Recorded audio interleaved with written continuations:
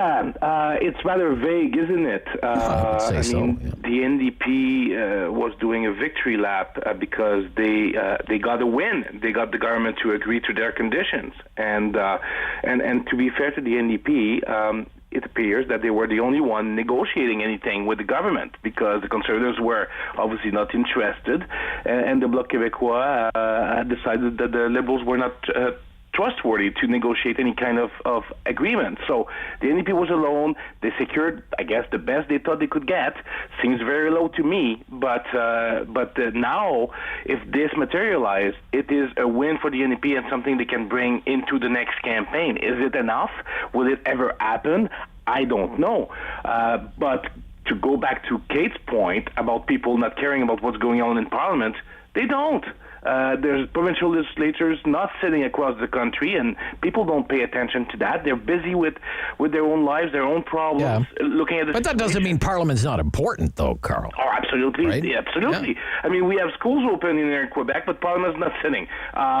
Scratching my head over that, right? Right. What is essential workers? Well, the United States has decided that professional athletes were essential workers, but Parliament is not here in Canada. It's really puzzling to me, but the NDP, as I said, I think wanted to have a win. Now it will be hard for them even to keep up the pressure on the Liberal government to deliver on this, partly because of Provincial's rejection, partly because Parliament is not sitting. Okay. What do you think, Carl, I'll start with you on this one. Political parties have applied for the wage subsidy. What's your take on that? Well, it's funny. I'm the one who broke the story, if you will, last Friday when I heard from the NDP that they were going to apply, and so I reported it on my radio feature on the other side of the river in Gatineau on 104.7, and then it blew up. Then it turned out that all the parties were applying for it, except for the Bloc Québécois. It turned out that some provincial parties were applying for it or thinking about it. The BC Liberals, we found out yesterday. So there's two things. One, I agree with the premise that workers should not be penalized or laid off because of who their employer is.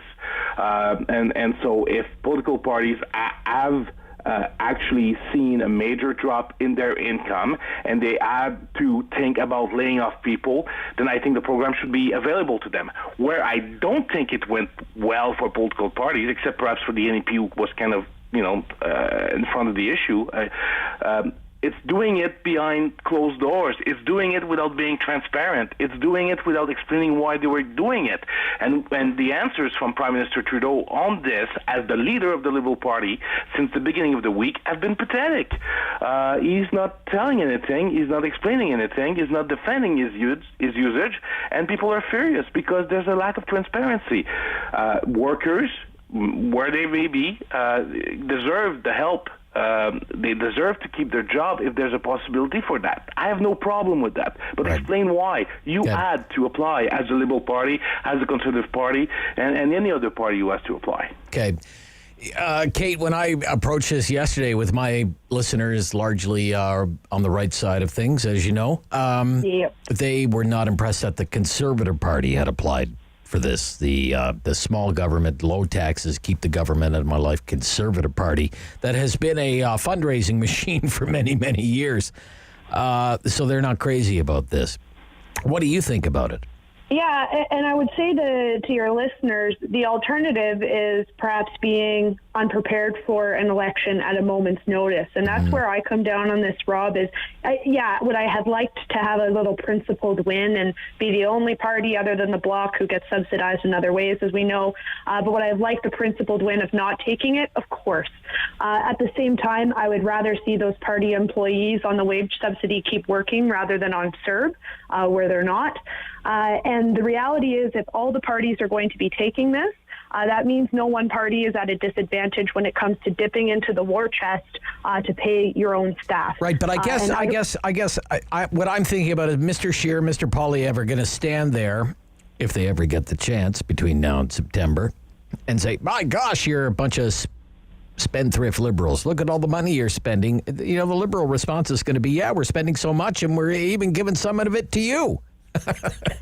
Yeah, that's true. And that's very true. But at the same time, the Conservatives have been pushing for an expansion of the wage subsidy in particular, Rob, because it does keep people working. There is a lot of criticism and debate over when CERB should wrap up, and there's been a lot of really good commentary about the fact that the existence of CERB and the prolongation of CERB could keep the farming sector out of work, could keep temporary foreign workers out of work, etc. So the wage subsidy to me is different because it keeps people employed. Yes, even dirty political staffers, they have jobs too that they have to maintain. But it doesn't look great, I will say that. But at the same time, I would rather us not have to dip into the war chest, especially if the Liberals decide to pull a fast one. Okay, can we all agree Stephen Harper's never coming back? That he's living his best life right now? Hear, hear.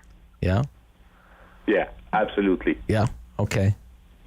Why do you think this persists, though? Why does this persist? Is it nostalgia, I guess? I don't know. What do you think is going on there? Well, it's funny. I think it's partly have to do with the lackluster performance of the two leading leadership candidates in the Conservative Party race right now.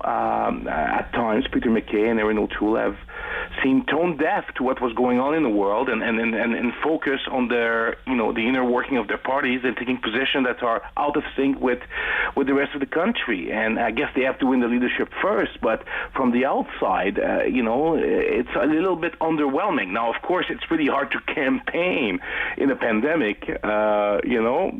People are not paying as much attention, so you have to maybe be a little bold to grab headlines, but that might have something to do with that. It's like, things were going so well under Stephen Harper, some Conservatives may be thinking, and that might be why this keeps coming back. Right. Okay. What do you think, Kate?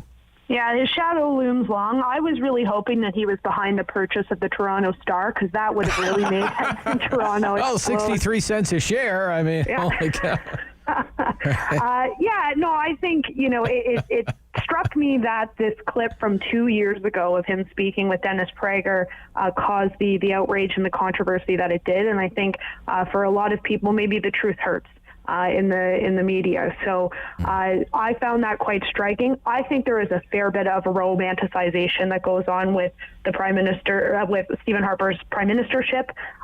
You always want what you can't have, I guess. And, it's the closest thing to a win the Conservatives have had for a long time, but he's not coming back. He's not coming back. He's got a great situation right now. Exactly. He can sell books and go on speaking tours. Why on earth would he want to get into the pick on the media when he wants to pick on the media? HDS, alive and well. Harper derangement syndrome, alive and well. You got it. And chronic for a lot of people. Okay. Look, great to hear from both of you this week. Stay cool, my friends. Will do. Likewise. Okay, thank you. Care. That's Carl Belanger, President Traxion Strategies, and the Vice President of... This program is brought to you by Ignite TV. Now you're in command. Visit Rogers.com for more details.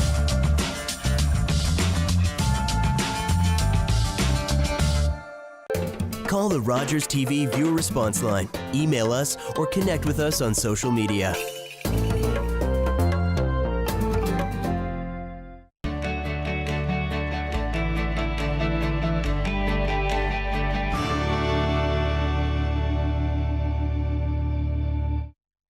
With the economic impact of COVID-19 deepening, food banks across Canada are concerned about not having enough food to meet the demand, with many reporting only a 2-week supply remaining. That's why Rogers is partnering with Food Banks Canada in this critical time of need by donating 1 million meals for our fellow Canadians. Let's do what we can. It's time to step up to the plate and donate at foodbankscanada.ca. Together, we can make more possible. Located in the newly renovated Ottawa Art Gallery, Jackson's beautiful open concept space is the perfect place to enjoy a beverage or a bite to eat to complement one's visit to the gallery. Serving delicious small plates, wine by the bottle, and a variety of cocktails. In addition to being a hidden lunch location within downtown Ottawa, Jackson is the perfect venue to host your event.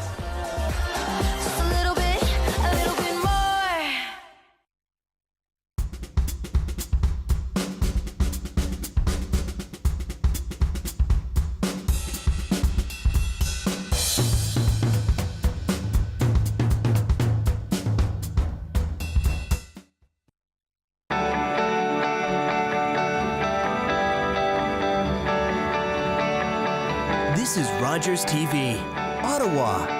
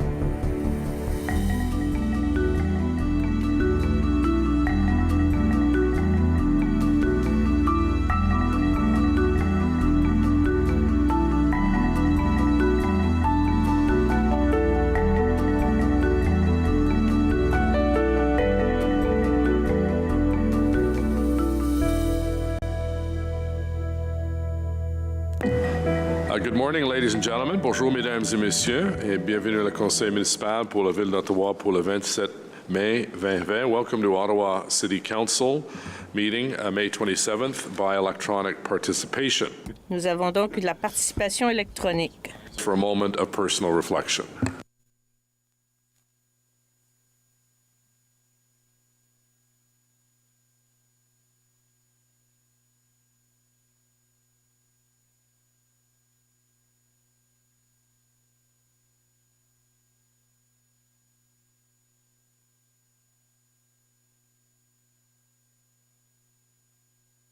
Thank you. Merci. Roll call, please, Madam Deputy Clerk. Councillor Luloff. Present. Councillor Dudas. Here. Councillor Harper. Here. Councillor Suds. Councillor El Shantiri. Here. Sorry, here. Thank you, Councillor Suds. Councillor Gower. Here. Councillor Kavanagh. Here. Councillor Shirelli. Councillor Eglai. Here. Councillor Deans. Councillor Tierney. Present. Conseiller Fleury. Ici. Councillor King. Here. Councillor McKenney. Present. Councillor Leeper. Here. Councillor Brockington. Here. Councillor Menard. Present. Conseiller Cloutier. Present. Councillor Deroux. Here. Councillor Moffat. Here. Councillor Meehan. Here. Councillor Hubley. Here. Mayor Watson. Ici. You have a quorum, Mr. Mayor. Thank you. I think someone could make a fortune if they print T-shirts saying you're on mute and sell them for a good cause. We hear that a lot. Just a reminder for members on the phone, please keep the phone on mute at all times unless called upon to speak. Do not put the phone on hold. Please avoid using speakerphone when speaking. And if you're watching the council meeting in the background on Rogers Cable 22, please turn off the volume before unmuting your phone. Confirmation of minutes, adoption de procès verbaux for the 13th of May. Councillor Moffat has a correction motion, seconded by Councillor Dudas. Councillor Moffat, please. Thank you very much.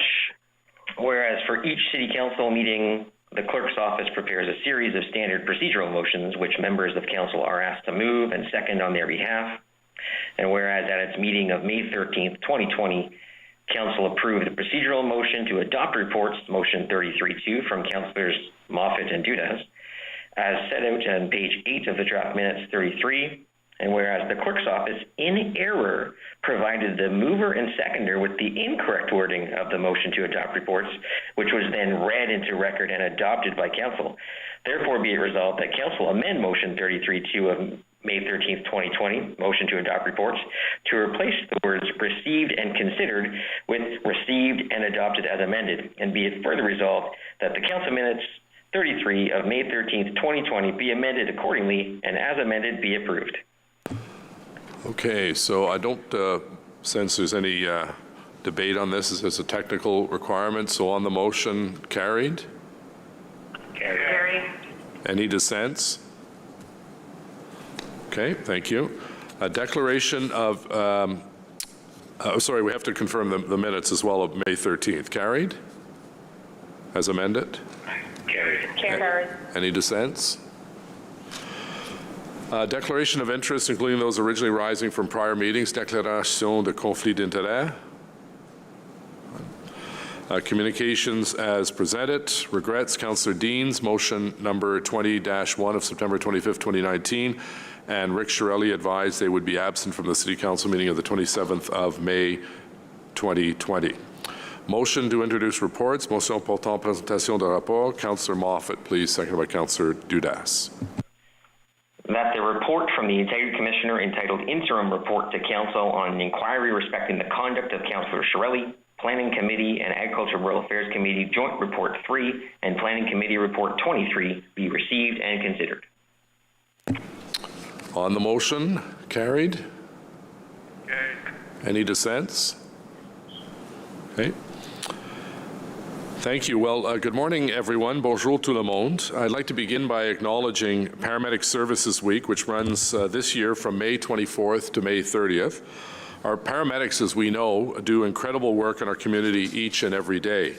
This is highlighted by their dedication and commitment to residents during the pandemic, where they have been helping with COVID-19 testing in long-term care homes. I'd like to take this opportunity to thank all our paramedics for protecting the health and safety of our residents, but also for helping to educate our community about important health topics and skills. We're fortunate to have another beautiful weekend in Ottawa. With the warm weather making its way to our region, it's tempting to get outside and see our family, friends, and neighbors. We have to remember that COVID-19 is still prevalent in our community. We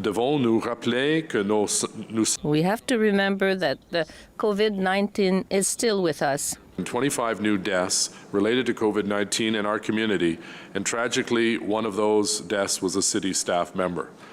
Our bylaw officers are continuing their balanced approach of education and enforcement, but I think I speak for all of us when I say we do not want to see anything like what we saw in Trinity Bellwoods Park in Toronto. Over the weekend, Bylaw and Regulatory Services received 175 requests for service, conducted more than 200 proactive patrols of parks, and issued about 150 verbal warnings related to the provincial order. In addition, 3 provincial offence notices were issued at private residences over the weekend because residents were gathering in groups of more than 5. It's important that we continue to keep these physical distancing guidelines in mind at all times, both when outside of our homes and even at home. And that was reinforced this morning when the provincial government extended its emergency orders until at least June 9th. I understand it's been a long time since we've been able to spend time with our family and friends. Je sais que ça fait longtemps que nous n'avons pas vu notre famille ou nos amis, mais nous devons maintenir nos efforts. But we have to keep making efforts to fight against COVID-19. It's not just about one person. This is about the health and safety of our entire community. And that's why our city staff are busy preparing facilities to accommodate activities that can be practiced while maintaining the required physical distance. For example, we're making good progress on setting up hundreds of tennis nets and installing boat launches and docks, and we've been able to open all of the enclosed off-leash dog parks and our 180 basketball courts as of last week. Thank you to all staff that's working constantly to prepare all these facilities. News on the economic front as well. Under the first stage of the province's reopening plan, some businesses have been slowly allowed to open. This is good news for our city and our local economy and those people who were temporarily laid off. And on Monday, the Lansdowne Farmers Market announced it will return this Sunday, May 31st, using a click and collect format. It's not open at Lansdowne business as normal, but you have to order in advance and go and pick up the product. But residents will once again be able to support this cherished market and the 30 producers from rural Ottawa that bring it to life. Now, in an effort to help businesses with this transition period, last week the City, in consultation with Ottawa Public Health, released a toolkit designed to help businesses that are preparing to open up again in the public. The toolkit provides guidance to business and organizations on preparing their workplace, their employees, and operations while ensuring the safety of clients, customers, and staff. It also helps to create a physical distancing plan and provides links to helpful resources like public health signage and sector-specific guidelines. The toolkit can be accessed at ottawa.ca/business toolkit. That's ottawa.ca/business toolkit. It was very well received by our business community last week, and Ottawa Tourism let us know that the Tourism Industry Association of Ontario thought it was so helpful that they shared it with their members across the province. So I want to thank our great team in economic development who put this toolkit together. In the last 2 weeks, we've also received 47 applications for the city's new innovation pilot program recovery stream, which is a great response from our businesses and innovation community. Staff will be reviewing the applications in the coming week, and they will select the top 5 that could be implemented to help with our community's recovery efforts. My thanks to Councillor Hubley for initiating this program a number of years ago, and to Councillor Suds for leveraging the opportunity to help our community recover from COVID-19. I want to remind you of the Business Recovery Town Hall that we will be holding on Friday, May 29th at 1 p.m. J'espère que vous écouterez en grand nombre en ligne pour en savoir davantage sur les... I hope you'll be listening online to find out about the economic recovery plan of the city, in order to seek input from small businesses before bringing it to committee and council for approval in a few phases. And Steve Willis will tell us a little bit more about that in a few moments. Later today, with the support of Councillors Tierney, Dudas, and El Shantiri, I'll be moving to suspend the rules to consider a motion to waive patio fees for 2020. The break in fees would help the restaurant owners and employees through the summer months while we're still dealing with COVID-19. And as you can imagine, the restaurant industry has been one of the ones hit the most. We'll also be asking staff to come back to Transportation Committee next Wednesday, June 3rd, to present a full plan with options to expand patios on private and public property, which would enable businesses to ensure physical distancing between their customers and staff. For many businesses, this may be their only chance to make any money and survive through the summer. I look forward to this discussion later today and seeing the plan that will help our small businesses get through the next few months. Nous devons tout faire pour aider nos restaurants et nos petites entreprises à passer à travers cette... We have to help these small business people to get through the crisis. Seen the pandemic as an opportunity to innovate. Mr. Narasok, owner of Tomo Eatery in the Byward Market, has seized the opportunity to open his kitchen to other young chefs who want to take a crack at it but can't set up their own restaurants. Online order and delivery services are enabling this model known as ghost kitchens, and Mr. Sok looks forward to welcoming a few other Asian pop-up restaurants in his kitchen in the coming weeks. He sees this as a model of the future and hopes to open another ghost kitchen downtown later this year before venturing into the suburbs.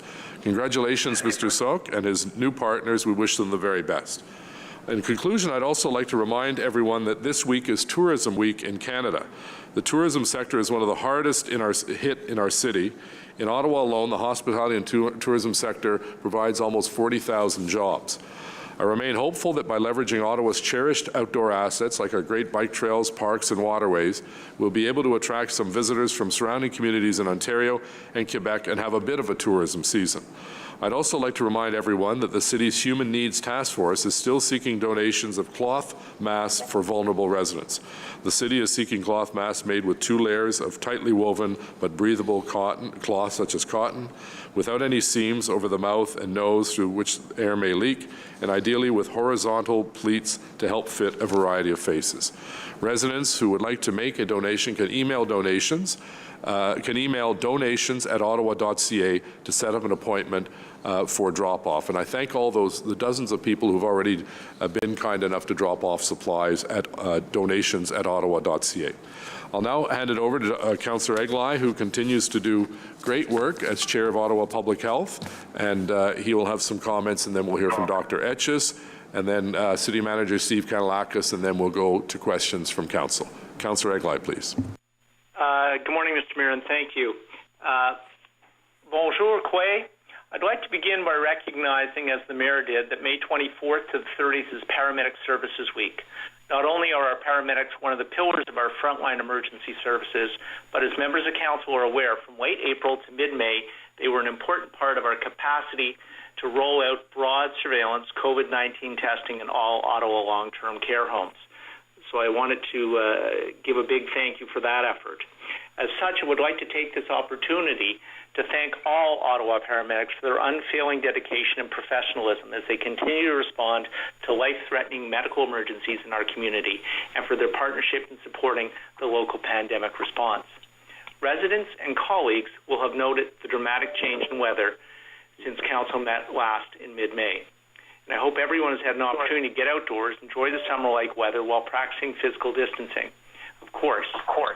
As summer approaches and warmer weather is very much upon us over the next few days, I'm reminded of how social we are as a city, and I know that for many that is why this pandemic can be more difficult. The beautiful weather makes us want to get outside and interact with our friends, neighbors, and extended family. Unfortunately, we need to keep in sight the fact that this pandemic is ongoing, and as community leaders, we need to remain cautious and to keep spreading the word about the importance of remaining cautious and following public health guidance. As we loosen restrictions that were meant to fight the spread of the infection, we need to remain vigilant and not let our guard down. As Dr. Etches has said, now is not the time to ease up on our efforts. And I will add, we cannot take our foot off the gas. We have to keep going on the path that we've set. I want to thank colleagues and other community leaders who participated in the Twitter mask wearing challenge and who continue to display physical distancing when in the community.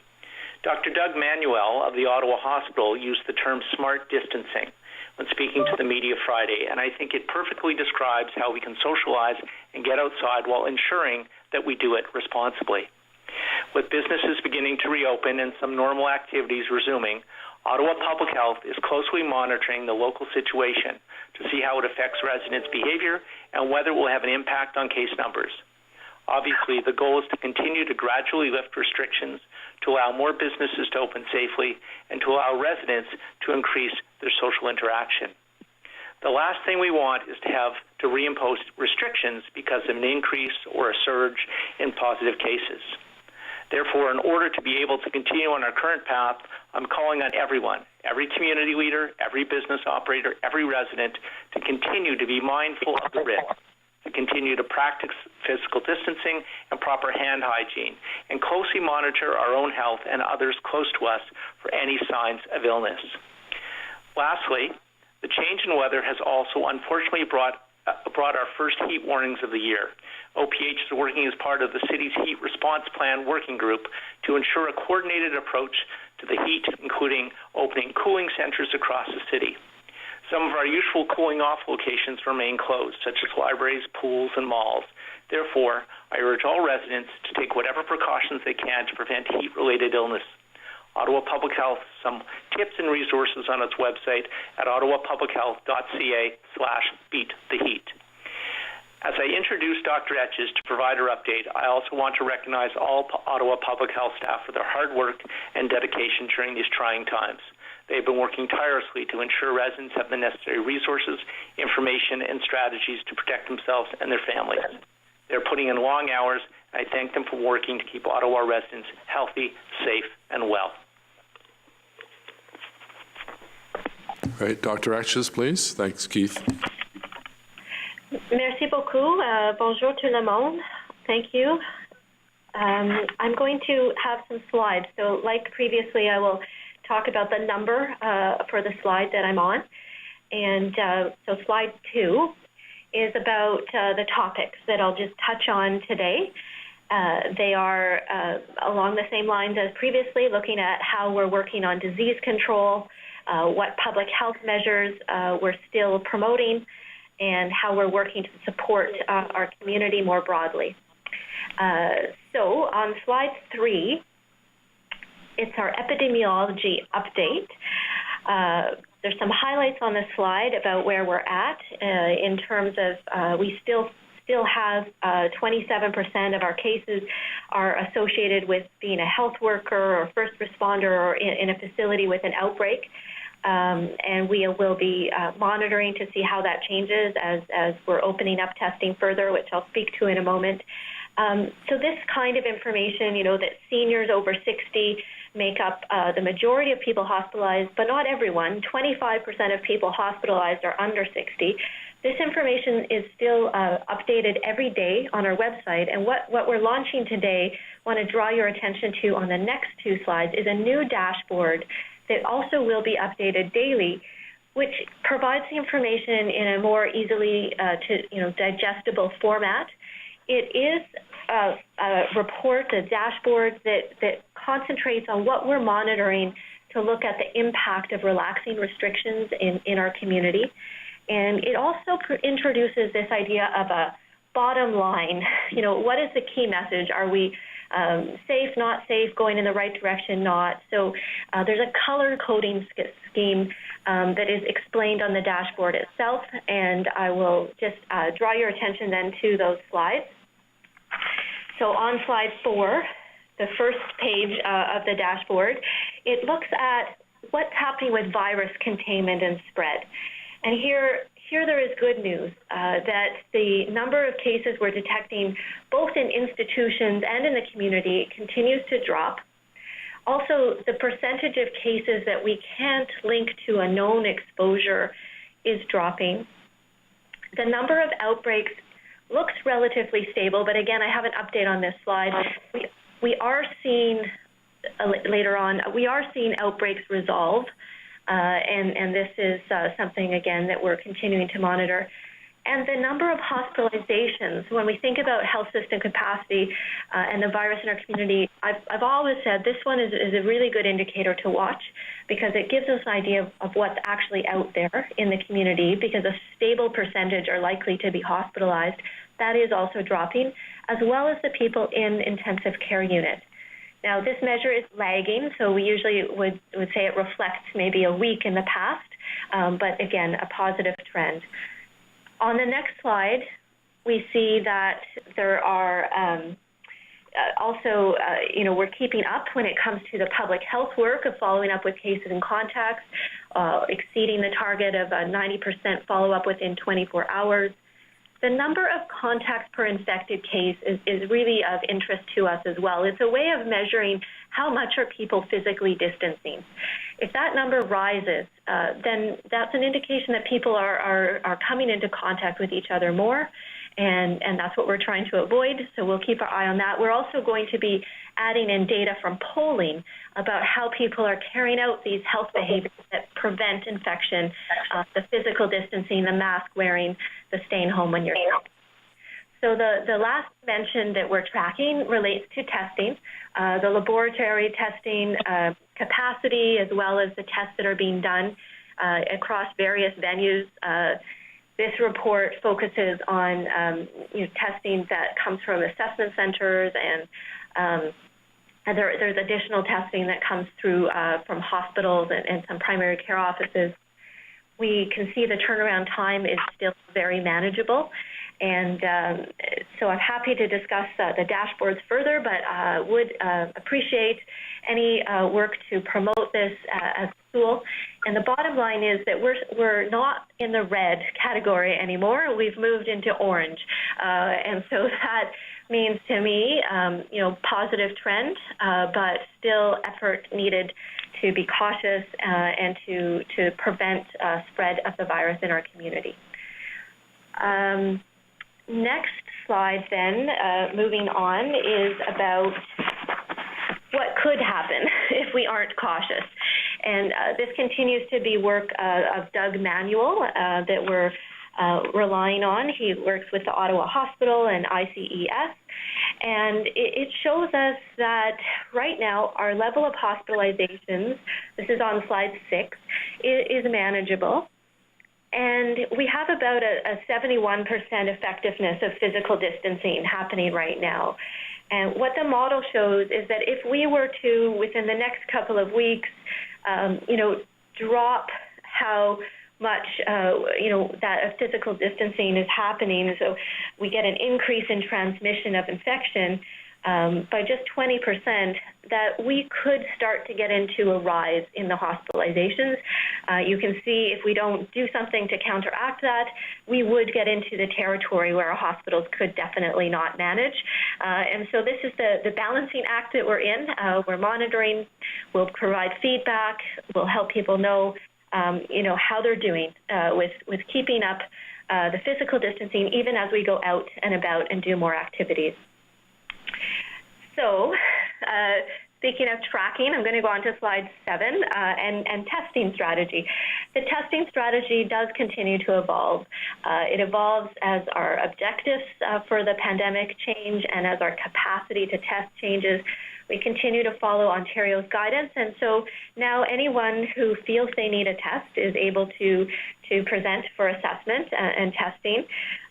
This is leading to increased volume at our assessment centres. We understand that there have been some lineups. So the partners that run the assessment centres and the testing network are prioritizing people who have symptoms, people who may have had a more high-risk exposure. We're certainly, I hear they are taking care with children or older adults who would have more difficulty waiting in line. And, I think this is, something that the system is working to adapt to increase capacity if the demand continues at a higher level. We know that the testing that we do related to cases and following up on cases, with their contacts, if it's an outbreak, doing testing in an outbreak that's a priority. As well, the testing in congregate care settings like long-term care homes, retirement homes, group homes, shelters, this testing will also continue because we know these are environments where people are more vulnerable to negative outcomes, and we've seen, evidence of infection can spread. So moving on to the next slide, once we have identified cases, we do the public health follow-up. I won't spend much time here just to say that we are monitoring this again and how often, there's a contact that gives us an indication of whether people are physically distancing or not. The point I wanted to raise here is we had previously spoken about using an app to follow up with contacts more quickly, and this is work that we've paused locally because we understand things have been now moving ahead at the provincial and federal levels, and we're looking forward to a solution that allows us to engage people, to download an app, to share their information by consent on a broader geographic scale. That will be beneficial. So then on slide 9, I said I would give an update on outbreaks. This one shows you the number of ongoing outbreaks in different settings, as well as the closed outbreaks. This information, is something we're monitoring as workplaces start to open up. We're hoping to prevent outbreaks in workplaces, and this, so far has been a limited number of outbreaks that have been due to workplaces. So all that work, I'm now on slide 10, all that work of testing and contact tracing and follow-up, outbreak management can actually be avoided. We can prevent transmission of this infection. We've done it so far with physical distancing, washing our hands. I want to add in, it's just there's no cure. I want to highlight that. Like it's not okay to just think, oh, we'll get infected, we'll get tested, we'll manage it. For some people, you get infected and it's a severe outcome. So it's better not to get infected in the first place. What we're emphasizing, we have some data now about how quickly people are presenting for testing if they have symptoms. And it's less than 50% of people, when they feel sick with a symptom like a sore throat or a cough, that they're presenting to test within 2 days or less. And so we want to close that gap a bit. If people are feeling unwell with a fever or a cough, a sore throat, something that could be COVID, please present for testing as soon as possible. because that just allows us to make sure the right measures are in place to contain that infection. You've heard from others, and I can repeat it, that wearing a cloth mask when you can't be further apart than 2 meters from others is important. And we do understand this requires support sometimes to access masks. The Human Needs Task Force at the city is working on that for populations that may have more challenges accessing masks. And again, I also encourage people to donate if they have the option. So finally, going on to a couple last subjects, the engagement on slide 11 and the support to reopening is taking up more and more of our time as people have many questions from many different sectors. Working with the city is a priority. And we will continue to engage the public through the Engage Ottawa platform as well as polling to better understand what the questions are, what the needs are of people going forward.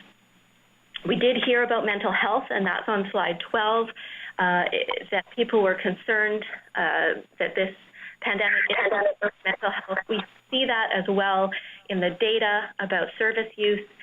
The Ottawa Distress Centre has been where we've been referring people who are in crisis, and they have had, probably definitely record-breaking number of calls. Some of those folks are looking for access to service, and some are in distress. The access to service virtually has been dramatically improved.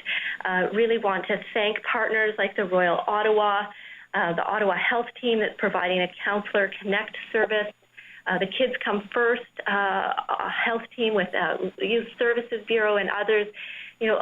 People have been working together to make sure that people can access counseling the same day or next day. And there's a list of resources, again, on our website, ottawapublichealth.ca. I recommend people take a look and see what's there if they're needing more support. There's also just very practical things we can each do to continue to promote our mental health.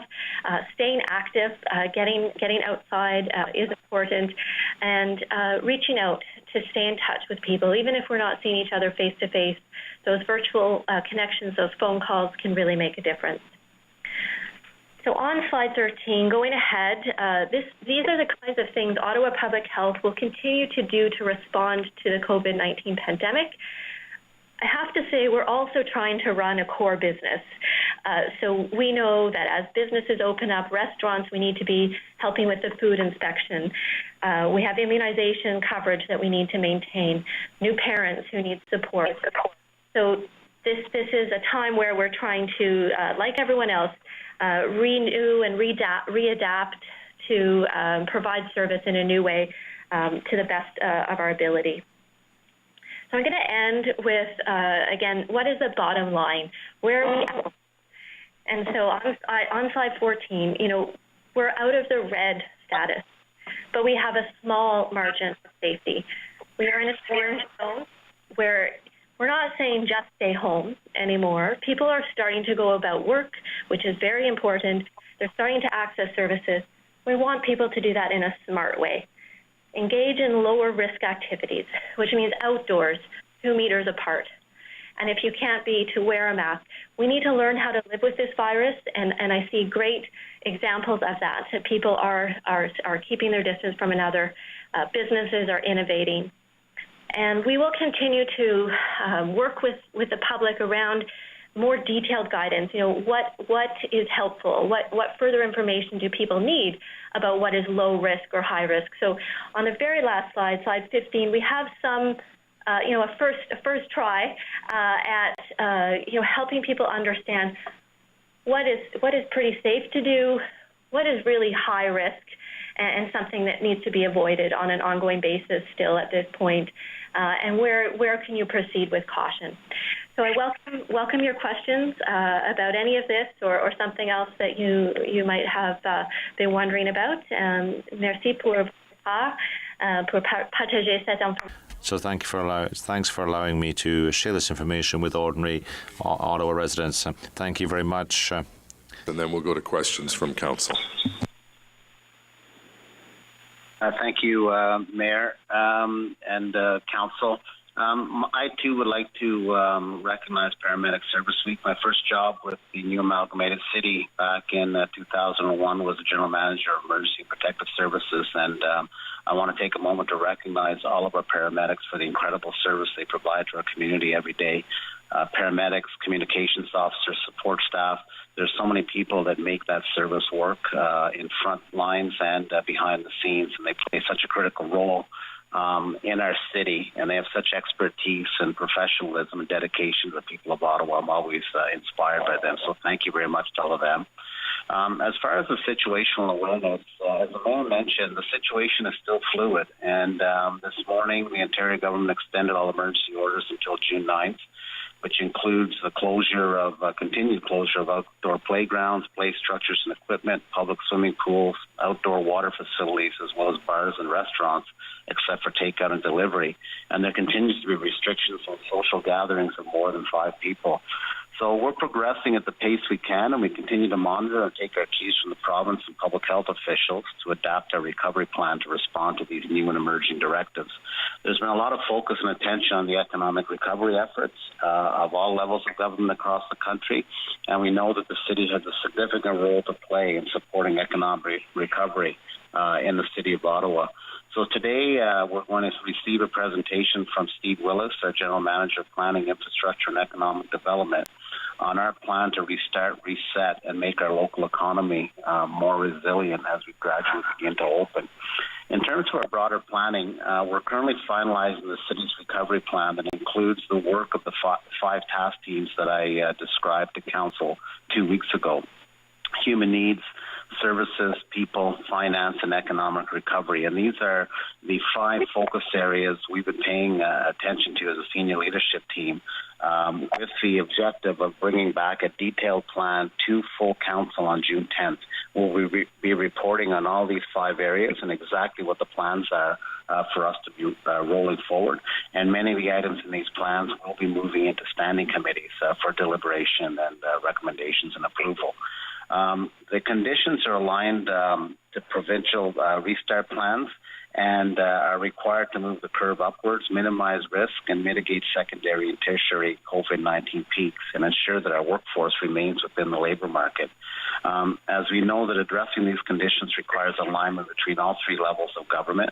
And with this in mind, our task teams are finalizing this plan that we're bringing to you on June 10th for an effective restart and recovery of over the 120 business lines that the city has, making sure we're in lockstep with the province and public health, and making sure that our people, first and foremost, are kept safe as they're returning to work. So, Mr. Mayor, I'd now like to turn it over to Mr. Willis, who will provide an economic recovery update. Thank you. Thank you, Mr. Mayor and members of Council. For the members of Council who are following on the PowerPoint presentation, I'm now starting on slide 3. I'm pleased to have the opportunity to give an update of our work that our team has completed so far. I want to thank Lila Gibbons, our economic development staff, Ottawa Public Health, and the representatives from other departments, economic development partners, and business representatives who contributed to this plan so far. I'm now moving to slide 4.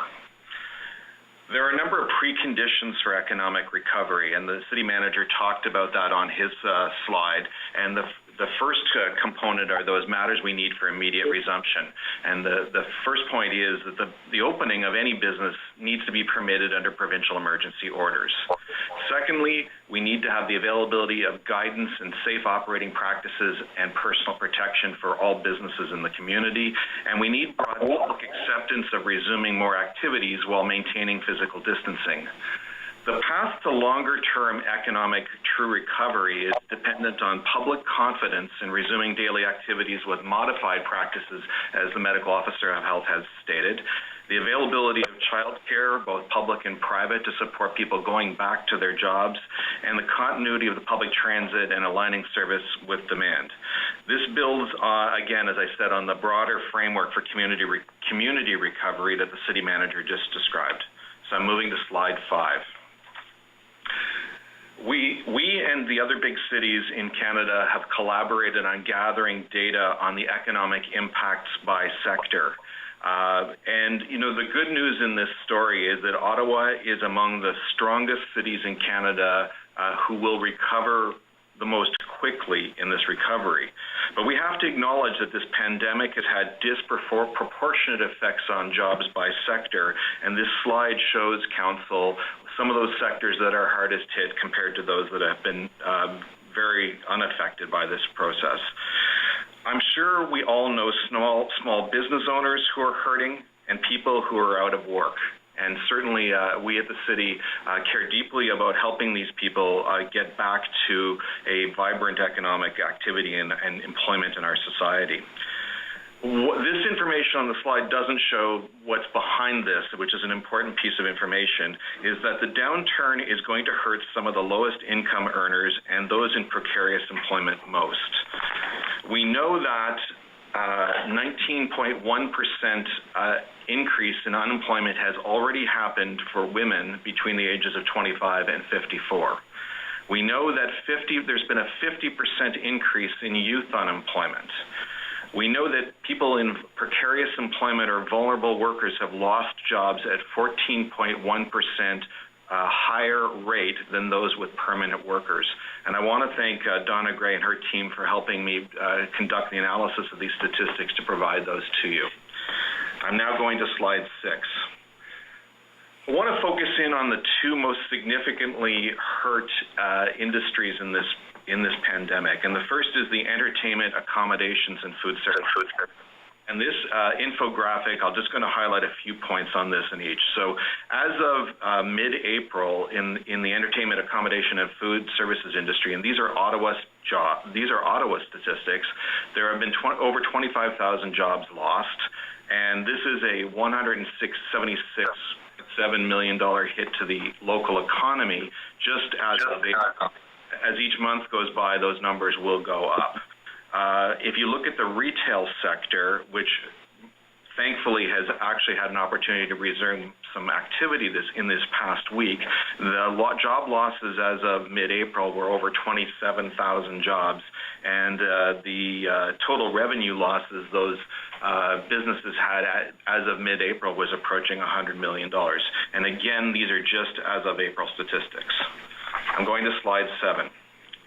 So when we think about economic recovery, our team set a series of economic recovery objectives. We want to describe what does success look like in economic recovery. Our first point is we want to implement a phased approach focusing on economic restart, reset, and long-term resilience. We want to support the safe resumption of business activity, and safety is important at all times. We want to limit the number of permanent business closures and preserve jobs in our community. We want to restore consumer and business confidence and return to a robust business activity. And we want to learn from this difficult time things our community can do to be more resilient in the future to similar economic shocks. I'm going to slide 8. Our response to date so far is a number of initiatives. We have a Community Economic Confidence Task Force, which was initiated as part of in the very early days of when we started the emergency operations activations, and that's now folded into this Economic Recovery Task Team. Mayor Watson and Councillors El Chantiri and Dudas have led early engagement with economic development partners and business partners in the community through the Mayor's Economic Partner Task Force. We have been focusing on addressing immediate business challenges and minimizing economic impact. So as information comes into either the departments or through councillor inquiries, we are tasking people to try to resolve issues as quickly as possible. We've had significant internal and external stakeholder collaboration and coordination, and we launched our Buy Local promotional campaign, its first phase, and I thank all of the councillors who've used their social media tools to help push that message. And then we're very pleased, as the Mayor indicated, about the launch of the Business Reopening Toolkit. So if you could stay on this slide while I make my next remarks. Je vais présenter ces mêmes I'll make this same information available in French. Here is a summary of our response to date. The Community Economic Confidence Task Force was initiated as part of the Emergency Operations Centre activation. We've had early engagement with the Mayor's Economic Partner Task Force as well. Our response is focused on addressing immediate business challenges and minimizing economic impacts.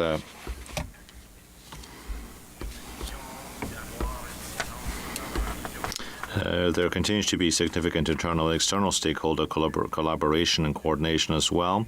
We also launched the Buy Local promotional campaign, and we have just launched the business reopening toolkit as well.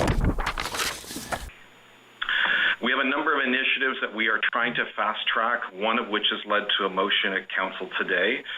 We are trying to seek Council's approvals for patio fee reduction for the 2020 season and encouraging new patio types, particularly in areas such as the Byward Market where there is physical space to do more. We are waiving tourist kiosk fees should Council approve our motion today for the 2020 season. We are working on a strategy for temporary right-of-way access for vending and retail while maintaining accessibility and physical distancing. We will be launching a second phase of our Buy Local promotional campaign, and again, any support Council can provide us in amplifying that message through your networks would be very much appreciated. And as the Mayor indicated, our innovation pilot project recovery stream had 47 very, very capable applications, and we're really, really thrilled at the response. I'm going to slide 10 now. We have a number of initiatives still under development. The first is which we are working on streamlining city processes, permits, and approvals, focusing on the highest impacted sectors, such as entertainment, accommodation, food services, and retail. We believe our focus should be on those who are hurting the most. We are identifying and advancing high economic impact projects, and these are projects that will, in the long term, provide significant new employment to Ottawa, many of which had started before the pandemic, and I'm pleased to report to Council we have been in contact with all of the proponents, and they all intend to continue their plans for pursuing those projects, and we will be reporting the appropriate standing committees in the coming months on those. We are developing some new economic development tools and programs, which we will provide as a recommendation through Finance and Economic Development. And we are prioritizing infrastructure stimulus project candidate ideas so that when the province and the federal government announce infrastructure stimulus funding, we can react very quickly and provide applications. And our team in infrastructure services, in consultation with all of the city departments and related agencies, has already compiled a list of over 500 candidate projects that we could make applications for when the programs become available. I'm going to slide 11.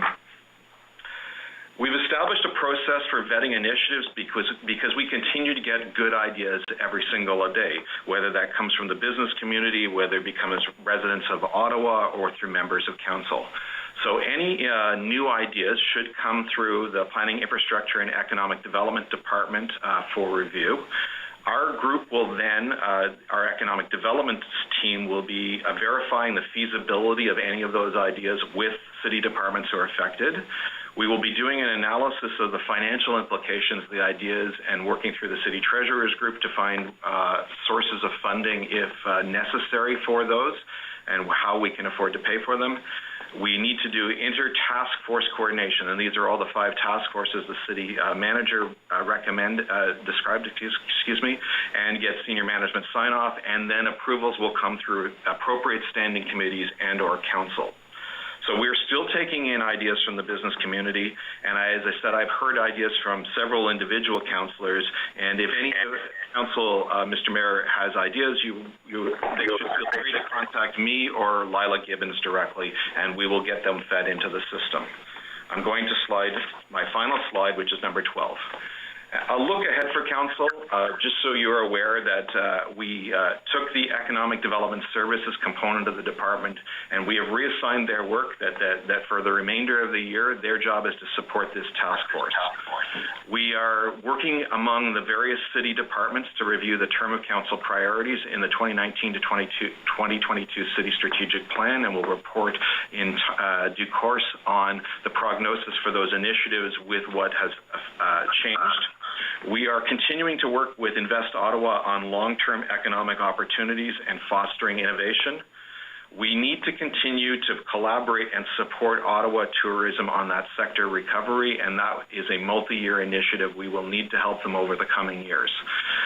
We are continuing to liaise with the Ottawa Board of Trade, RGA, Okobia, Ottawa Film Office, OMI, and other economic development partners, and they continue to bring us excellent ideas and suggestions about what we could do. And we fully expect that we will bring Council further recommendations in the months ahead. We're going to have to monitor our conditions as they evolve, and we're going to have to adjust our strategy accordingly. And finally, we need to continue to coordinate our actions with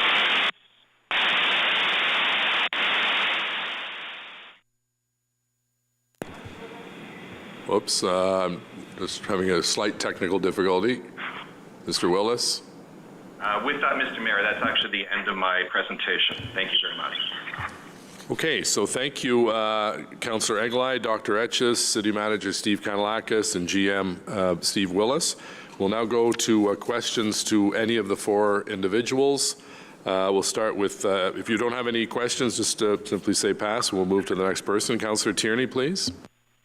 I'll keep it very brief, Mr. Mayor, because we have a long day ahead. Just to Dr. Etches, great job you guys are doing. There's been a lot of constituents, and I'll allow Councillor King when it gets to his. I'm sure he'll bring it up as well. I've been speaking with Councillor Fleury King, myself, Minister Fortier, Minister MPP Collard about testing, especially in the East End. Is there any plans for any additional test centers? Because there's a lot of people that have transportation issues, and in particular, in King's ward and my ward, they're two of the higher numbers. And we're just wondering, is there guidance or thought around that? Absolutely. The healthcare partners that are running the testing system and the laboratories, the assessment centers and other options are in regular communication with us about how to increase the options available for people to be tested. So the first option I recommend is for people to call their primary care provider. Many family doctors are still open, and they may be able to provide that service. For people who are living in a setting normally served by inner city health, that can be some congregate care settings, shelters, others. Those populations are able to access a mobile service so that people who would have trouble with transportation can have the testing come to them. There are other mobile services that have been in operation, such as help from the paramedics. That capacity is limited as their volume of calls for emergencies increases, and so there's been another mobile service introduced, and I expect the options to continue to expand. You're right that we want to match the testing capacity to where the demand is, and so this is part of the conversation and the learning from the testing that's happening. We know that some workplaces, for instance, are going to need on-site testing to make sure that everyone in the workplace is tested if we detect some concerns. So many different options being pursued. I expect that we'll be able to share more about that and make some announcements in the near future.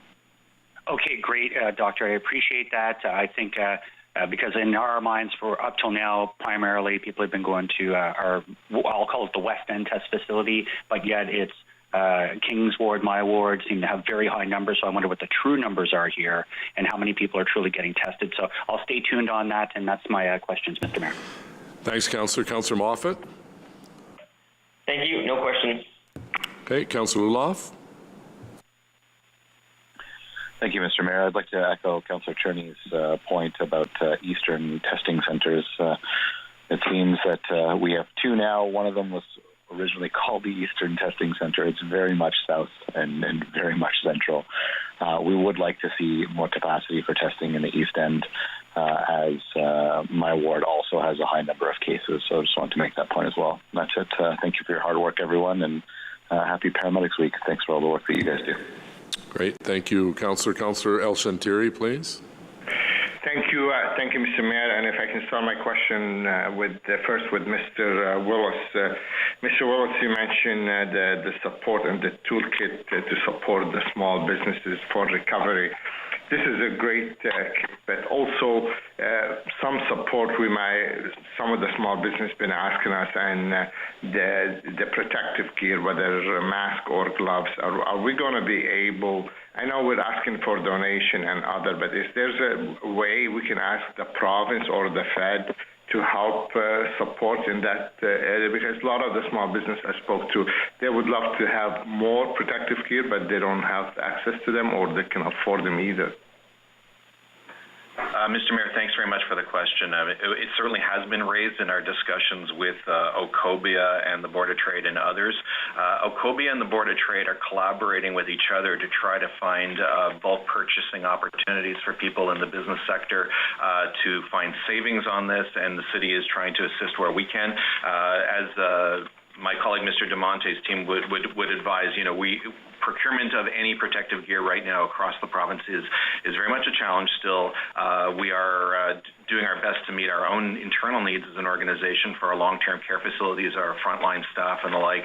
So we are trying to share every bit of information. But I think the councillor's point about escalating this issue to our provincial and federal counterparts, I think that's a fair comment, and we'll take note of it and work with the mayor's office on that. Well, thank you, Mr. Willis, and really thank you to you and your team and open-minded helping those business. And once those organizations be able, maybe they can also. With Eli before the meeting starts. Sorry, Councillor Harper, you're on the line. If you can mute your phone, please. Not me, Mayor. Okay. Oh, sorry, Councillor Kavanaugh. Apologize. Okay, so what I'm trying to say, Mr. Willis, once we find out if that protective gear are available, we need to share them with other people who might not belong to a group, but if we can have a central information when we offer the toolkit, we can say also if you need this protective gear, that's where it's available. So we need to help as much as we can, and I really thank you and Laila for your openness and accepting some of our comments. My next question is to Dr. Vera. Thank you for your presentation, and I heard it on Monday. I heard it today, and I'm happy to see the progress we're doing. Question to you, Dr. Vera, is our own city-run facility, because we're hearing all these stories about the long-term care and what's happening. In your opinion, are we managing our own facility properly, or I know there's always room for improvement, but at this time with the COVID-19, are you satisfied with all the checks and balances in place? Thank you for the question.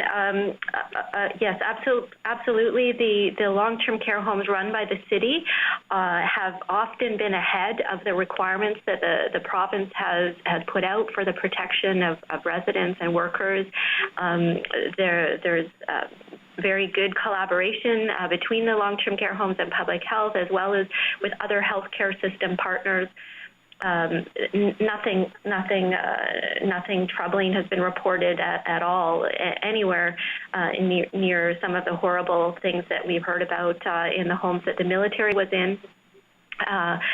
So I think that yes, that's Ottawa Public Health is not responsible for overseeing the operation of long-term care homes. That is the Ministry of Long-Term Care that has the regulatory lead and inspectors.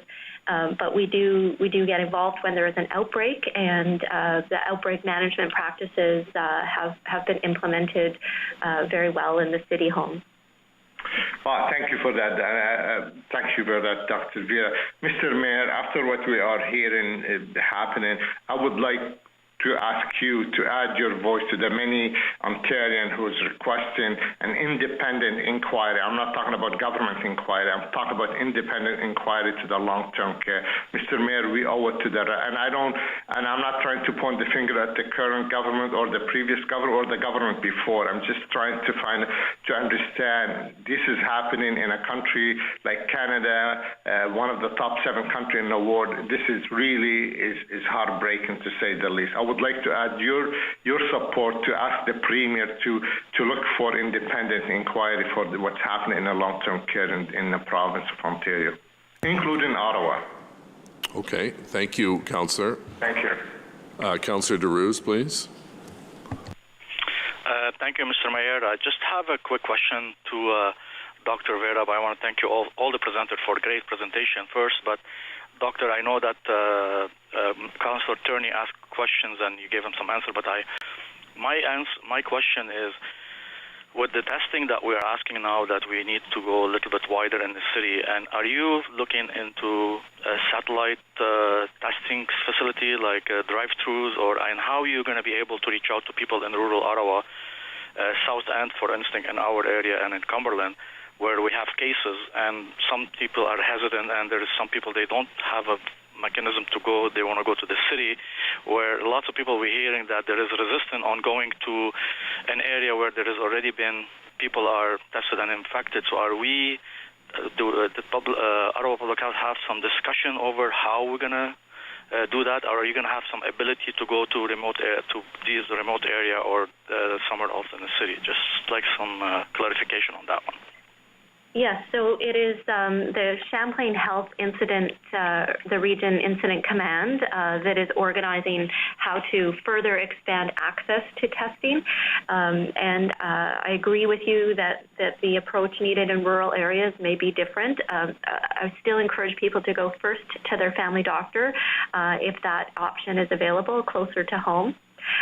We are looking at expanding the mobile option. So there is a mobile option that will cover the city for people who are not able to get out. But we're looking at other things, booths, for example, that could be moved around to places where there may be hot spots or a need for higher access to testing. So there are many things being considered, and I expect that you'll start to see more options very soon. Thank you. I'm really happy to hear that. And if you want to extend on that offline to the rural council, I'm sure we appreciate to help you promote this mobile testing. If it's going to come to a rural area, we will be able to work with you, and that's a very good idea. I encourage that, and thank you, Doctor. I appreciate everything you've done, you and Councillor Eagle. Thank you, Mr. Mayor. Great. Thank you, Councillor. Councillor King, please. Thank you, Your Worship. I really do commend Ottawa Public Health for all the excellent work it continues to undertake during this crisis, which includes the collection of race-based data in order to enhance an evidence-based approach to health resource application. I know that the province, over the last weeks, has said that they are moving in that direction, and that's a very good thing. And this being Paramedic Service Week, I also would like to commend our paramedic service, who I observed working hard just yesterday in conjunction with our parks and rec staff, ensuring the safe function of an emergency cooling facility at St. Laurent Complex during this current heat wave. Despite the challenges of this continuing health crisis, city staff continues to deliver high-quality essential services to our residents despite the risks, and we acknowledge the death of a staff member recently. So we are also very grateful, absolutely grateful, for all the incredible work that staff is doing. Dr. Etches, the high rate of COVID-19 infection in Rideau Rockcliffe, in fact, Ward 13 has been identified as having the highest rate of confirmed infections per 100,000 residents in the city, as determined by public health, raises concerns about increasing community spread and outbreaks, especially in neighborhoods that have a high prevalence of low-income residents who are often new immigrants or who are from racialized communities.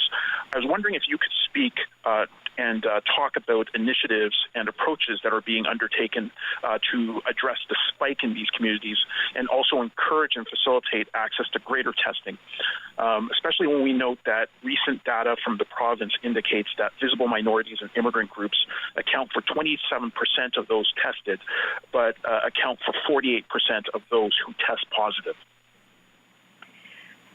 Sure. I'm going to start out by just giving a little more context about the numbers we have, and then I might be repeating myself about the testing strategy expansion. But to begin with, we need to be careful about what those rates are telling us, because that testing was in a time when testing capacity was more limited, and it was focused on people who work in the healthcare sector, who work in essential services like grocery stores or other public-facing services. And so the proportion of people that show up being tested is not necessarily a reflection of the infection, the actual level of infection across the whole community, where people were not presenting to be tested. So I think we will be interested in seeing if that shifts as more people are coming forward to be tested. The risk, often is related to income, and so we are wanting to make sure that people who have barriers to, travel to get to an assessment center have other options. And I also want to give as context, just the message that testing alone is not going to get us out of this pandemic. So we must think about testing as something that is like us running behind the virus, trying to catch up. And what we can do in the first place to prevent infections from happening is really important. And so, I think that's also part of it. We're working with communities that might be at higher risk, who need materials in languages other than English and French, to make sure that people understand what actions they can take themselves to be more protected, as well as increasing access to testing. So this is the idea of an equity lens, of thinking about who's at higher risk. These are concepts that we are introducing and working with our healthcare partners who operate the testing system to make sure that they're building that into the expansion of testing. Well, I thank you for that, and I really do want to work with my colleague, Councillor Turney, on the idea of establishing an assessment centre in the east end of Ottawa, especially in areas that potentially could have higher concentrations of infections, definitely due to the constituency that's there, racialized people, lower income neighborhoods within Ward 13. So I'm also very pleased that you'll be looking into that prospect. So thank you. Great. Thank you, Councillor. Councillor Dunas, please. Thank you, Mr. Mayor. I have no questions. I just wanted to express my sincere gratitude to all of the staff at OPH, Dr. Etches, our city staff, Stephen Willis and his team for putting together such a phenomenal package going forward for the assistance of recovery of our economic sector and our businesses, and also recognize the importance of our paramedics on the front line every day in recognition of National Paramedics Week. So thank you very much. Great. Thank you, Councillor. Councillor Harper, please. Thank you, Mayor. I wanted to say thank you to Dr. Etches. Last week when the stats came out, if you include Barrhaven ward and part of Councillor Meehan's ward, Barrhaven showed to be very high, if not the highest. And, one thing that she mentioned to me is that the fact of where they live did not necessarily translate into where they got the virus. And then I also mentioned that perhaps the station that we have set up at the former D'Aubrey Moody School and the convenience to Barrhaven to be tested might be another reason why the numbers were showing to be accurate and high. So I think that ties in with what some of my colleagues have been saying about their concern about access too. So I look forward to further news on that. Thank you very much. Great. Thank you, Councillor. Councillor McKenney, please. Thank you. Yeah, I have just one question. I just want to start by thanking Ottawa Public Health, not just for the work that you're doing in the COVID pandemic, Dr. Etches, but all of your staff in your core services as well. I call on you and I call on your staff often, and it's noted in the community how well that response is. So I just wanted to put that out there, that you are doing so much more than we even hear in these updates.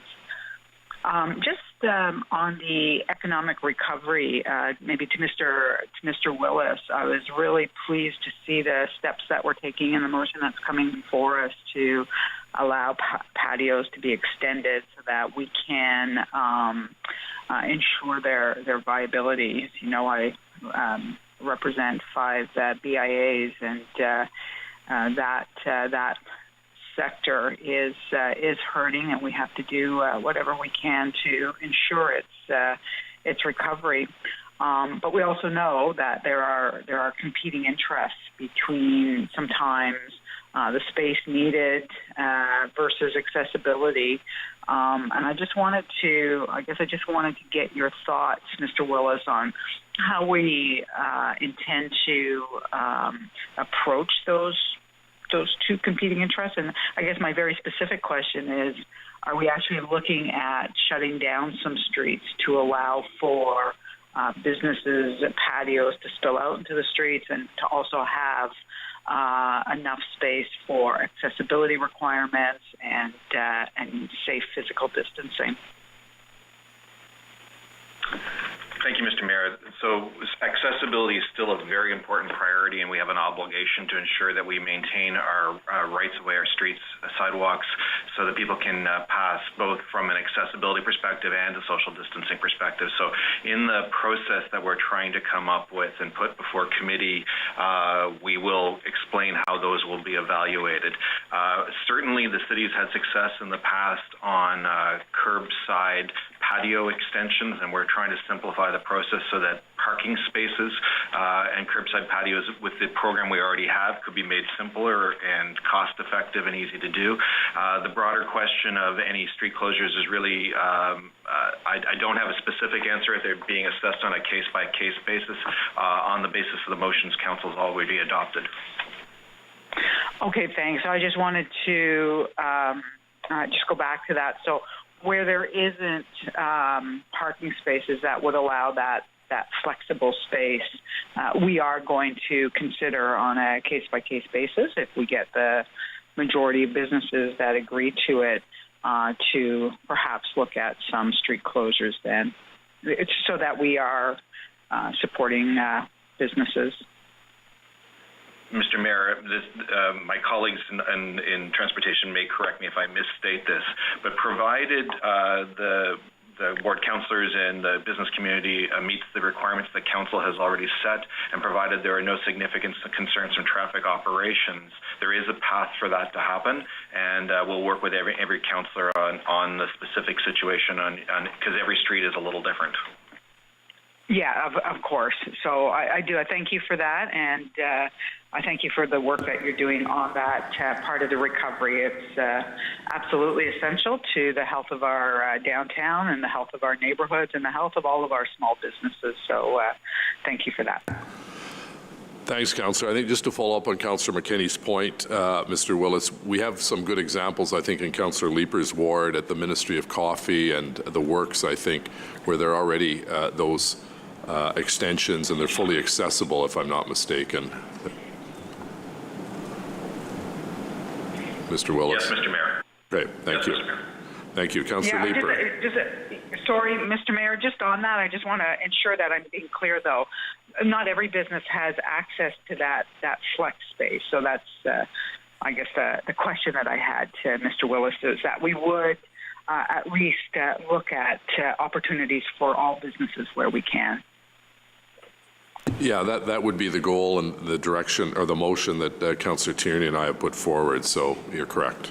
Excellent. Because the one on the two in Councillor Leaper's wards actually are on the road. Councillor Leaper. Yeah, but they have parking space, so a little bit of a difference. But thank you. Councillor Leaper. Thanks, Mayor. If I may, I've got just a couple of quick questions. I do want to urge Dr. Etches that we expand the testing into things like mobile as soon as we can. I am getting a increasing volume of correspondence with respect to people, for example, in the Ottawa community housing buildings geared to seniors, that they're finding it difficult to find a way to get out to the testing stations. So the more work we can do on that, the better. Another theme of some of the communications that I've been receiving has been around our parks. And people are sending me the pictures that they're seeing in media worldwide of dedicated space in some of our parks that people can take over and be physically distanced from somebody else's space. So I think we've all seen the picture of circles that are physically distanced from one another. In some of our busier parks, for example, Mooney's Bay or Westboro Beach, where we are seeing a fair number of people, is that something we can consider doing?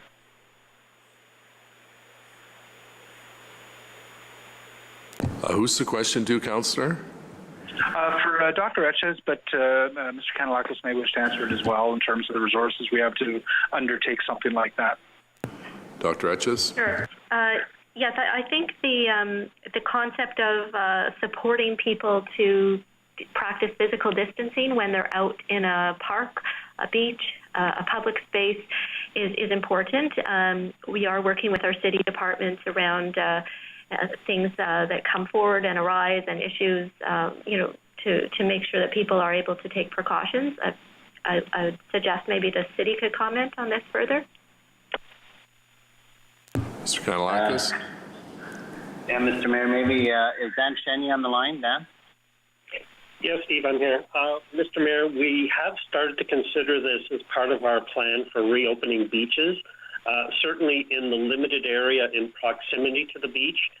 We haven't looked at it broadly at parks across the city, but we could certainly do that. I imagine we would have to limit it to a certain number of parks that are within resources, and we can explore the most efficient way of doing that in terms of markings and delineation and those kinds of things. So we can take that away and have a look at it. Thank you. Another theme in the correspondence I've been getting has been around the play structures. Our parks are open, the fields are open, people are being encouraged to use our parks. The weather is absolutely delightful for it, but I am hearing from a growing number of people who are finding it difficult to keep the kids off the play structures. We've been told that the resources aren't there to get those taped off. I'm wondering, what are the resources that you would need in order to tape off and make those play structures inaccessible, just to help parents out during a bit of a stressful time? Mr. Chenier? Mr. Mayor, up until now, there was some limited taping by bylaw services in the early days of the provincial orders. What we found at most sites is that it was not a particularly effective deterrent, and that people were tearing them down and rather quickly. Right now, we do have the park ambassadors that are going in to remind parents and children that the play structures are still off limits. The effort to do probably several hundred, if not 1,000 play structures would be considerable. And as I said, as quickly as they're put up, the tape is being removed. It's understandably frustrating. I'll pass it on to the residents who are asking. One final question, Mayor, for I guess Mr. Kanellakos. Have we seen any difference in the trends with respect to public transit from what you reported at the previous council meeting? Is there any greater ridership, or does it just continue to be, having fallen off a cliff? Well, we just got, Mr. Mayor, an update on that yesterday. John's on the line. He can give you a current update of where we are with ridership. John? Yes, Councillor. So January and February, we actually saw big increases, 4% increase over last year. And then, unfortunately, the pandemic hit, and we saw a very sharp decline. In the last 2 weeks, we just saw a bit of an increase. And we're grabbing all the numbers and data and bringing it very current. We're going to have a full update at Transit Commission on Monday with the ridership numbers. We'll have the most current data. Slight increase the last couple of days or so. And then do you expect that the LRT maintenance shutdowns will bring those numbers back down again to sort of the bottom of the pandemic level? No, we're finding that when we're shutting down, people that are using the system still need to get around, so they're using the alternative R1 service. So it's been fairly balanced. Good. Okay. Thank you. Anything else, Councillor? No, I'll leave it there. Thank you very much to both the City and Ottawa Public Health for their help. Thank you. Councillor Hubley, please. Thank you, Mr. Mayor. No, I have no questions at this time. Mine have been answered. Okay, thank you. Councillor Meehan?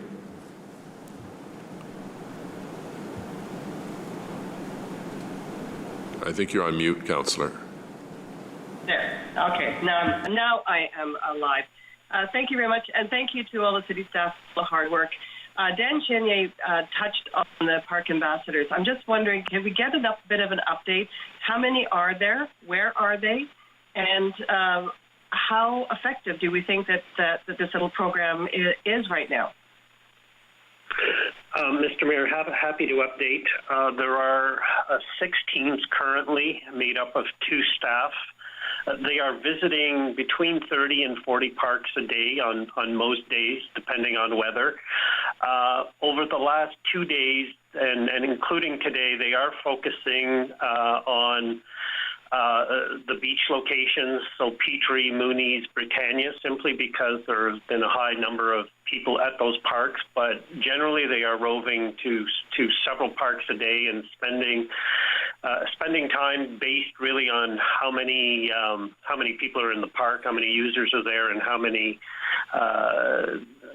things that they are observing that need their attention. By and large, and this is perhaps to Councillor Leeper's point earlier, what they're most frequently observing are kids playing on play structures, as well as people not maintaining the proper distancing, with probably the third thing being more than 5 people congregating, but for the most part, it's people using park amenities. So far, they have been very well received in terms of interaction with the public, the comments we've had back, and in terms of the information that they've been able to provide, both the information that public health has provided us on the pandemic, but also a wide range of other things that people are looking for, like financial assistance, connection to community resources, those kinds of things. We're currently looking to see if we need to expand and add more teams to that. We have a bit of a capacity to do that, and in the next week we'll be reviewing that. That's great. Thank you. So generally not a negative response. No, there's been nothing negative to come to our attention. By and large, it's been fairly positive, and the engagement seems to be well received. Great. Have we considered maybe a mobile testing unit going to one of the busier beaches? Dr. Etches? I don't know that that's specifically been mentioned yet. No ideas are off the table. We have spoken about if we can have this booth idea set up or a mobile capacity, putting it at high traffic areas. Yes. That'd be awesome. And one last thing, because we are seeing everybody at home and everybody desperate to go out and to be in our parks, I would kindly suggest that I think garbage pickup should be increased in frequency. We are seeing overflowing garbage cans within a couple days, and I'm calling all the time to get our crews to go and to remove the garbage, take it away. But I'm wondering if we can increase the schedule frequency, generally speaking, right around all our parks, because it's a big problem.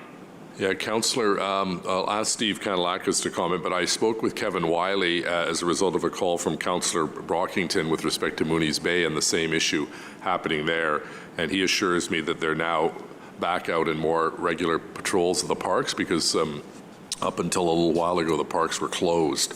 So Mr. Wiley, I think, I don't know if he's on the line, but I think he can confirm that they're going to deal with that because that's not acceptable to have these overflowing trash cans at parks. Mr. Kanalakis or Wiley? That's correct, Mr. Mayor. As we spoke, when the summer comes along, we both put out additional cans and increase our frequency of collection. And because the parks were closed, we were still on a quote-unquote winter season collection schedule. So we've now shifted to that summer schedule, and you'll see improvement in the parks. Does that mean, though, that schedule there we have more staff working? But I'm suggesting that the frequency of pickup has to be even tightened, because we have to see it every couple days, because it is very, very problematic right now. And we don't want animals to be attracted to these places overnight. Is it possible that the pickup can be every 2 or 3 days? Yeah, Mr. Mayor, that's exactly what the summer pickup schedule is. We do additional hits on the weekend, and we have additional collections during the week, and we hit the popular, high-traffic parks. So that's been implemented starting last weekend, and you'll see an improvement as we go forward. I thank you for that, and that's it for me. Thank you to everyone for their great work. Thank you. Councillor Suds, please. Yes, no further questions. Most of them have already been asked, but I would add my thanks to staff for all of their hard work, to Ottawa Public Health, as well as, of course, recognizing Paramedic Week as well. Thanks to everyone. Thank you. Thank you, Councillor. Councillor Kavanagh, please. Yes. A lot of the questions were asked, but I want to thank Dr. Etches, as always. I did have a chance to ask questions to her on Monday evening at the board. So, again, I appreciate all the work. In terms of what's being done in the parks, totally appreciate the ambassadors. I think it's working. I think it's very helpful. And I've talked to the person who's directing it and given her suggestions about places to go, such as Bayshore. And so that's been very helpful. And I appreciate hearing about the cleanup, because it was pretty rough on Monday morning or during the weekend to see those messes. The other issue for parks was bathrooms. And it's kind of a quandary, because supposedly you're supposed to keep the bathrooms closed, but a park like Andrew Hayden, it was very popular, and you just can't have that many people there without a bathroom. And I appreciate that you brought in a couple of porta potties, but I think it might have to be extended because of the popularity of people just trying to get out. Is that possible? Mr. Mayor, Stan Chenier, we are looking at some options, working with public health in terms of perhaps being able to open some of the bathrooms, as well as providing additional porta potties where that isn't an option. So we are working on that, and I think within the next week we'll have some better solutions out there. Thank you very much. I appreciate it. I know what the provincial order said, but it just seemed ironic that people can't wash their hands there. So it's a bit of a quandary. So I appreciate it. I appreciate the work that's being done in terms of tracking that women are being hit hard with this COVID-19. So I appreciate the comments from Mr. Willis on that. That is something that we've seen, and it's something we have to keep an eye on, because the recovery is going to hit women hard. It's going to take longer because of all the extra complications, particularly with things like childcare, et cetera, that are a particular problem. So I appreciate that is being watched. Okay. In terms of the economics, one of the issues that Bayward has is we don't have a BIA or an association, and yet we do have a lot of local businesses.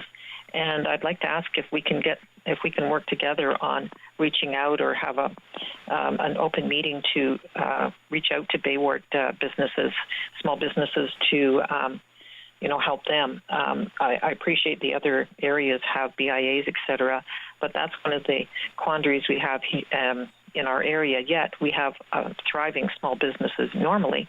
But is it possible that I could get some help on reaching out to them? Mr. Mayor, it's Steve Willis. Certainly, economic development staff would be pleased to assist the councillor on that. I'll email the councillor offline a staff contact to work with. That would be great, and we certainly are going to continue to encourage people to shop local as much as they can for those that are open, and hopefully keep them going. Okay, that's all. Thank you very much. Great. Thank you, Councillor. Conseiller Cloutier, s'il vous plaît. Merci, Monsieur le maire. Aucune question, mais je veux simplement remercier. I have no questions, but I'd like to thank Public Health, Economic Development, and Mrs. Stevenson and her team. But that's it. I don't have any questions. Thank you very much. I just have a few questions. With regard to play structures, swings, slides, splash and spray pads, and our wading pools, what are we hearing from the province in terms of when they're thinking those may open? I understand that is a provincial decision at this point.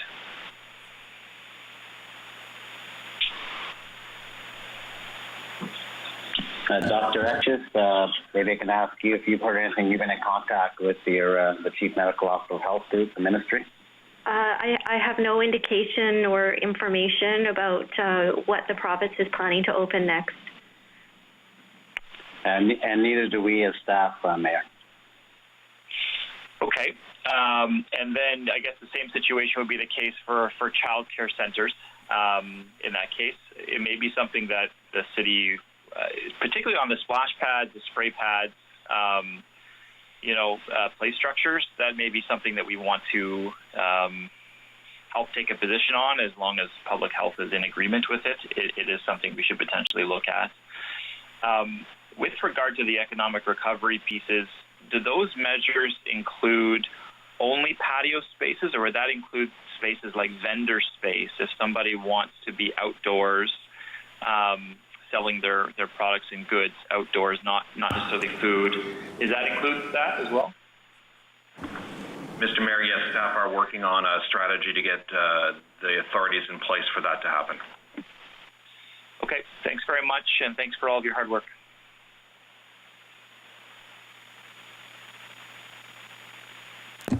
Thank you. Councillor Eglai, please. Thank you, Mr. Mayor. Just a couple of questions. The first one might be better suited to Transit Commission, and if so, somebody let me know. But as I'm not a part of that, I thought I would ask the question. Mr. Manconi, you were asked about the LRT shutdowns and the impact on the system. We have another LRT shutdown coming up, I understand, in the next couple of days for 3 or 4 days. Is this going to be a pattern through the summer, or do we know at this point whether we're going to have a series of smaller shutdowns? So our position with RTG is now's the time to do shutdowns. It's unheard of that entire railroad shut down like we've been offering. We want to do our part to, while it does inconvenience our customers, we want to make sure that we're giving them every opportunity to seize the lower ridership. So yes, we anticipate at least a couple of more. They don't have the duration of those. We're working with them, and we're going to accommodate all their requests as much as possible. Okay, thank you for that. Second question, I guess, is to Mr. Kanellakis. A number of my colleagues have brought up the issue of when is this going to open or when is that going to open, and the response, I think, quite rightly from your office and from Dr. Etches has been that we're waiting on the province and we find out when we find out, kind of thing. Is there something you think could be done through council, through a direction, a motion, enabling the mayor to carry a message forward to the province, either to the respective ministers or to the premier, that would help ensure a more, I don't know if the right word is, reliable,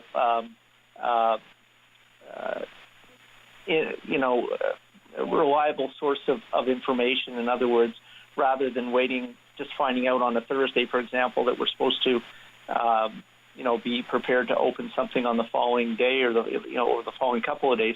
Is there something you think that council could do to assist you on the operational side, so that you have a bit more runway to not to say you guys aren't all doing an amazing job, you are, in responding to what the province is doing, but do you think there's something we could do systemically at a political level that would help you at the operational level, in the parks, on the street, that sort of thing? Mr. Mayor, I think that what Councillor Eglai is referring to is the fact that we're, more in reactive mode than able to prepare. So like everybody else, we're hearing about it the day of, and then there's always a gap in terms of trying to implement. We've been trying very hard. We're working. You'll see that when we come on June 10th, looking ahead on all our plans for our services so that we're ahead of the curve and ready to go. And, I was talking about that about a month ago. We're in the final stages of making our decisions and recommendations to council about what should happen should the province start reopening after June 9th. I think the biggest gap for us is that, while we're being consulted on many fronts, we don't have any advance warning of when they're actually going to do it. They do it the day of, so we don't get any inside information. We're like everybody else, whether you're private sector, nonprofit, or ourselves as government, lower tier government from the province, waiting to find out what happens. All we can do right now is plan and have things in place to turn on the switch, which we're getting very close to do. Certainly a motion or some kind of direction by council for the mayor to write to try to get a bit more advance warning about how they see things would be helpful, but I'm not sure, based on my listening and monitoring of the provincial government, the premier's press conferences, that they may be able to do that based on they seem to be responding to how the number of cases and the data they're getting on a daily basis and adjusting their plans. So I don't know how much foresight they even have in terms of when they want to open up. They've been on the cautious side because of that. So it wouldn't hurt, but I don't know how much advance warning we would get anyways based on the daily data. Thanks for that, Mr. Kanellakis. I'll leave it with the mayor's office then. Consider it a direction. Though, as I understand quite clearly from Mr. Kanellakis, and thanks for your candor, that the province is giving the information as quickly as you think they are able to, based on what they're seeing in terms of data they're getting. So I'll leave it there, and I know, Mr. Mayor, you're in regular contact with the ministers and the premier, and I'll just leave it at that spot. Okay, I'll follow up. Thank you. Conseiller Fleury, s'il vous plaît. Councillor Fleury, thank you very much, Mr. Mayor. Can you hear me well? Yes, we can. I wanted to, there was an earlier point by Councillor Leeper as it related to testing in OCH for some of our vulnerable clients, and I wanted to raise this to members of council's attention. That is, Ottawa Community Housing did open, as of yesterday, all lounges in buildings, which are often the only air-conditioned areas for many of our residents. So we're working with Ottawa Public Health. We have added posters, and property managers and support teams are monitoring the spaces for the time being. So just wanted to provide that quick update, Mr. Mayor. That's good news. Thank you for that. Appreciate it. And my questions go back to last time. Obviously, at the last meeting, we didn't know where the province was going to go with the school closures. Dan, my question's really back to you on summer camps. Where are you at? Are we getting ready? And when is our drop dead date to make a decision? Mr. Mayor, we are getting ready.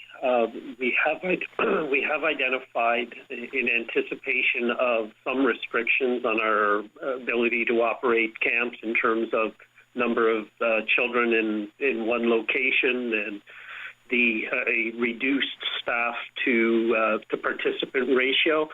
We've identified 44 locations across the city where we would be able to offer a very basic camp. I think the notion of prior years of bus trips and going to attractions is not for this year. There will be primarily camps with a focus on outdoor activity and maintaining distancing.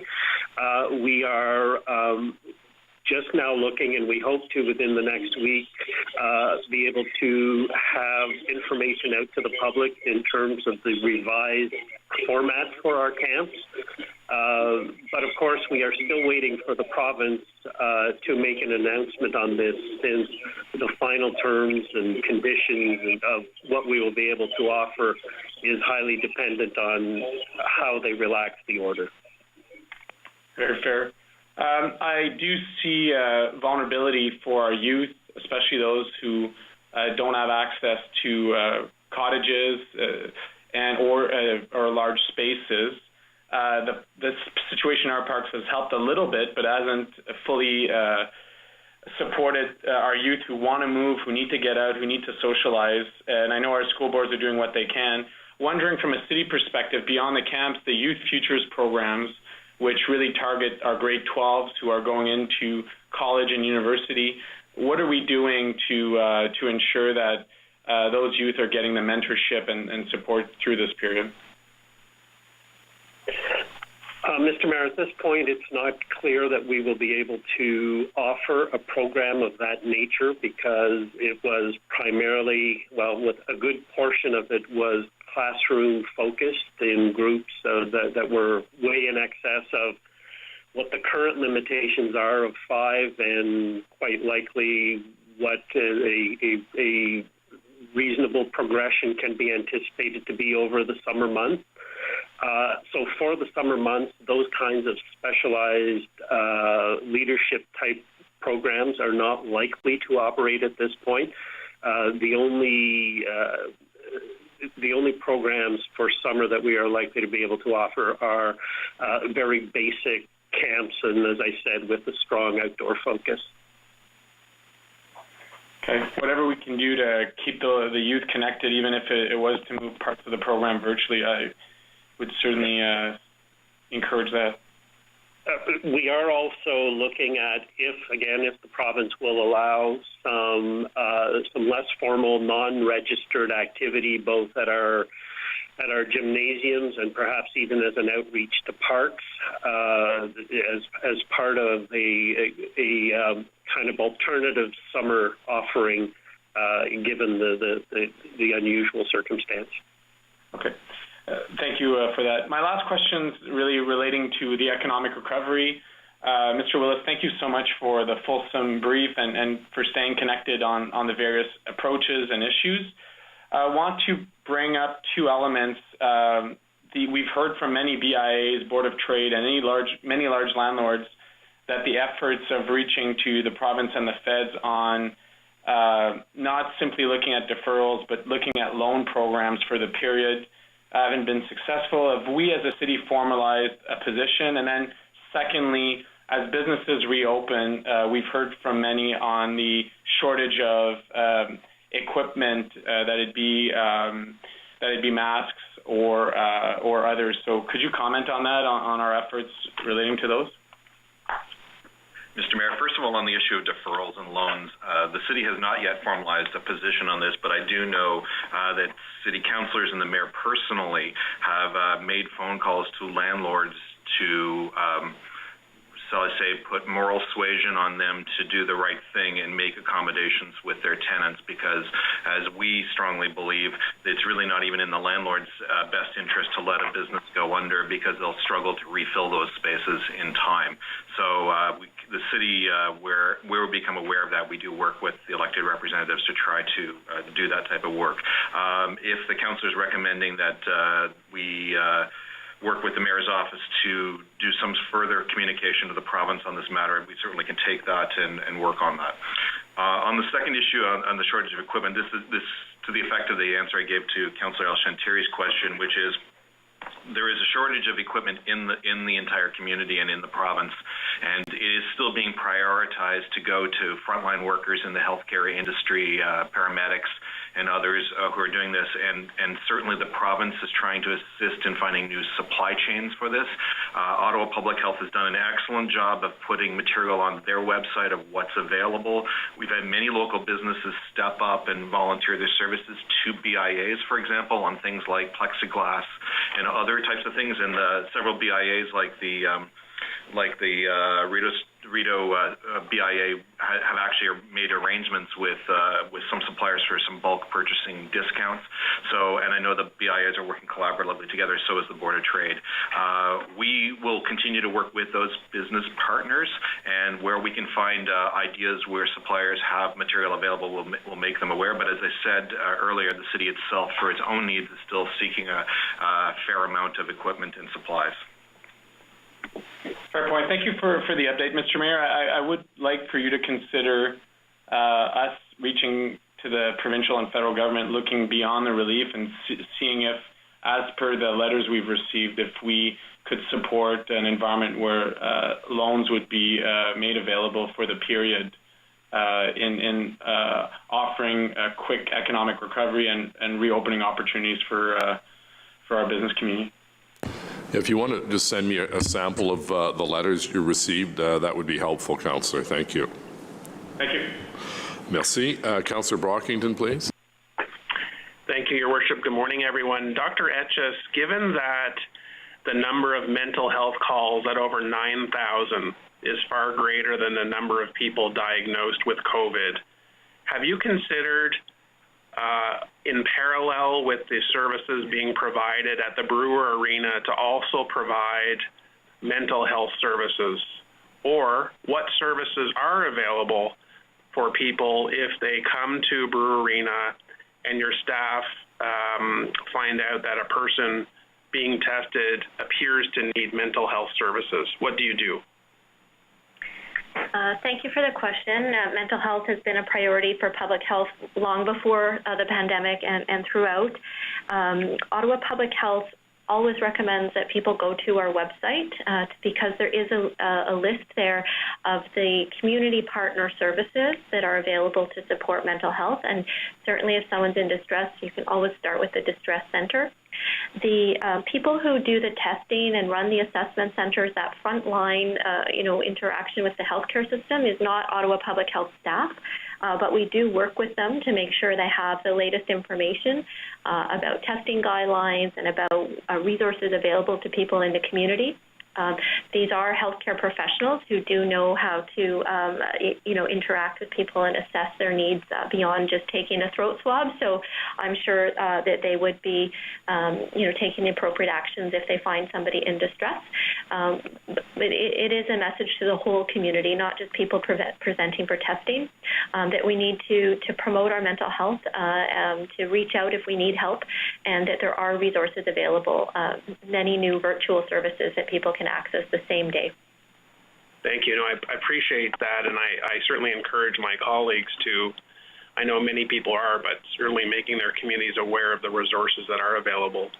Dr. Etches, just on the issue of splash pads, wading pools, is there a real risk here about transmission between kids? I mean, not just this week's weather, but summer coming, the June 9th deadline could be extended.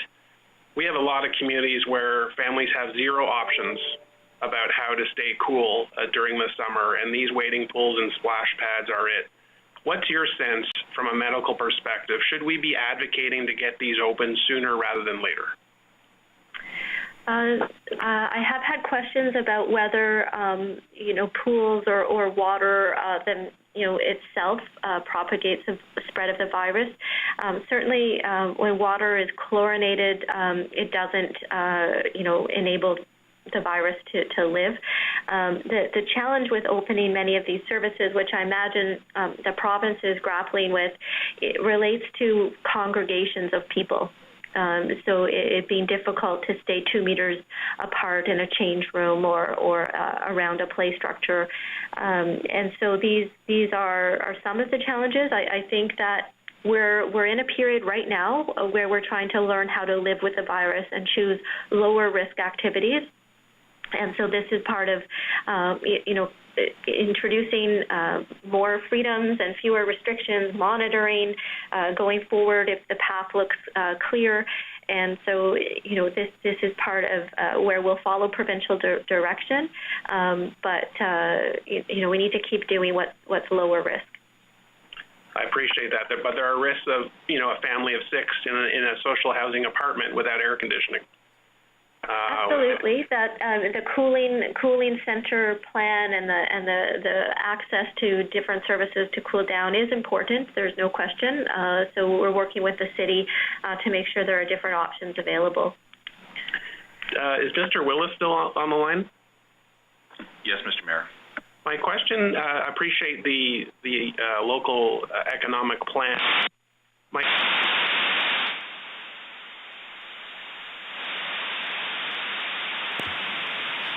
Sorry, Councillor Brockington, are you still on the line?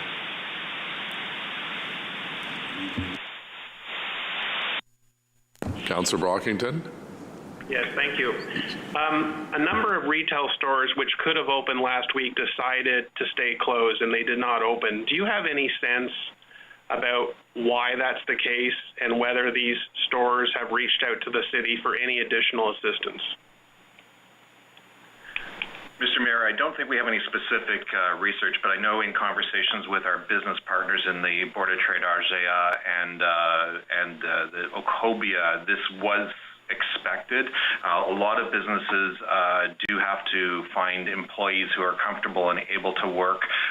They have to get their own practices in place within the store, signage and other equipment in place.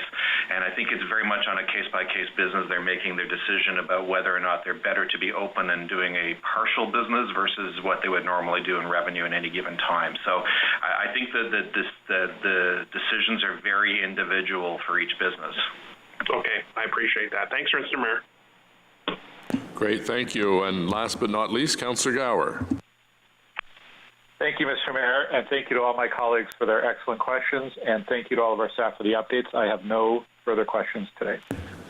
Okay, well, thank you, Dr. Etches, and your colleagues, as well as our city manager and general manager and other GMs who answered your questions. Item 3, Integrity Commissioner, Commissaire à l'Intégrité. Integrity Commissioner Bob Marlow, I believe, is on the line. Mr. Marlow, are you on the line?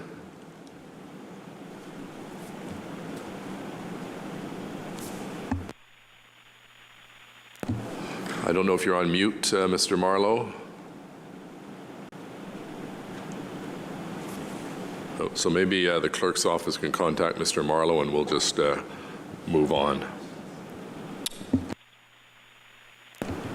Well, okay, so we're going to just track down Mr. Marlow. In the interim, we'll just go through our consent agenda. Obviously, the official plan we'll come back to. Planning Committee Report number 23, rapport numéro 23 du Comité de l'Urbanisme, Zoning Bylaw Amendment 841, 845, and 855. Sorry, who was that? Is that Bob Marlow? Okay. Grennan Avenue, modification au règlement de zonage 841, 845 et 855 Avenue Grennan. Yes, I'd like to speak to that. Okay, Councillor Kavanaugh, this is your ward. Go ahead. Oh, sorry. No, we're just going to. We'll come back to that. I apologize. We're just going to do the consent agenda now. Correct. All right. So we'll come back to that. Item 6, zoning bylaw amendment 1946 Scott Street, modification du règlement de zonage 1946 Rue Scott. Councillor Leeper, did you have anything? I believe this is your ward. No, I'm supporting this, Mayor. Okay, does anyone else wish to speak on this item, 1946 Scott Street? So on the report, carried? Carried. Any dissents? Item number 7, zoning bylaw amendment 341 and 343 Tweedsmuir Avenue, modification règlement de zonage 341 et 343 Avenue Tweedsmuir. I believe this is your ward as well, Councillor Leeper? Yeah, Mayor, I have my usual 1-minute comment on this one.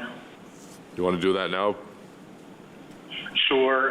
This is another after-the-fact conversion of a triplex to a fourplex. I've been supporting the fourth units in the basement when the developer is transparent with the Committee of Adjustment. In this case, the developer went to the Committee of Adjustment for the variances required to build a triplex and is now before us asking for the zoning permission to seek the fourplex.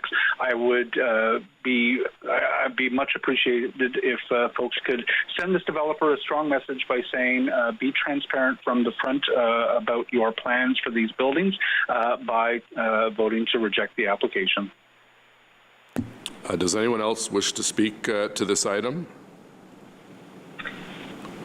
So on the committee recommendation? Negative, yeas and nays, please. Carried. Yeas and nays have been asked for. So we're voting on the committee recommendation. We're voting on the committee recommendation. Yeas and nays. Councillor Tierney. Yes. Councillor Moffat.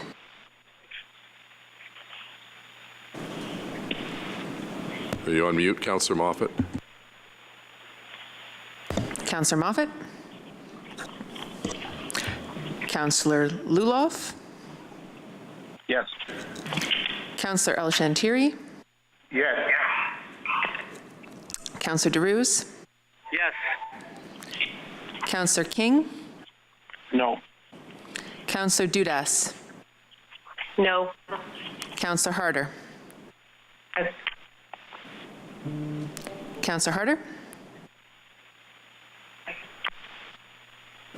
Sorry, Councillor Harder, are you on mute? Yeah, no, I took myself off and put myself, so yes is my answer. Councillor Shirelli. Councillor McKenney. No. Councillor Leeper. No. Councillor Hubley. Yes. Councillor Meehan. No. Councillor Sudds. Yes. Councillor Kavanagh. No. Conseil Cloutier. Oui. Councillor Menard. No. Councillor Eglai. No. Conseil Fleury. No. Councillor Brockington. Yes. Councillor Gower. Yes. Mayor Watt. Yes. Is Councillor Moffat there? Nope. Yeah, sorry.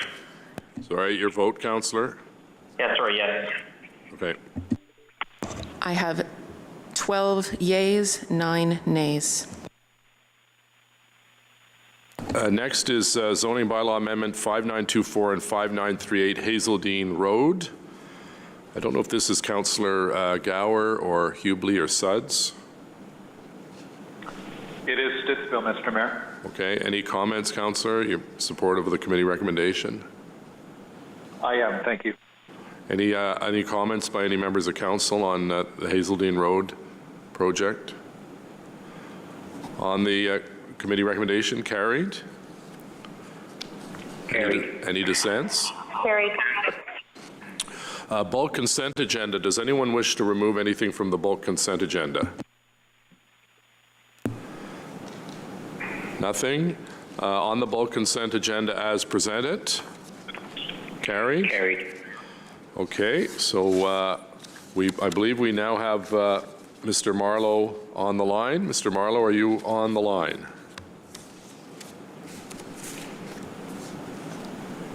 Hello, Bob Marlowe.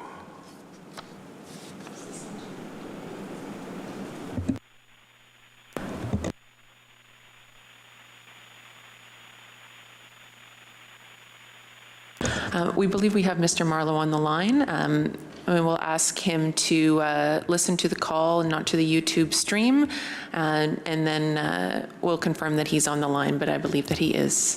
Thank you, Mr. Mayor.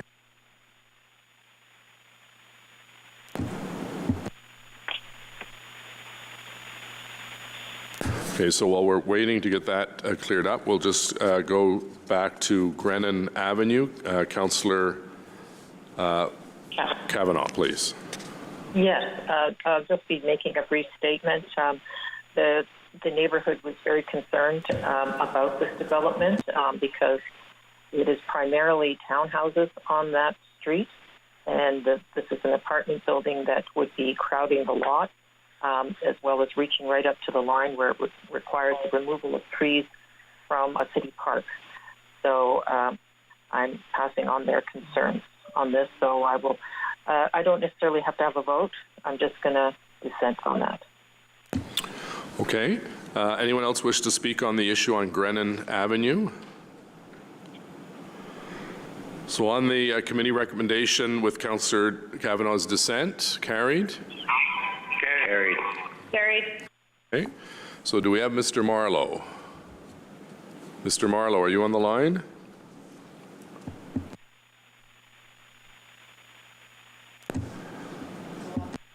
Okay, we're going to have to hold that and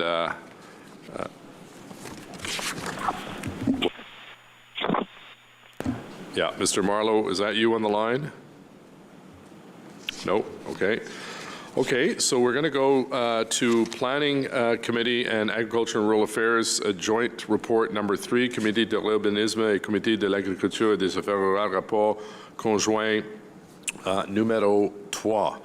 So as you know, colleagues, we have a number of motions that have been circulated on the official plan, 9 I believe I have, 10 rather.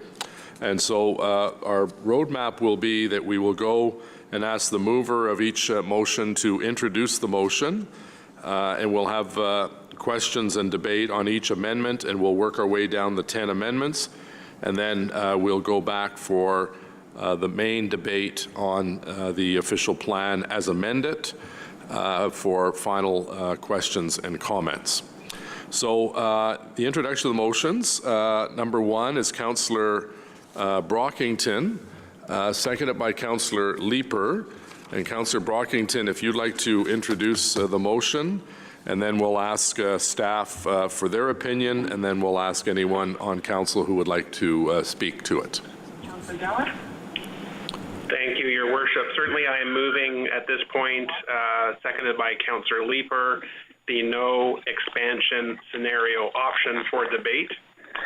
The people of Ottawa want this option debated as a premise. To redial in. I was on there for 3 hours. Showed and no sound. Sorry, someone, I think Bob Marlowe, is that you? Yes, I'm on the line now, sir. Okay, Riley, Councillor Brockington, I apologize. We'll just ask you to hold for a moment. No problem, no problem. Okay, so item 3, Integrity Commissioner Bob Marlowe is on the line.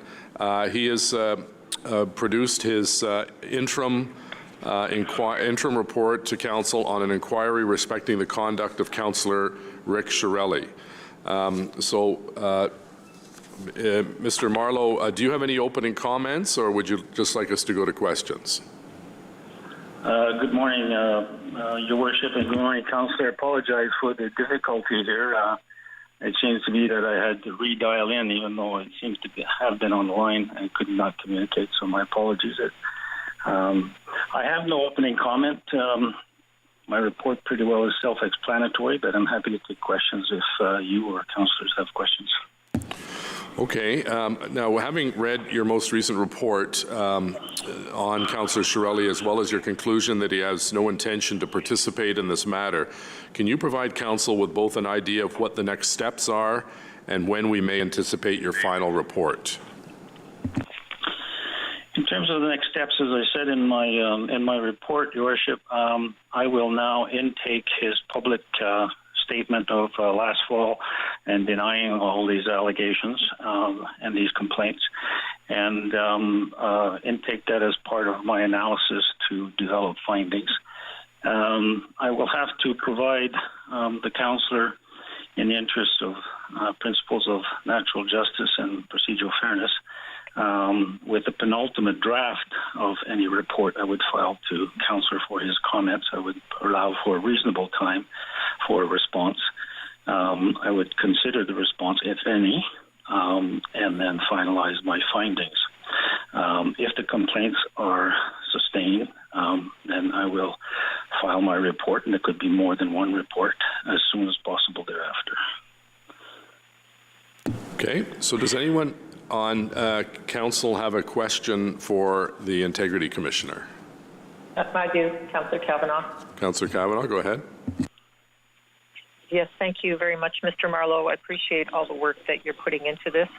I think it's incredibly important that this be a very fair and open process with every opportunity for the respondent to make statements and to have balance here. It strikes me that this is very unprecedented, that this is something that we haven't seen anywhere else. Is this the first time that we've had a situation, I don't mean here in Ottawa, but in any situation where there's been an integrity commissioner for a city where the respondent did not participate at all? To my knowledge, there's no precedent that matches this one. If you want to call precedent, there are, I believe, one report in another jurisdiction where the respondent did not participate, but he had ceased to be a councillor.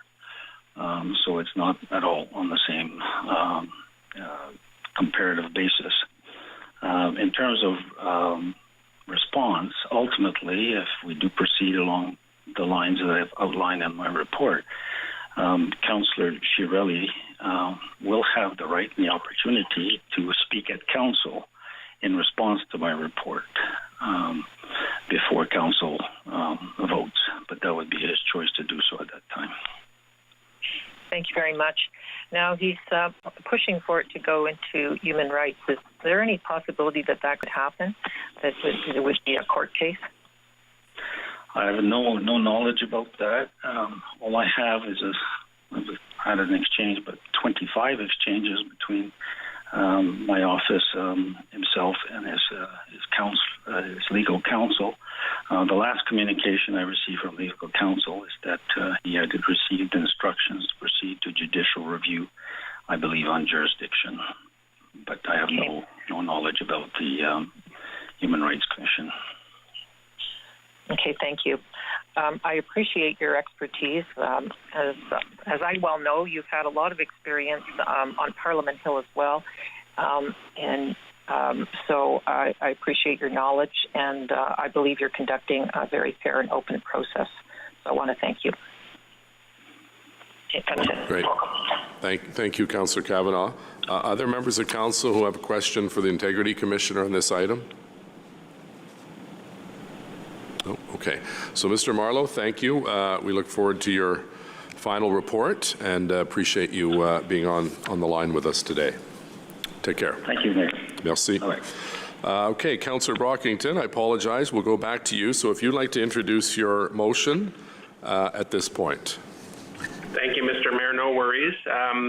Again, colleagues, I am moving on, seconded by Councillor Leeper, the no expansion scenario.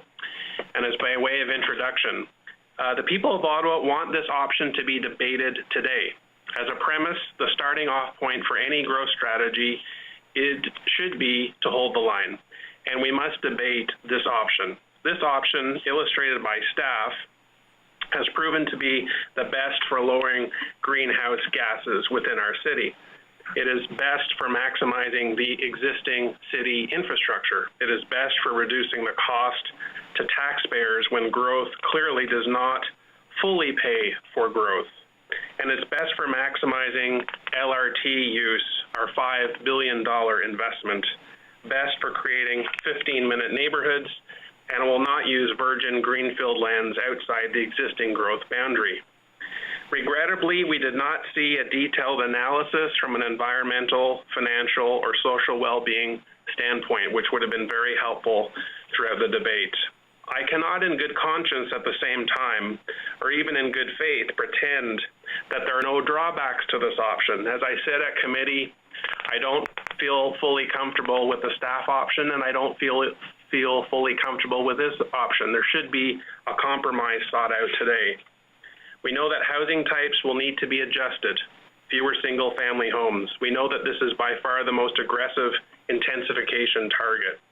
And there are risks, because if it's deemed untenable, the province certainly may weigh in. So, Mr. Chair, Mr. Mayor, I'm not going to have a lengthy introduction. I absolutely agree this option has to be debated today, and Council needs to make a decision on this option, and that's why I'm prepared to move this forward. I think there are many strong components that make this option something that Council really needs to consider, and I'm certainly prepared to listen to my colleagues today. Thank you. Okay, thank you. Mr. Willis, can we get staff's opinion on this recommendation, please? Mr. Mayor, staff feels that this motion is not consistent with the provincial policy statement. I'm going to ask Mr. Harwire to continue to respond. Thanks, Mr. Willis. Yes, as noted, staff have a concern in terms of conformity with the provincial policy statement. We need to have a 15-year land supply at all times. There's also a requirement for a range and mix of housing to meet our projected needs based on market demand.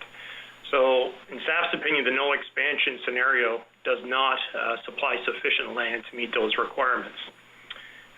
It's interesting to note that over the last 20 years, most of our intensification is comprised of apartments. And while Ottawa has experienced success in increasing our intensification rates, the required rates are much higher. So in terms of the ground-oriented units that we need to accommodate, almost 70,000 over the time period of the official plan, we would need to increase our ground-oriented type units from approximately 420 per year to approximately 2,500 ground units per year. So that's a significant uptake in terms of the number of units to be built. And this construction costs, based on construction costs, we don't feel that apartment type dwellings will make up a significant part of that required increase. As we discussed extensively during our joint committee, the city currently doesn't have our zoning bylaw in place to allow for the necessary as of right permissions to accommodate these types of dwelling units within our existing built-up areas, so that will take some time. We also need further time to evaluate the water, wastewater, and stormwater infrastructure to ensure, the areas that we target can accommodate that additional growth through intensification. We also believe the industry needs some time to adjust and adapt to the new types of dwellings that will be built, such as 613 flat example, and this will also take some time to hit the market. In terms of the no expansion scenario, we feel it doesn't provide sufficient housing choice options in terms of the ground-oriented type units that we're going to require. We spend that much time in each question. We're going to be here till next year, so I'm going to cut you off and go back to councillors. We'll just go through the list again based on the list the clerk has given us. So if you have no questions or comments, simply pass. Councillor Tierney. Pass, Mr. Mayor. Okay, Councillor Moffat. Yeah, just really quickly, how big of a stumbling block to intensification, be it 60%, 70%, or 100%, is the zoning bylaw? What position is the zoning bylaw in today in order to accommodate the type of growth required through intensification? And how long of a process do you foresee it taking for the zoning bylaw to be updated in order to match this official plan, regardless of the outcome of today's vote?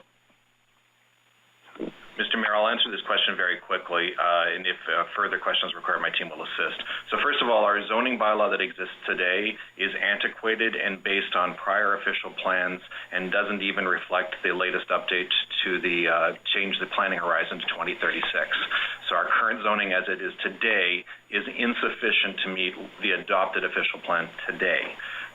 In order to update the zoning, if we commenced work around the time the official plan was starting to wrap up, sort of in advance, it has to be completed after the official plan, we would have to bring it forward in phases, and the first would be a conformity phase to bring land use designations and that, and that just from a public process alone is in excess of 2 years, but we will be working on a work program to provide through an IPD to planning committee to explain that in more detail. My staff are still assessing that and trying to find ways to accelerate that, understanding we can't achieve the official plan targets for intensification if the zoning bylaw is not updated immediately. Thanks. And knowing that the R4 zoning process has already been requested to be delayed by members of council, how long has that taken itself? And it's not done yet. How long has the R4 update taken? Mr. Mayor, that's approximately 2.5 years. Thank you.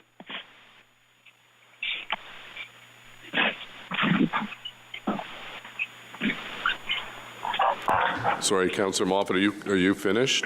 Nope, sorry, I said thanks. I guess I was, thanks. Okay. Councillor Luloff on the Brockington motion. Yeah, so the Brockington motion speaks a lot to affordability, and I understand from listening to many of the delegations that infill...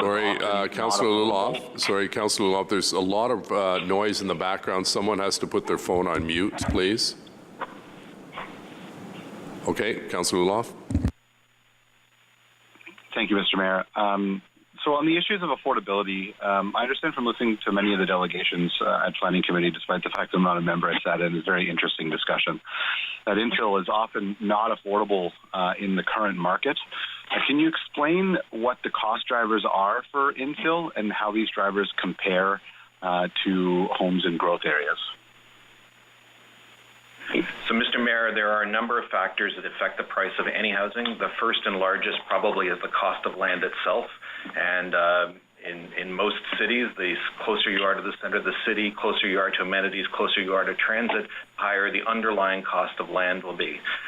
Secondly, there's the process costs associated with getting the approvals and really the financing elements and the number of engineering studies and planning studies and various elements that are required, which always is more complex when we do substantially more consultation and design iterations in infill situations, which we as planning staff feel adds value to the process, I will say, but it is a longer process.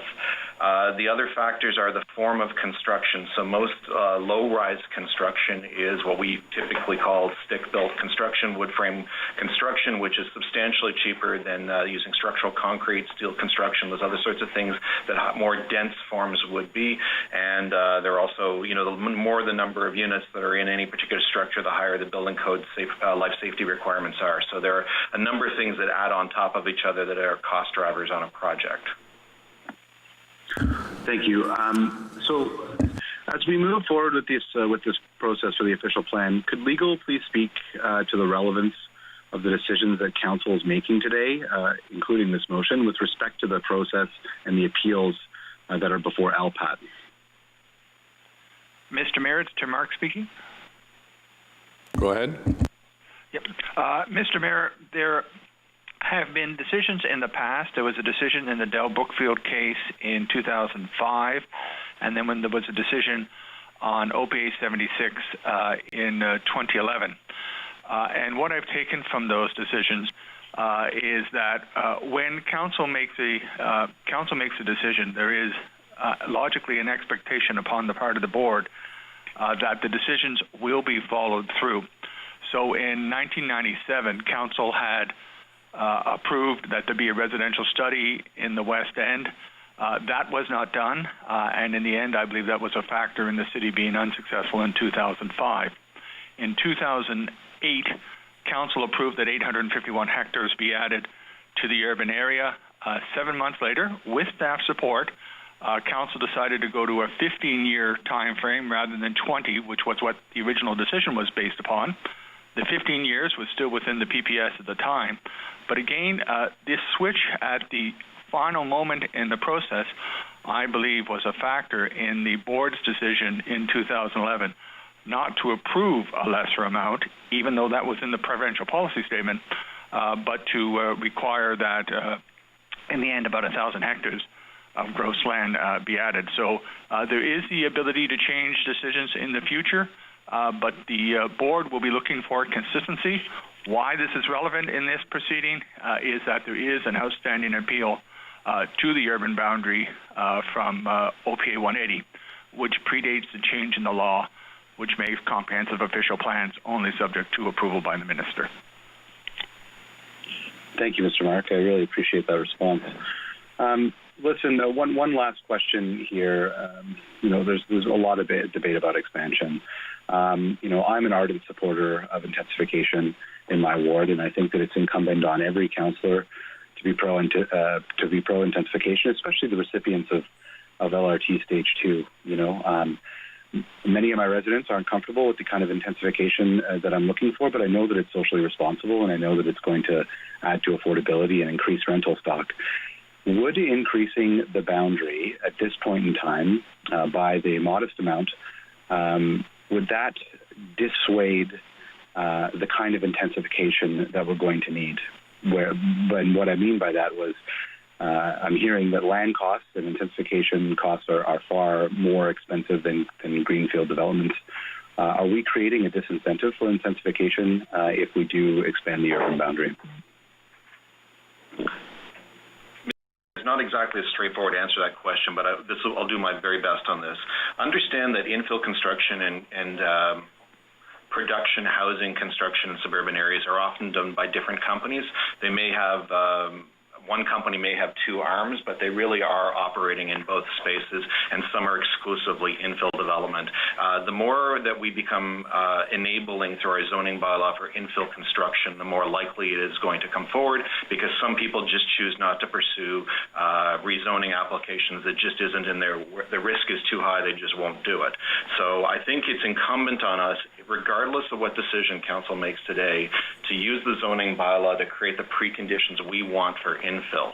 And I do believe that the production housing market through expansion is facing higher standards from us on intensification. Our entire program that we put forward in our calculations are based on expected higher densities than we are getting today. And so the bar is higher, and we are expecting more housing typologies to exist than exist today. So I think they operate independently of one another, and we have to, as a city, enable through the zoning whatever we want, whatever council's final decision is. Okay, anything else, Councillor? Just one last comment. Look, our individual beliefs and our ideology influence the reasons why we support or oppose the different measures that are before us today. I think that staff have found a really moderate approach here to growth, and I would encourage my council colleagues to support the staff's decision. Thank you. Okay, thank you, Councillor Luloff. Councillor El-Shantiri. Thank you, Mr. Mayor. And if I may, Mr. Mayor, I would like to ask staff. Okay, well, I'll start again. I would like to ask staff, Mr. Mayor, to explain to the listener, because we have about 350 people on YouTube. I'd like to explain to them, when we talk about flat 613 and our zone 4, like, what does that mean? And if you can take 2 minutes to explain that, I would really appreciate it. Mr. Willis? So, Mr. Mayor, the R4 zone is a zone that currently exists. What we're trying to do with the R4 zoning study is to change the rules so that we can get better quality housing built that would actually accommodate a larger number of units within the same building footprint that is permitted under zoning today. So that's what the main objective is, try to increase the density that zone that already exists actually performs. In the staff report, the 613 flats are a brand new type of housing that is not being built today. And what we are using is, and we developed that on the advice of a very respected local architect who believes that this is a very viable form that could be constructed as a test example of what we would need to move the zoning bylaw to enable, because that form of housing is not permitted today. But as we amend the zoning bylaw to implement the official plan, we would have to do that. So that's the short answer, Mr. Mayor. I truly appreciate that. Thank you, Mr. Mayor. Thanks, Councillor El-Shantiri. Councillor DeRose. Thank you, Mr. Mayor. I just have a quick couple of questions to Mr. Willis. Should council approve the no expansion option based on the PPS and what we have in front of us, could the minister refuse to approve it? Mr. Mayor, the minister certainly does have that power. The minister has two powers that he could act on, and Mr. Mark can correct me. The minister could refuse to approve it and send it back to us for further work, just by a failure to approve. So it's sort of a standoff situation, if you might call it, but it's really, we get the instructions the minister would not approve. The minister also has the unilateral authority to modify the plan and make changes to the plan that the minister and ministry staff deem necessary. So we might end up with something probably we don't want anyway as a city, and as a discussion the Planning and Agricultural Rural Affairs Committee has been discussing all along, working with staff. Mr. Mayor, that is a risk, and I think if Mr. Mark can elaborate, that is something the city has faced in prior decisions. Mr. Mayor, it is possible. I mean, the minister has modified the plans before. In 1979, even after an OMB hearing under the law that was in place at the time, the cabinet modified the plan to increase the urban area within the city. And as I noted in my earlier response, Mr. Mayor, it's not just the minister that is a factor in this case. There is the outstanding appeal to the local planning appeal tribunal in respect to the urban boundary. Thank you, Mr. Markham. So if so, will the official plan go to LPAT, and then who makes the final decision regarding the expansion, Mr. Willis? Mr. Mayor, it's Tim Mark. Sure. Mr. Mayor, the decision, subject to the urban boundary appeal, which is before LPAT, all the other aspects of the official plan are now with the final decision is with the Minister of Municipal Affairs pursuant to a legislative amendment that was made a couple of years ago. So there is no appeal right on this official plan to LPAT from the minister's decision. Thank you, Mr. Mayor. I cautious my colleague. We've heard from the expert. We've heard from Mr. Tim Mark, which is he knows exactly what he's talking about, and he's advised to us. And based on what we've been working on, I really caution my colleague to vote on that motion. I think just we should keep moving forward with what staff recommended to us. Thank you, Mr. Mayor. Thank you, Councillor. Councillor King on this motion? No questions, Mr. Mayor. Okay, thank you. Councillor Dudas? Thank you, Mr. Mayor. I have no questions on this motion. Okay, thank you. Councillor Harder? No questions. Okay, questions or comments? Councillor McKenney? Thank you, Mr. Mayor. Yes, I do have one question. Back to the questioning from Councillor Moffat. I just want to make sure that I understand it. Either way, whether we limit the growth to within the existing urban boundary, or we accept staff's recommendation today to extend the boundary, the updates for all of our zoning will take the same amount of time. We will still have to redo all of our zoning as a city. Is that correct? Mr. Mayor, the councillor is correct. Okay, that's all I needed to hear. Thank you. Okay, thank you. Councillor Leeper? Thank you, Mayor. And I was very pleased to second this motion with Councillor Brockington. It is the crux of, I think, what I and residents are hoping to achieve today, which is to come out of this meeting with an agreement by Council not to expand the urban boundary. I do have an important question, I think, for staff around the provincial policy statement. We hear a fair bit that it requires a mix of housing that responds to market demand. The only analysis that I can see in the staff report of what market demand is that it's hypothesizing market demand on the basis of what home buyers have bought before. What further analysis has been done? Mr. Mayor, I respectfully don't come to the same conclusion as the councillor. When we describe the market demand in the staff report, that is tied to the very detailed demographic analysis that Mr. Fu provided in the report, which showed what the different family sizes, household sizes would be over what period of time and when they would be required.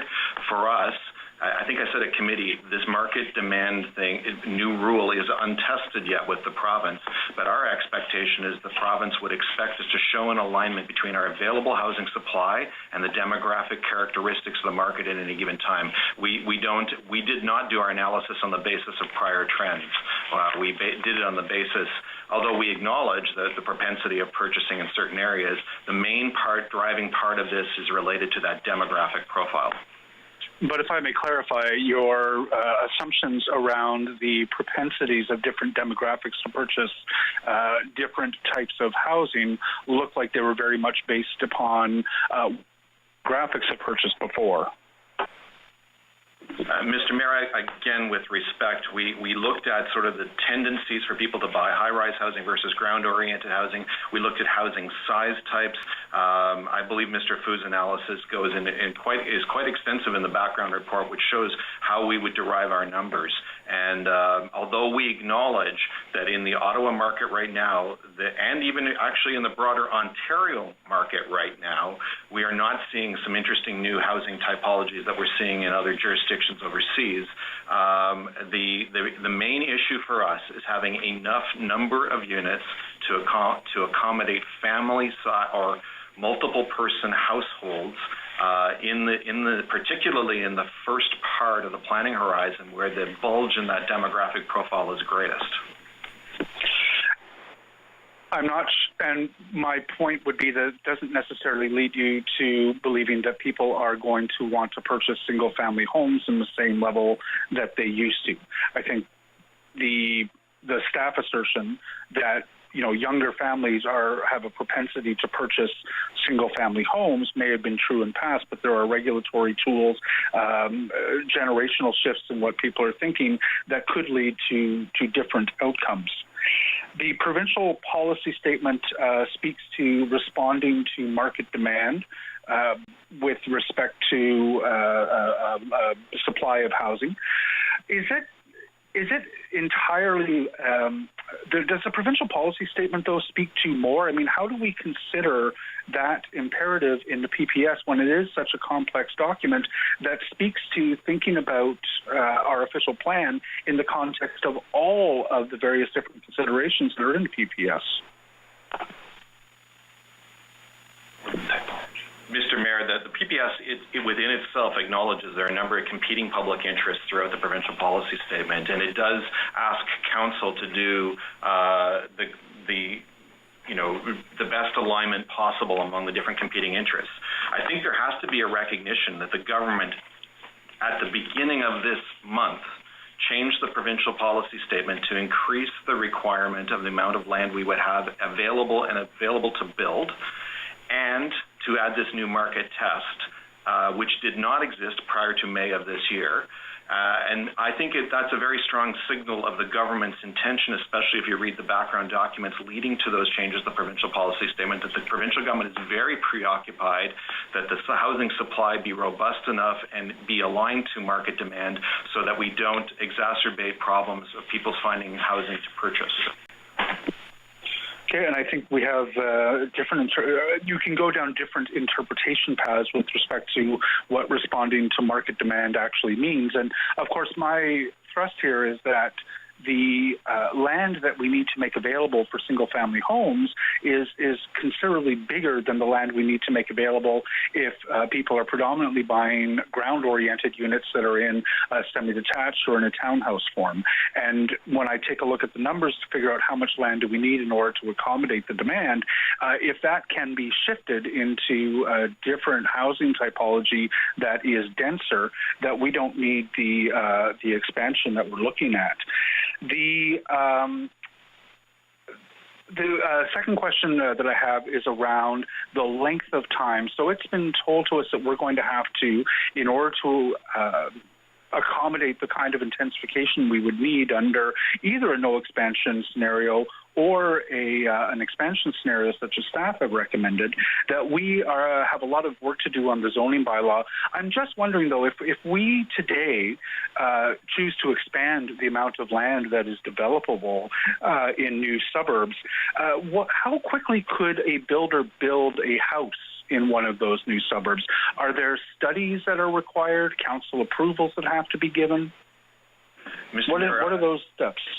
Mr. Mayor, this is a question that came up at Joint Committee, and I referred the members of the committee, Joint Committee, before I worked for the City of Ottawa, when I was working in consulting, I worked for a major utility company who studied around Ontario the typical time frame between the point a council would make a decision to expand its boundary, and for them, it was, as a utility company, it was the first time they would have to install their equipment on site, and the timelines around Ontario vary between 6 and 12 years typically for that to come on. And our official plan today, the existing one and the new one will have this as well, have a whole series of pre-requirements, a whole range of studies, including more detailed transportation elements. One of the biggest ones is sub-watershed studies and master drainage plans. There are engineering studies. So we have lands today that were adopted in the prior official plan that have not yet been approved with community design plans, which is a precondition for anyone to begin marketing and selling. So it is going to take us a long time to create a new zoning bylaw that accommodates the kind of intensification we need as of right, and it's going to take a long time to approve new subdivisions and actually get shovels in the ground. So I'm not convinced that by voting for a no expansion scenario that we're necessarily slowing the building of what we all want, which is new housing. Colleagues, 50 years of post-war or 60 years of post-war planning that is centered around the car, that is centered around building new subdivisions further away from the core when populations grow, hasn't worked. That planning, that car-centric planning, the suburban planning, has resulted in communities that require a subsidy in order to operate as the length of our roads gets longer, as we have to build and staff new community facilities, et cetera.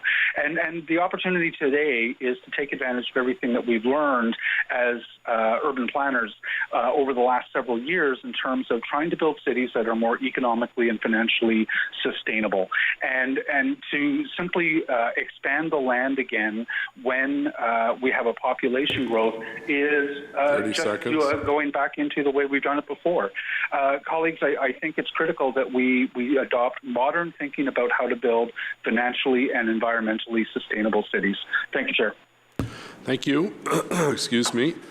Councillor Hubley, please. I'm good, Mr. Mayor. Thank you. Thank you. Councillor Meehan. Councillor Suggs. Thank you. Sorry, Mr. Mayor. I'm here. Okay. Go ahead. Thank you. I do have. I'm just wondering if I can get a reminder. Can staff update us as to how much land is currently inside the urban boundary that has not been developed or does not have an active application pending approval? I've gone through the reports and I can't find that. Mr. Mayor, I'm going to ask Mr. Fu to come to the phone and respond to that, and if you'll just give us a second because we have to reposition people in the room. Okay, thank you. Mr. Mayor, our estimates as of July 1st, 2018 is that there's about 2,000 net residential hectares of existing vacant greenfield land.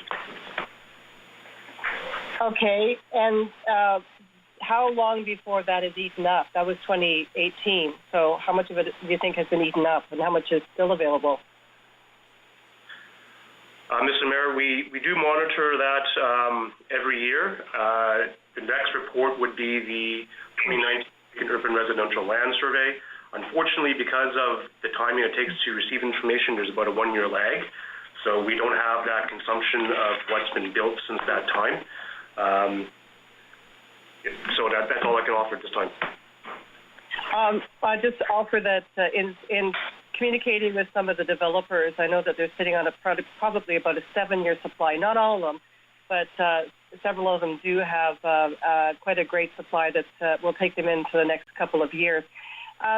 My biggest concern going forward, especially with the balanced approach that staff are recommending, is that there's many pieces of the puzzle that we are missing, and the biggest one to me has to be the R4 zoning.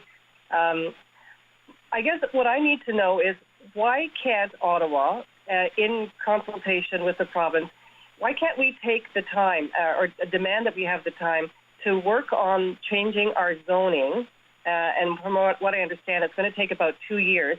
And while during that time, work with the developers on new types of homes and designing our 15-minute communities on the available land that we have now.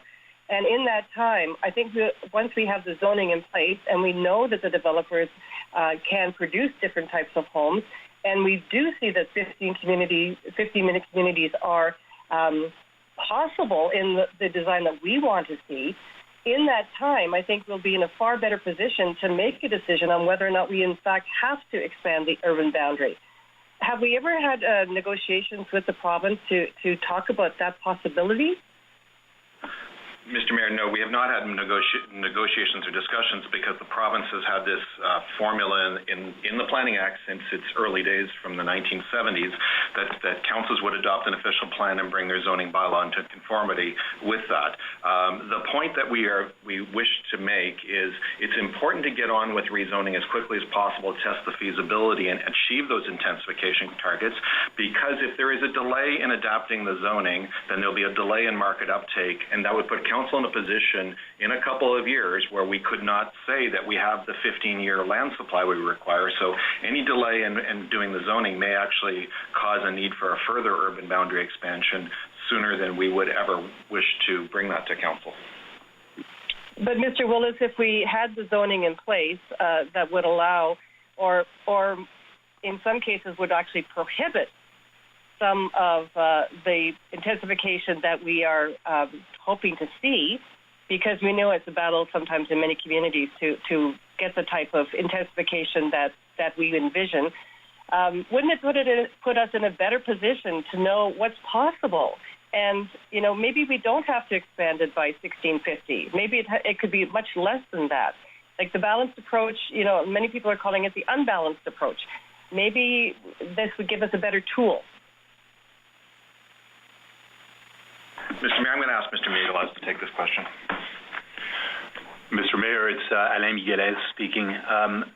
I think it's important to remember again, the provincial policy statement requires that municipalities adopt official plans that meet the provisions that apply, and in this case, one of the new provisions is the 15-year land supply. The zoning bylaw is a way through which the city implements the official plan.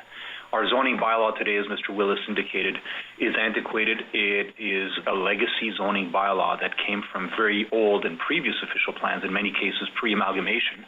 They were combined into a single bylaw when the city came together as one in 2001. But really what is needed now is first a policy framework in the form of an official plan that would allow us to then create a zoning bylaw that implements. So it's a little bit like putting the cart before the horse to start by the zoning bylaw. If there is no overarching policy direction that's approved by council, sending staff and directing staff to change the zoning bylaw in consequence. Okay. I thank staff for the response. Thank you. Okay. Thank you, Councillor. Councillor Suggs? No questions. Thank you. Councillor Kavanagh? Yes, thank you.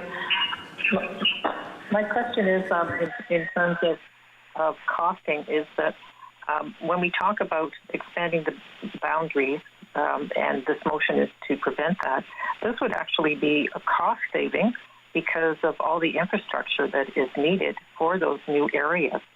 We always think that development charges pay for them, but that's not the ongoing cost. Certainly not in an older area where we keep having to renew everything, because eventually everything has to be renewed. I believe it'll make much more economic sense to have the boundaries kept as they are and work within them. So that's more of a statement, I guess, but if you have any comments, happy to listen. Mr. Mayor, as I tried to explain at committee and in the memo to council that I was distributed earlier this week, in outlying areas, in greenfield areas, the Development Charges Act allows the city to require the developers to pay for infrastructure either directly in their planning application and engineering approvals or through development charges. The point that was raised at committee was it's more a question of the life cycle replacement of that. In the water wastewater and stormwater part of the infrastructure, that replacement is paid for by water users, and it is part of the rate budget. And the only area where we don't get, in my mind, my opinion, and the Treasurer and I have talked about this, adequate tools to recover costs over time is in the roadside of the operation. In infill areas, we do not collect development charges for the renewal and replacement of infrastructure that needs to be upgraded in intensification areas, because we only get a small proportion of it, because we can only apply for the portion of that change that is created by growth. We cannot apply development charges to recoup or life cycle replacement. We cannot apply development charges to add new elements, change the standards over what was previously done. And in those areas, it is not clear. But in the same sense, both in the water rate does pay for life cycle replacement, and we don't even in infill areas have revenue tools to pay for replacement other than the property tax base. Well, I understand the points about water, but there's so much more, of course, with the roads, et cetera. Anyway, thank you. I'll be supporting the motion. Okay, thank you. Conseiller Cloutier. Merci, Monsieur le Maire. Aucune question. I don't have any questions, Mr. Mayor. Thank you. Please. Yeah, thanks, Mayor. I have a few questions on this. Why did staff seemingly present an option to City Council that they do not believe is PPS compliant? Mr. Mayor, staff analyzed that question because in the stakeholder consultations, the community was asking us to have that information before Council so Council would understand the differences between the various options. Okay, I'm sorry, but that's not good enough. Did staff believe that presenting an option to City Council that was not PPS compliant was in the best interest of City Council during this debate? Mr. Mayor, staff always strive to give Council both a recommendation and an understanding of what the alternatives might be so Council can do it. We were responding to the questions raised very specifically by specific stakeholder groups who actually came out publicly and said we were not putting that information before Council. So we did, in order to give Council full information and allow these options to be compared against each other, put the other options out there so that you would have that when you made your decision. But how does it make sense to present an option that is not PPS compliant when we are trying to get to something that needs to be PPS compliant so that we can pass our official plan? Mr. Mayor, we presented two options that were PPS compliant and one that we believe is not PPS compliant so that we responded to the input, the requests made by stakeholder groups, and so that Council could understand the differences and could compare the options and understand the various trade-offs at stake. The 15-year supply must be available at all times, in year 1 of the plan or year 15 of the plan or year 20 of the plan. It's a cushion that has to be available. It doesn't have to be land. It can be a 15-year cushion supplied by land only, intensification, or a combination of the two. Does staff agree with that? Mr. Mayor, we do. And the no expansion option, in your analysis, said that it would provide a sufficient supply of housing of all types for 25 years as per PPS 1.12. Now, you've raised risks with that, but the option you presented seemed to be compliant with PPS 1.1.2 in terms of supply for all types by 25 years. Is that correct? Mr. Mayor, you need to read 1.1.2 and Section 1.4 together and the three tests that are required. So there is both the raw land element, the ability to do intensification and new development, the market test, and the continuous supply of 15-year availability. The issue that and I can ask Mr. Fu to elaborate, the issue always is ensuring that the available supply matches the demographic profiles for what is going to be required.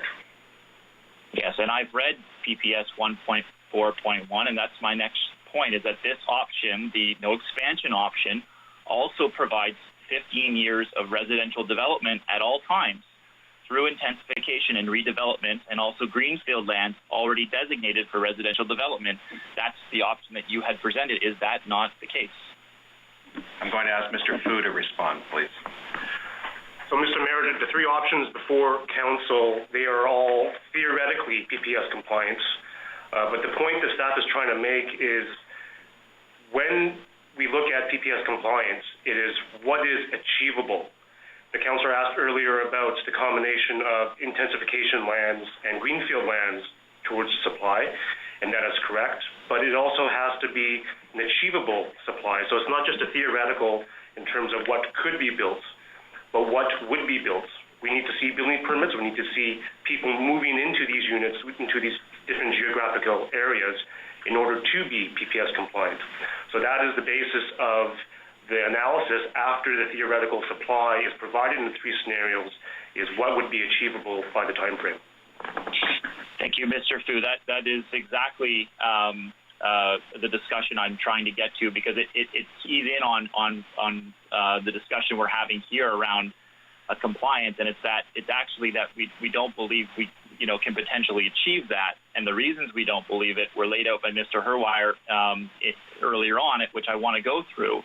But I just, before I do that, the staff report has said that the no expansion option represents the greatest extent to which growth management can contribute to achieving our policy directions, where growth occurs through intensification, using existing infrastructure most efficiently. GHG emission reductions are maximized. Does staff still believe those pieces? Mr. Mayor, in terms of that component of the policies that we are trying to achieve, that is correct, but staff is not cherry-picking which policies we want to achieve and which ones we cannot achieve. Staff has to be cognizant of all the policy objectives that this plan has to achieve, which includes the PPS requirements for housing choice and residential supply. Yes, and in reading the PPS, there's certainly other options in there, which Councillor Leeper was getting at. And so in terms of housing supply, Mr. Herwire raised a few things. The zoning bylaw amendments that have to happen, we've heard already that is going to occur under any scenario. The water and wastewater infrastructure analysis will need to be done. Please correct me if I'm wrong. That will occur under the balanced scenario or this scenario. The industry needs, with regard to industry needs, this will also need to change under either scenario. And the housing choice options, my understanding is that the housing choice options for both scenarios have been analyzed and are the same. And so please correct me if I'm wrong. Mr. Mayor, the councillor has made correct statements, but we're missing one. One is that we have to have a range of housing choices that people wish to purchase at price levels they can afford to purchase. So one of the problems with isolating to a very narrow range of choices in terms of housing supply is there will be people who do not have high enough income levels in order to make home ownership viable either in the short term or even after extended periods of savings, and that as such they will either choose to leave the Ottawa market, go to other areas where they can afford it, or may spend longer time in rental market and exacerbate our rental vacancy, very severe rental vacancy problems we already have. So staff's recommendation is balancing a whole number of policy objectives. We're going for a more aggressive strategy on intensification because we wish to conserve our greenhouse gas budget. We are going for a more aggressive strategy because we do believe that more intensification can support viable 15-minute neighborhoods. We are going for a more aggressive intensification strategy because we believe it's better for our infrastructure investments as well. But we also have to balance out that remaining ability for people to find the type of housing in their marketplace and not create barriers to entry to housing. And then the knock-on effect of barriers to entry to housing are that companies looking to grow and expand or locate in Ottawa may not choose to come to Ottawa because housing prices are extremely expensive and they don't have the available housing supply for their workforce. And so you've hit on the crux of the staff argument that there is a concern that under the no growth scenario, people may not have a high enough income to afford potential housing as a result of a lack of supply of certain types of housing. But please confirm for us that that is very much an unknown risk at this point. It may be certainly a risk based on likelihood and impact, but it is an unknown risk. We do not know that risk will come to fruition, whereas we know the risks associated with massive growth, which is largest in our history, in modern history, there are risks that we will realize. And so can you please confirm that the risk you just mentioned, we do not know that will come to fruition? Mr. Mayor, with the greatest respect, I don't think we can call it an unknown risk. We can see other cities in North America where constrained land supply and a lack of responsiveness to the housing demand has accelerated prices. There are examples all across North America, in both Canada and the United States, where this is known. So I wouldn't call it unknown. I think it's an unmeasured risk, but it is a predictable risk. And that risk for you outweighs the risks of infrastructure costs, of GHG emissions going up, of more congestion, of potential farmlands being utilized for this. And that's what staff is saying, that risk outweighs those other pieces.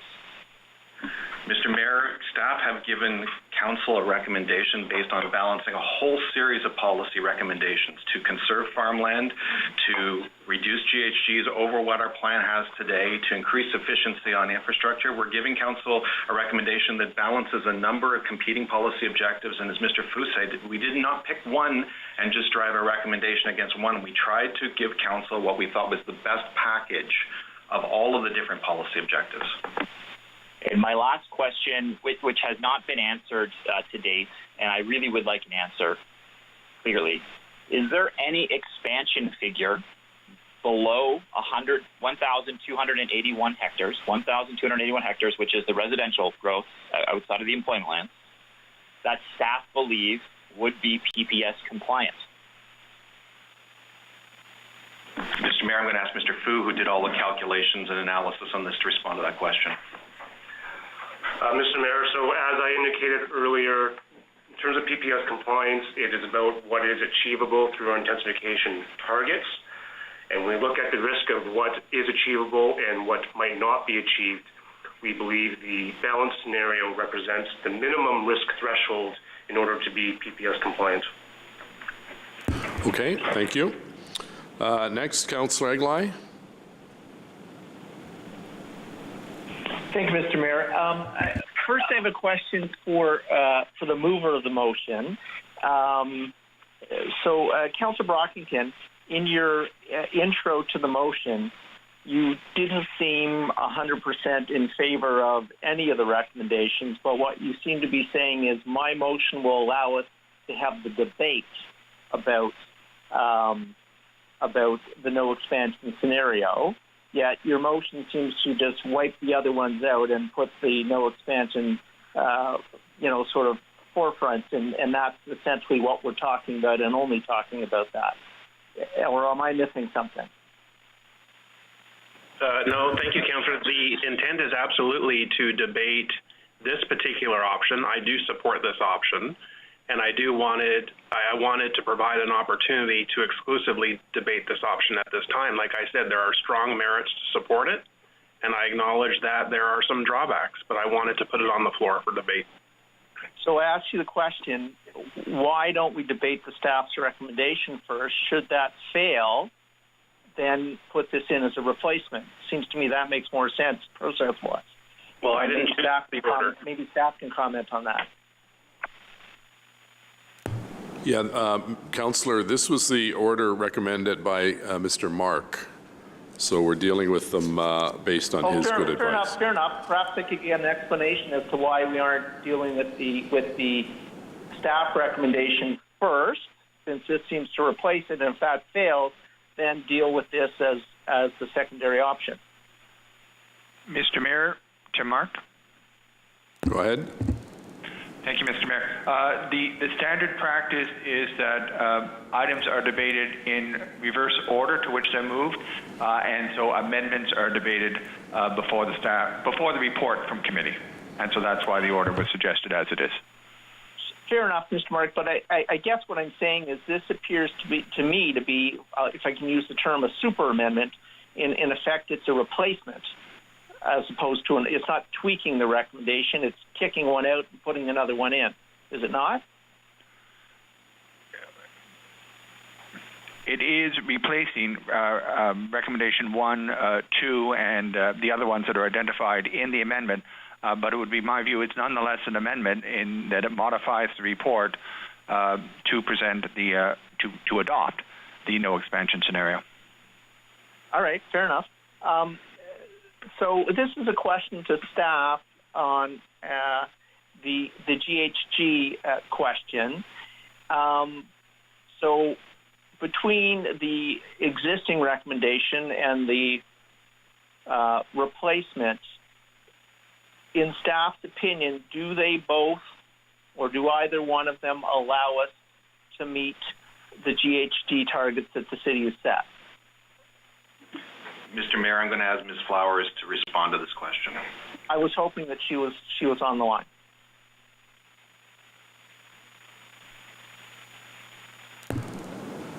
Just unmute yourself. I apologize, Mayor, but could you please repeat the question? Councillor? Unmute. Sorry, Mr. Mayor. So my question is this, Ms. Flowers. We have the staff recommendation, and this motion seeks to kick that out and put in the no expansion recommendation for vote. So my question is, do both of these achieve the GHG emissions targets that the city have set? Thank you. Council, we did do an analysis of the GHG emissions and determined that all the growth management scenarios can meet Council's target to reduce GHG emissions 100% by 2050 if all of the other roughly 40 actions in energy evolution are implemented. And these include both the electrification of our public and private transportation and our building heating systems. So fair enough, I appreciate that. So whether we pick this option or the option that staff has on the table, in either scenario, we will meet our GHG targets. Assuming that we meet all of the other actions. That's correct. All the other actions. No, fair enough. But we've already given you those, and we've moved on that. So I would assume we'll continue to move on that. So thanks very much for that clarification. Okay. Anything else, Councillor? No, that's all. Thank you, Mr. Mayor. Councillor Fleury, please. I'll be very, very brief, Mr. Mayor. I just want to say that I support the motion. I think it's important to take a decision which really strengthens public investment. Several people have mentioned this. It's just like with the LRT. Several of the plans for the LRT will need to be reviewed. I think this is an important decision for the city because it will be a defining basis for future plans for the city. Thank you. Councillor Brockington will let you wrap up, so we'll skip over you and go to Councillor Gower. Okay, thank you, Mr. Mayor. I think over the course of this past hour or so, there's been a few things that I think have been a little bit confused over the debate, and I just wanted to get clarity again from staff on this. First of all, there is more to this process of the official plan. So I just want to ask Mr. Willis, after our decision today, what are the next steps towards completing this official plan? Excuse me, Mr. Mayor, I had a drink in my mouth. I apologize.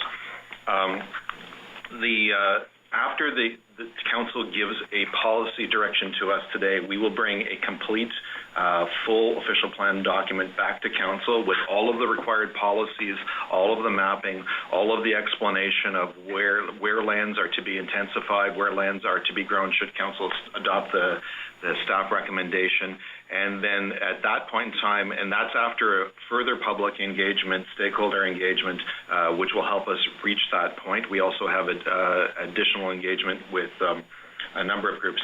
We will also be in communication, doing a technical circulation to provincial agencies and other public agencies, so that's also part of the process.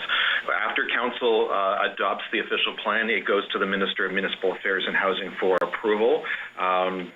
people can petition the minister for as they wish on that, and the ministry staff will do their own verification of the plan and circulation amongst provincial ministries, and ultimately make a recommendation to the minister. The minister will make his decision, presuming the same minister is in place. It could, if it's still the same minister or whoever replaces the minister, and that minister's decision will be final. However, as Mr. Mark explained, there is an outstanding appeal to Official Plan Amendment 180 that still has weight and bearing, which could be a factor in how the minister makes the final decision. Okay, so, and the target date for the council to approve the OP is at this point what? Mr. Mayor, just confirming for staff, so it's in the latter portion of next year. The latter portion of next year of 2021. And the ministry approval process, is that 1 month, 6 months, a year? If you could give us a relatively good idea how long that takes. Mr. Mayor, that has changed in the recent legislative changes. The ministry typically tries to accomplish this in about a minimum of 2 months. However, the minister has discretion on this, and the minister can take longer should the minister wish to resolve issues. Okay, the update of the zoning bylaw that we need to do, can that start as soon as council approves the OP in 2021, or do we have to wait for the ministry approval? Mr. Mayor, we could start the update of the zoning bylaw once we have clear direction of council's intent. It could even start before the official plan is finished. However, it cannot be finished before the official plan is finished, if I was clear enough. Okay, and you said earlier that process of updating zoning would take 2 years. The provincial policy statement requires a 15-year supply. I just want to have clarity for my colleagues here.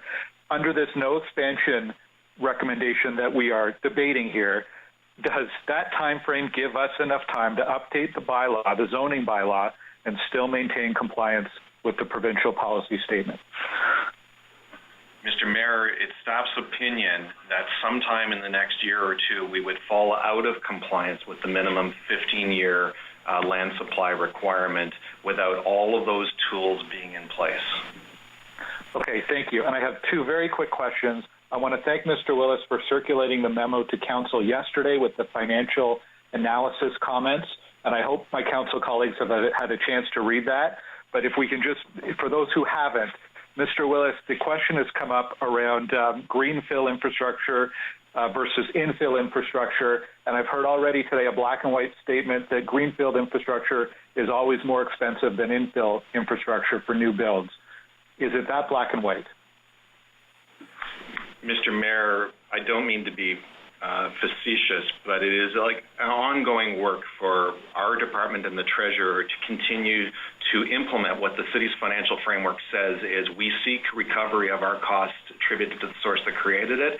We are constantly changing and updating our bylaws for development charges to ensure that we are recovering all costs we are eligible to do. We know for just in raw construction of new infrastructure attributed to development in suburban areas that is done and paid for by the developers or paid for development charges. In infill, construction costs are higher in every infill situation because of the complexities of rebuilding in an established area, and we do not get 100% cost recovery, and I think I've already answered the question, Mr. Mayor, on the issue of operational life cycle elements. Okay, thank you. My last question, and I'm not looking for a long answer, because it is contained mostly in the memo. My colleague, Councillor Brockington, brought up earlier that a concern about a lack of financial analysis in the information in front of us. Why hadn't staff prepared a detailed financial analysis as part of the growth management strategy recommendations? Mr. Mayor, in order to do a detailed financial analysis, we would have had to develop multiple infrastructure and transportation scenarios, which would take time, cost considerable amount of money, and would only still at this stage yield a very, very high-level conceptual analysis that is unlikely to be any different from what we learned in prior official plan exercises. So we based our analysis on our experience as an organization. Thank you very much. Great, thank you. Point of clarification, Councillor El-Shantiri. Yes, thank you, Your Worship. My colleague, Councillor Menard, in his exchange with staff, brought, we didn't have to go through to a good farmland. So there's none of the option will touch any farmland, Mr. Mayor. So we have to clear that. Okay, thank you. Councillor Brockington to wrap up. True. Can I have a point of clarification? Because I don't just want to. Well, yeah, just future, please don't name a councillor, then they don't get to respond. But they named you, so Councillor Menard, your comment. Thanks very much. It was made very clear to us. Oh, sorry, if you could just turn your mic off, Mayor. Thank you. It was made very clear to us in delegations to Planning Committee that there is prime agricultural land being farmed right now outside of the LEAR definition that would potentially be at risk. And I understand there are other amendments coming today, but so far what I've seen is that land is still very much active farmland that could be susceptible in this process. Okay, thank you. Councillor Brockington to wrap up on your motion. Thank you, Your Worship, and thank you to all colleagues for your thoughtful contributions to the discussion this morning that we've had. Our beautiful city needs an absolute rethink on how it's built, how it's designed, and how our mature neighborhoods evolve. And we've seen time and time again, we need a much better alignment with our transportation system and our infrastructure master plan. And we know even at rush hour, Ottawa's transportation system is not functional, and we do not have consistent, reliable public transportation. So what happens if you expand the urban boundary and we grow out to the fringes of this city? This motion resets the course. And to comment about the question that Councillor Eglai posed about GHGs, my comment is specifically about the growth strategies. If you just look at the three main options before us that staff analyzed and presented at committee last week, the staff conclusion was that the no expansion growth strategy was the one that contributed the most to lowering the greenhouse gas emissions. This option before us best maximizes the existing city infrastructure. It reduces the taxpayer contributions to infrastructure and other costs when growth occurs. As I've said before, maximizes our public transit system use, not having to create additional routes. You maximize what already exists with the LRT. And again, it preserves greenfield land. So again, there was a strong desire by the public to have this option debated. We've heard the pros and cons, and I'm asking you to be bold and think about not just today, but the future of our city. Thank you. Thank you, Councillor. I'll offer my comments now. I'd urge members of Council not to vote for this motion. We've heard from our professional staff, and by the way, we have some of the best planning staff in the country that we're very proud of, very progressive in their thoughts. But they have been very, very clear that this scenario is completely unrealistic. That will be one reason why the minister will reject it, and secondly, it's not in compliance with the provincial policy statement. Now, if I put my hat on as the former Minister of Municipal Affairs, I could see how something like this would come forward and it would not be accepted by the province because they would see it as completely unrealistic to put all of the growth inside wards, which quite frankly, we have hundreds of examples of projects that are infill projects that have been voted against by the same members of council who are now preaching intensification. We just had one an hour ago on Grennan Avenue, a 4-story apartment building, and the ward councillor votes against that. We have other examples, right across from transit stations. We don't practice what we preach here when it comes to intensification, and the public can go look at the voting record, that literally hundreds of examples. Every single planning committee, there'll be a NIMBY vote or someone from the community raises a ruckus and they're against it. So we are projecting by 2046, 400,000 new residents in the city of Ottawa. Think about that for a minute.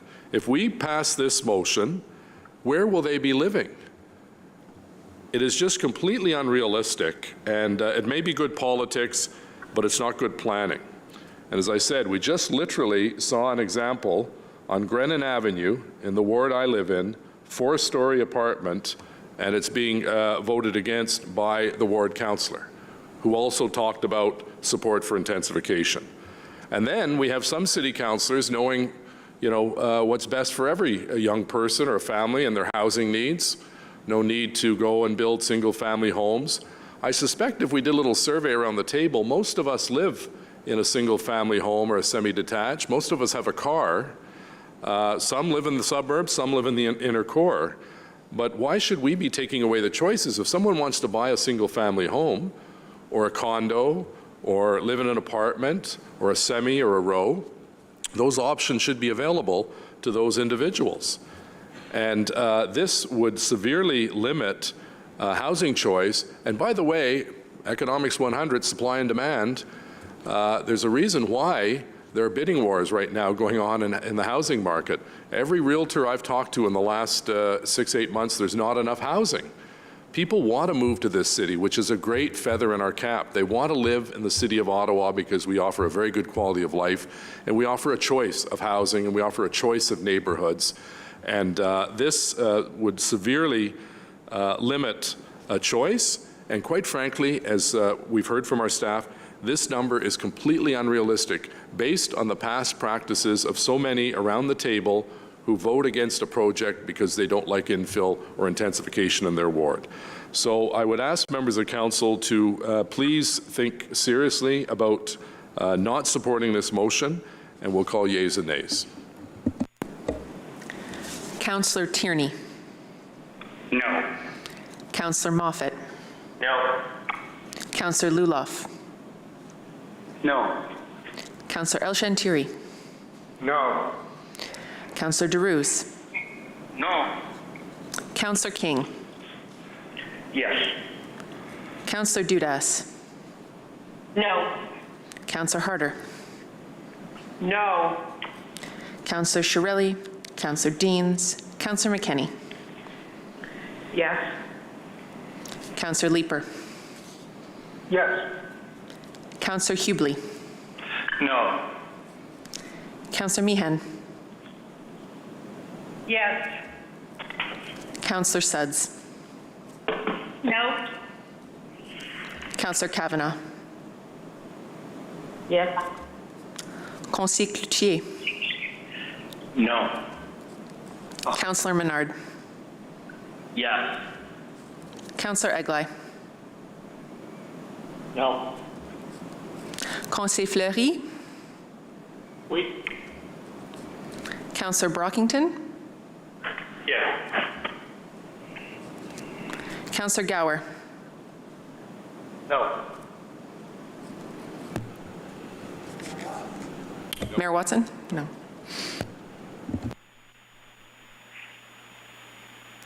Eight yeas, 13 nays.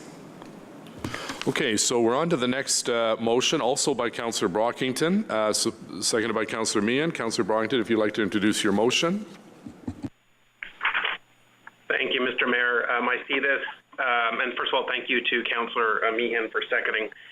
Mr. Mayor, this is an amendment to the staff recommendation that focuses on the intensification rate that they've developed that would be achieved in the 2041-2046 period, and the amendment moves to move the intensification rate from 60% to 70%. This is seen as a compromise from the staff recommendation and a more aggressive intensification rate that would preserve some virgin greenfield lands and comes with many of the benefits I listed in the first motion I proposed, which I won't restate again.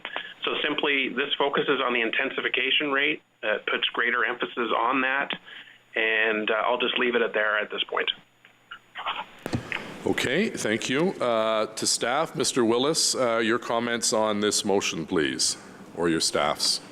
Mr. Mayor, Mr. Herwire will respond. Thank you, Mr. Mayor. I'll be brief given the previous discussion. So staff are of the opinion that the balanced scenario represents the most aggressive intensification targets that are achievable, as we have discussed. The higher intensification target would increase the risk that the OP will not have the minimum supply of designated residential land as per the PPS. The intensification targets are minimums, and there's nothing in the OP that would preclude exceeding these targets, including the 70%, if all the elements fall into place.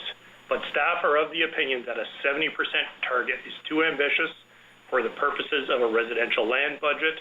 We talked about the risks, primarily the inconsistency with the PPS. And for those reasons, staff do not support the motion.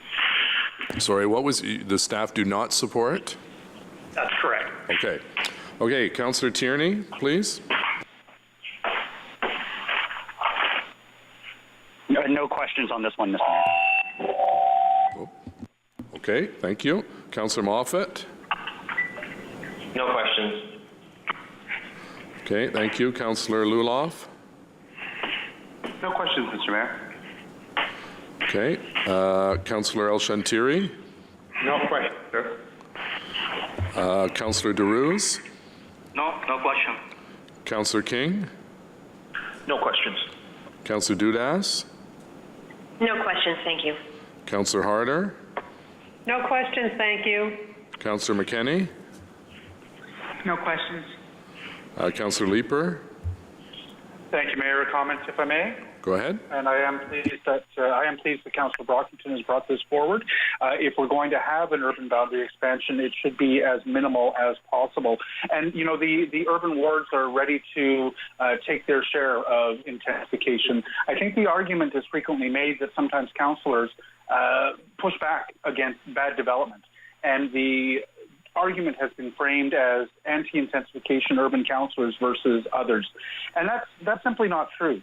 And when you take a look at the thousands of units in my ward that I have voted in favor of in low-rise and high-rise developments that have been planned for and that meet the requirements of secondary plans, you'll see that is true, that there is a way for developers to work in collaboration with neighbors, to work in collaboration with councillors.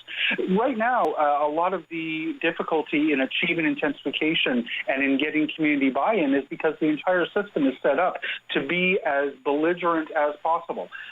Currently, intensification in the urban wards is occurring through what is largely spot rezoning. I would love to have developments that are coming forward that are dense and that have been planned for. Instead, we have Wild West development.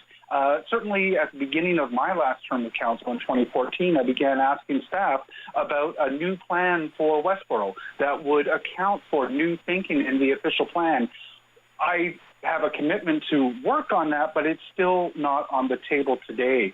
If we're going to have intensification at a level that we need in order to accommodate what Councillor Brockington has put forward as a much more reasonable 70% instead of 51%, we can do that if we plan for it. And if we plan for it, it's going to be a much more harmonious development environment. Certainly, any change is going to be resisted by some people, but when it's planned for, it's much easier to have a productive and useful intensification discussion. Mayor, I'll leave it there. All right, thank you. Councillor Hubley. No questions, Mr. Mayor. All right. Councillor Meehan. No questions. Councillor Suds. No questions, Mr. Mayor. Councillor Kavanagh. No questions, thanks. Councillor Cloutier. No questions, Mr. Mayor. Councillor Menard. Yeah, I just want to say I support the motion, but it is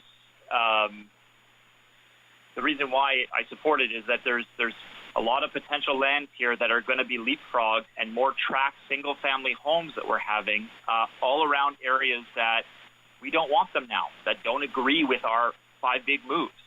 We're going to have to make really tough decisions on those. This is not what we're doing in advance of a vote is not just rounding out the corners.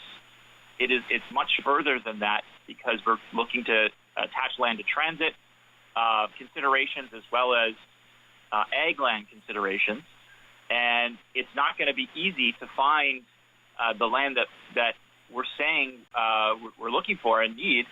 And it's going to go much beyond just rounding out the edges. And so that's where my concern is. So anything that we can do to reduce the amount of expansion into areas that are near our transit corridors and don't have this debate over the second pass. So there's going to be a first pass and then a second pass where we're looking at criteria.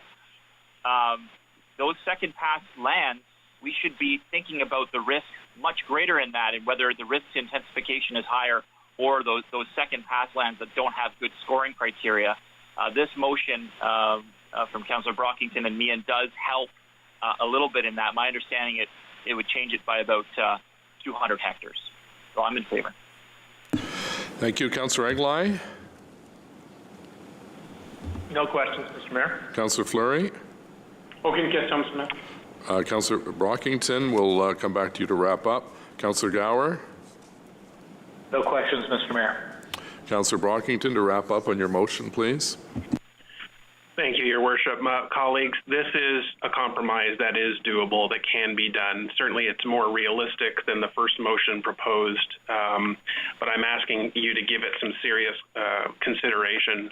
I just want to piggyback on a comment from Councillor Leeper. When you have a developer like RioCan that wants to redevelop the Westgate Mall, and they come to the councillors at the very beginning, engage the community from the very beginning, you got a development that we both supported and the community backed.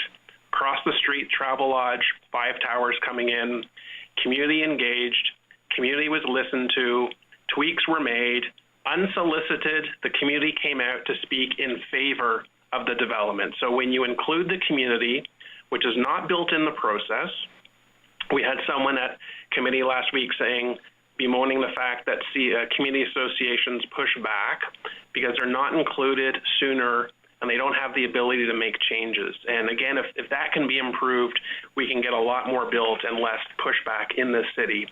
Colleagues, this is the compromise where we can show to the public that we are willing to make some changes here. This is the growth strategy. It can be tweaked and improved, and I'm asking you for your support today. Thank you.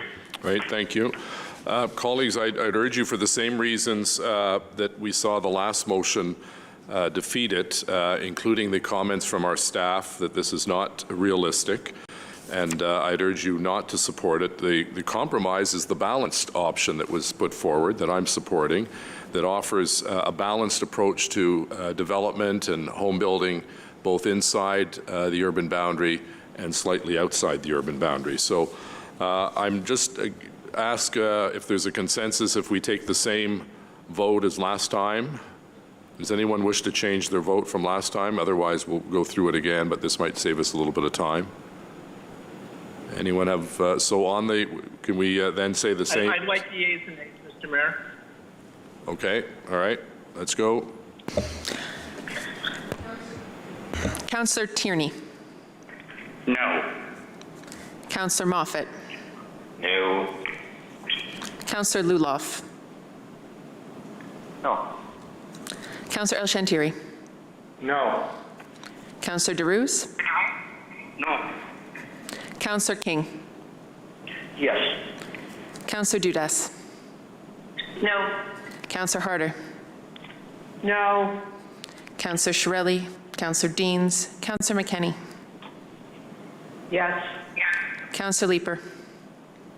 Yes. Councillor Hubley. No. Councillor Meehan. Yes. Councillor Suds. No. Councillor Kavanagh. Yes. Conseil Cloutier. No. Councillor Menard. Yes. Councillor Eglai. Yes. Conseil Fleury. Oui. Councillor Brockington. Yes. Councillor Gower. No. Mayor Watson. No. 9 yeas, 12 nays. Thank you. So our next motion is by Councillor Menard, seconded by Councillor Leeper. Councillor Menard, if you'd like to introduce your motion, please. Yeah, actually, Mayor, this is turning to a direction after I worked with staff in advance. And so do you want me to do the direction now or wait till later? I have here just the motion. Is there a direction as well, Deputy Clerk? I don't have it.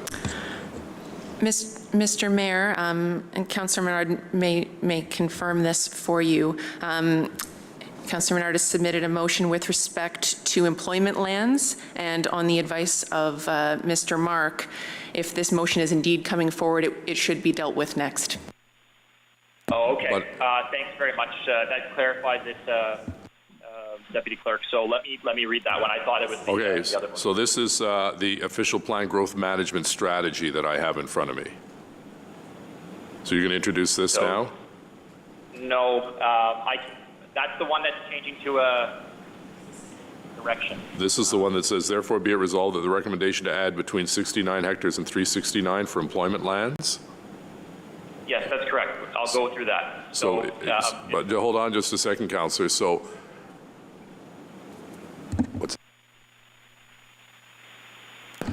okay, but we're going to send it to you, but this is a motion that I have in front of me. Is that correct, Councillor? Yes, that's correct. Okay, so you're going to introduce that now, and we'll send that to everyone, because I guess we just received this. So go ahead and introduce it. Yeah, sounds good. It's about employment lands, whereas the study on employment lands has not been completed, and no report has been produced to support the recommendation. Whereas the decision on the land budget was refuted by the OMB in OCA 150 on the basis that an employment study had not been completed. Whereas the policy direction approved in December on this matter regarding warehousing and distribution facilities in proximity to 400 series highway interchanges within the Ottawa city limits concerned rural economic development. Be it resolved that the recommendation to add between 69 hectares and 369 hectares for employment lands to the city's urban area be set aside until the required studies have been completed, including consultation with staff, to report back prior to official plan approval. And I'll just briefly motivate. On the employment lands, it says right in our staff report that we have not yet done. That's why we're only giving a range of between 69 and 369 hectares. That should be strong enough justification to take it back and finish the study and come back when they have a recommendation supported by a fully completed and reviewed report. We know that they want to take, staff are going to be doing more analysis on this, and the location of strategic employment lands that would provide Ottawa with the flexibility to accommodate new employment in the next 25 years. But right now we haven't done the study or the consultation around this piece, and we need to make sure to do that and then come back to council when we have that information. Okay, Mr. Willis, your comments on this motion, please. Mr. Mayor, staff have no concerns with the motion. Okay, so we'll go down the list again. Councillor Tierney? Yes. Sorry, we're not going to vote now. We're just seeing if you have any questions. Oh, apologies. Sorry, Mr. Mayor. I thought we were just carrying it. Okay, if is the will of the committee staff are supportive, carried? Carried. Any dissents? Carried. No dissents. Okay, thank you. The next is Councillor Moffat, seconded by Councillor El-Shantiri on growth management strategy and agricultural lands. Councillor Moffat, if you'd like to introduce the motion, please. And I believe this is a variation of one that Councillor El-Shantiri presented at committee as well. So go ahead, Councillor Moffat. Thank you. Yes, so Councillor El-Shantiri and I had previously worked on this motion together, and we were just elaborating the final resolution. The motion itself had 3 resolutions, so this is an elaboration on the final resolution. Originally it said, approve that agricultural resource area lands are not to be used for urban infrastructure, so on and so forth. And the proposal in this motion, through some discussions with other stakeholders, including some folks at Just Food, that we would replace recommendation 8 would approve that agricultural resource area and general rural lands adjacent to new communities are not to be used for urban infrastructure such as storm ponds, water and waste water infrastructure, sports fields, or other uses that support the development of new suburban communities. Essentially just saying if we add lands those expanded lands are to take the infrastructure required, and we aren't to bleed out onto rural lands outside of the urban boundary. Okay, Mr. Willis, your comment on the motion, please. Mr. Mayor, staff support the motion. Okay. Does anyone else wish to speak to this? I'm assuming Councillor El-Shantiri, because he seconded it. Councillor El-Shantiri?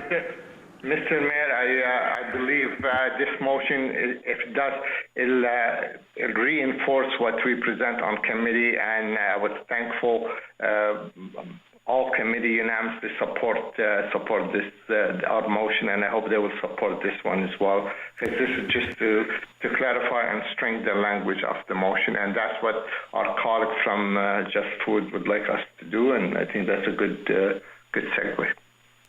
Okay. I hope we can get your support. Yeah. Anyone else wish to speak to this item? I just have one quick comment, Mayor.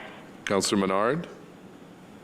Yes, just a question to staff, or I guess the movers, is will this amendment protect prime farmland in the general rural area by excluding it from being ranked for expansion, as we've done with ARA lands, or is that something separate coming forward, or at all? I don't know if there is something separate coming forward on that today. Mr. Mayor, staff are not reopening the prior LEAR discussion. That was a multi-year process that received extensive debate through council, and that is the basis for which we make the decision on which lands are not considered to be scored. The effect of this motion, just to explain, is that in some instances, development proponents on lands that are right on the boundary of the general rural area and an urban area try to argue that they should be allowed to put stormwater infrastructure, sports fields, those sorts of things outside of the general urban area onto the adjacent lands. What this change proposed by Councillor Moffat, seconded by Councillor El-Shantiri, sets very clear rules, and it assists staff to say no.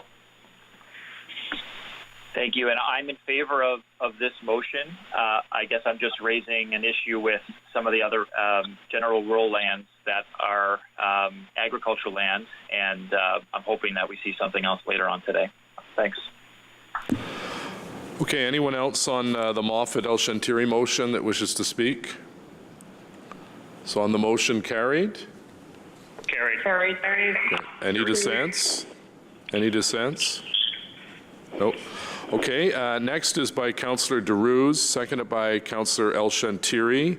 With respect to agriculture, once again, I believe, Councillor Derouz.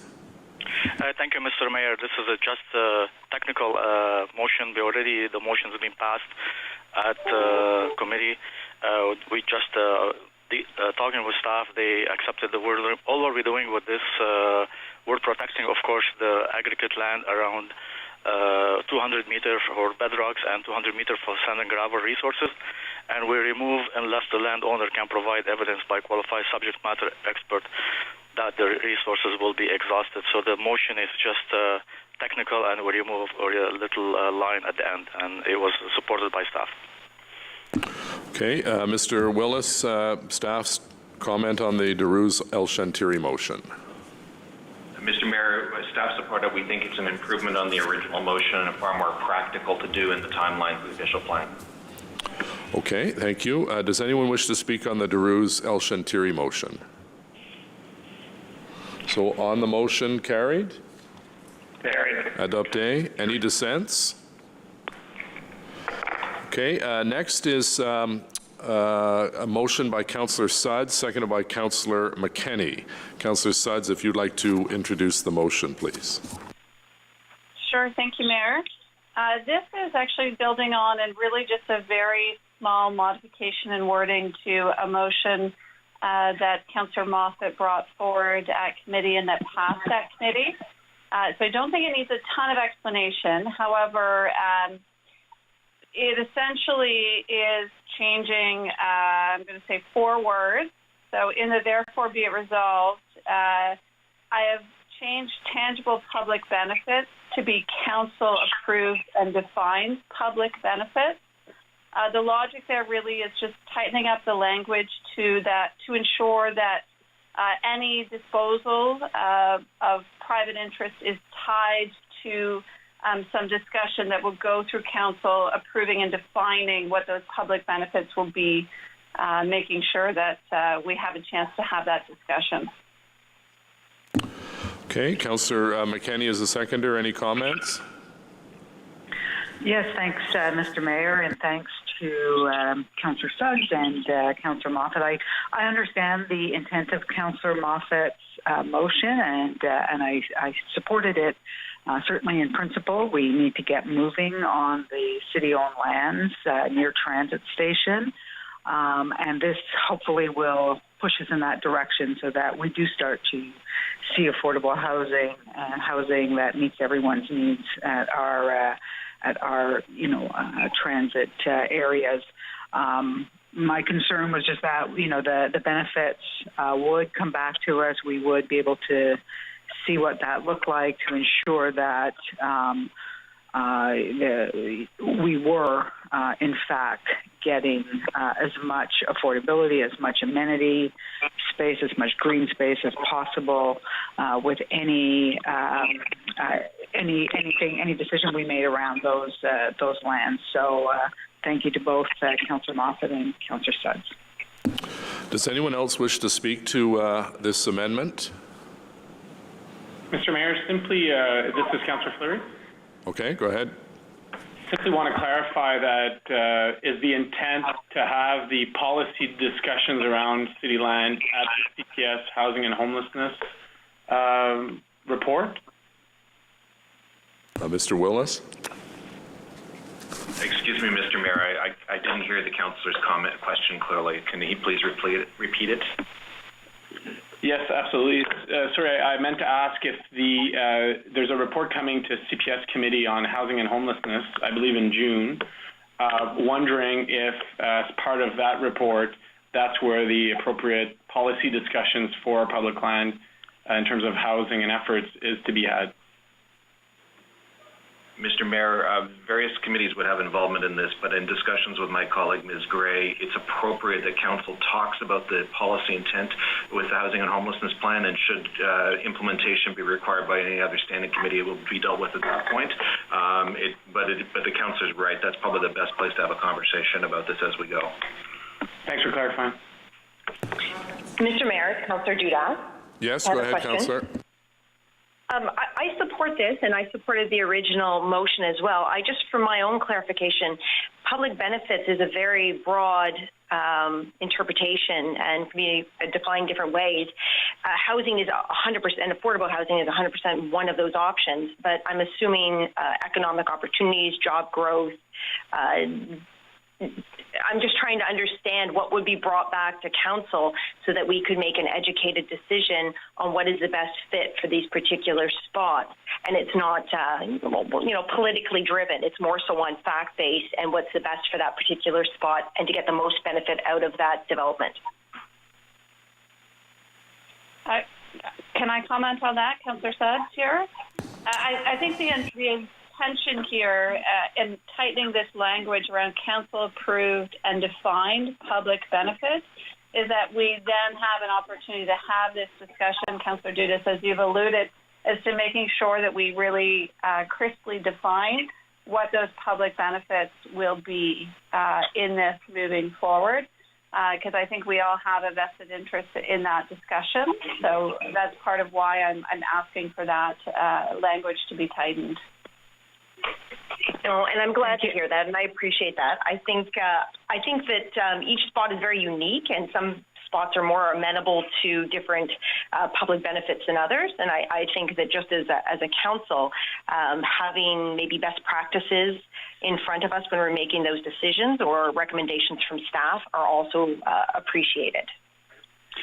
Sorry, could I just jump in? It's Councillor McKenney. Thank you for that question, Councillor Dudas. I think it is that kind of discussion we have to have.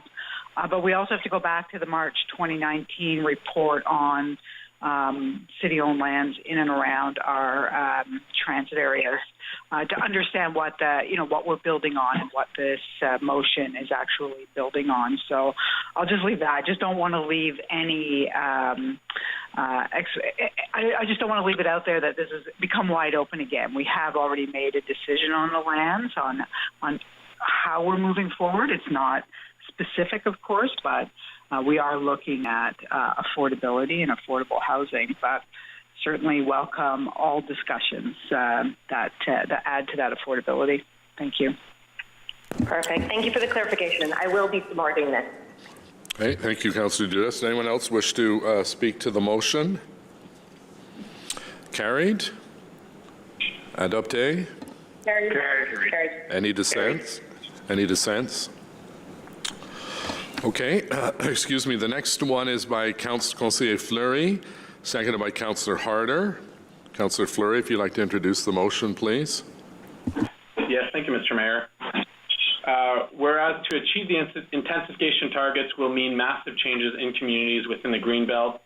Therefore, be it resolved that staff include policies in the OP to 1, describe the tools necessary to achieve better design standards, including build form and materials while respecting community character, and 2, policies to distribute density and stimulate development broadly within the Greenbelt to meet above intensification targets, such as proactive rezoning and other incentives.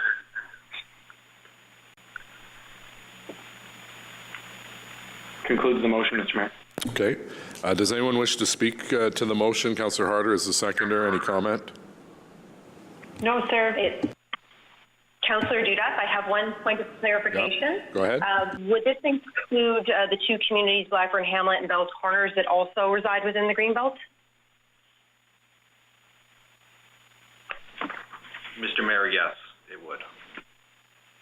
Okay, thank you. Okay, thank you for that, Councillor Dudas. I forgot to ask.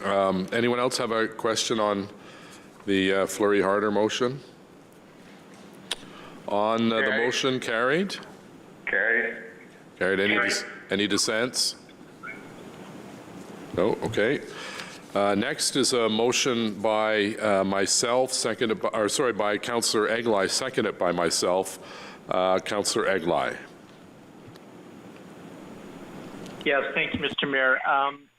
That motion, you'll see as it's circulated, doesn't have any whereases, and I apologize for that, but up until just before council, it was going to go ahead as a direction as opposed to a motion. So thank you, staff, for turning that around quickly, and thank you, Mr. Mayor, for agreeing at the last minute to second the motion. So this motion came out of a discussion that I had with Mr. Willis after the two-day meeting, and where we were starting to see in the media various employers indicate that they were moving more towards a work from home approach, and that approach may go beyond the COVID situation. The most known of those companies coming forward, employers being Shopify, which of course is one of our major employers in the city and one of the major companies, quite frankly, in the world right now. And so I think that this is potentially the beginning of a much larger discussion around that. And in that light, I discussed it with Mr. Willis. We do differ somewhat on how much this might catch on, but I think there's some mutual agreement that there will be a residual ripple effect going forward.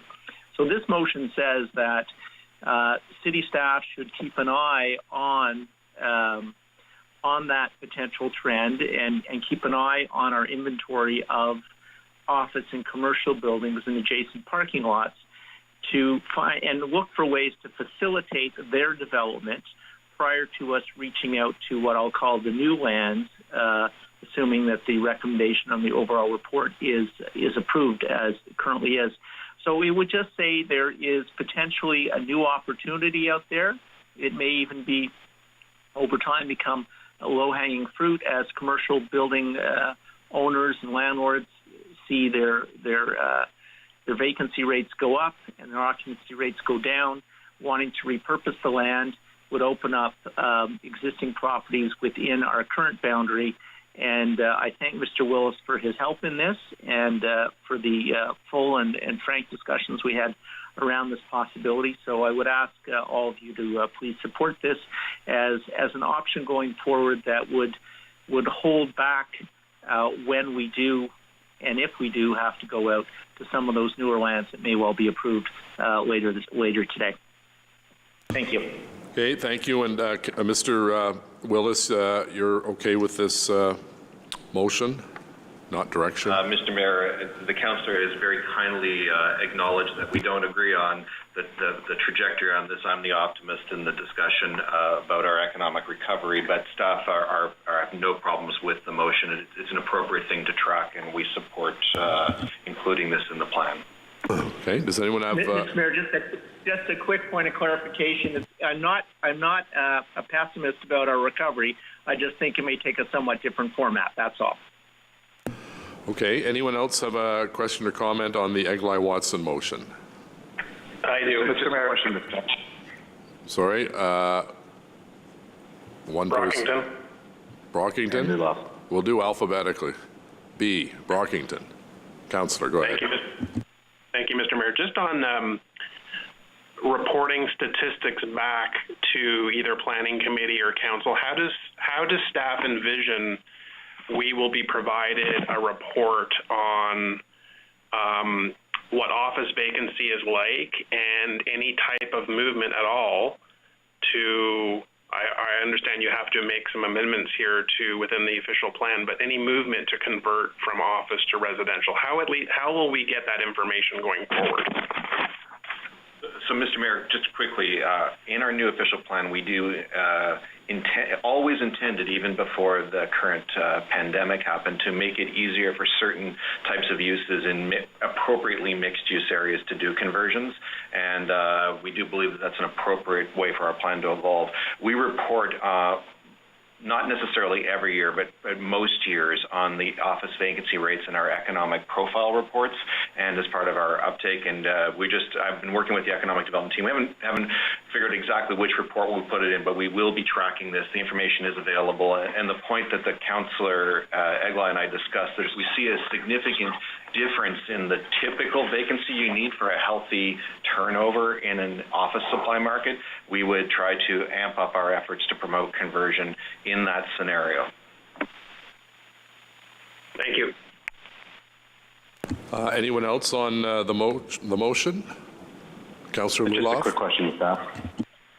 Mr. Willis, this motion in no way precludes our ability to build on already identified employment land within the Greenbelt. As you know, through our discussions, we have a severe lack of employment out here in the East End. I just want to make sure that I'm not shooting myself in the foot.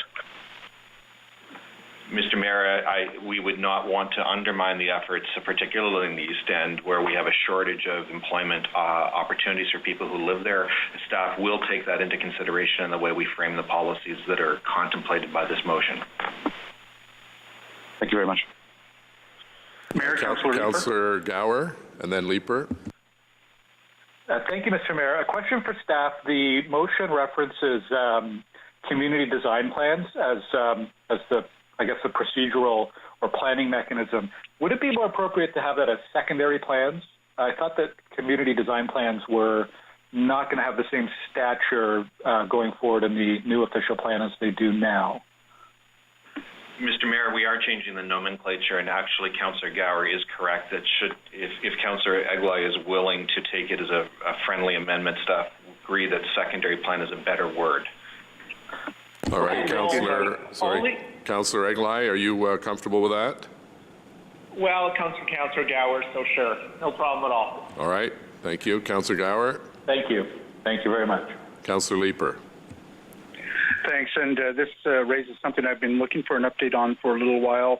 The retail and commercial space was already changing before COVID. We've got a number of discussions around, the need to put maybe office space on our traditional main streets, for instance, because retail at storefront is changing in the face of online shopping. Where are we on that look at commercial, particularly retail space? And how does that tie in with the official plan that we're moving forward with? So, Mr. Mayor, that's a question we have not got to yet in the process. It's simply the growth management decision is extremely important. We have to go to that. I can tell you that through extensive litigation isn't the appropriate word, Mr. Mark can correct me, but the OMB for many years heard case after case after case where municipalities tried to control the supply of commercials and office spaces, and time again, the OMB in the day shot down municipalities' attempts to do so. So I think what we're trying to do is create an environment where we can find healthy support to Main Streets, the right mix of uses, the right types of things. We know we have to look at that issue. I just don't have the answer today. But we will by the time we bring the draft OP back. Okay, no, I just want to make sure that was continually worked on. Thank you very much, Mayor. Great, thank you. Anyone else on the Eglay-Watson motion? On the motion, carried. Adopté. Any dissents? Okay, next, Councillor Menard, this is your direction to staff. Do you want to introduce that? Certainly. Thank you, Mayor. So the direction is, and I've worked with them in advance of this, for staff to provide clear articulation of the timing of new expansion lands with preconditions for approval of a secondary plan, with the intent of phasing development so that existing vacant greenfield lands precede expansion lands. And it arises from discussions that were had at the planning committee from some councillors, Councillor Studs and others, who asked about this, and so staff, I believe, are willing to take this direction. Mr. Willis? Mr. Mayor, staff support the direction. Okay, any questions or comments on the direction? Okay, so thank you. That goes forward to staff. Next is a motion by Councillor Menard, seconded by Councillor King, with respect to the OP. Councillor Menard, if you'd like to introduce it, please. Yes, so this is around the growth management strategy and what those secondary plan approvals will look like.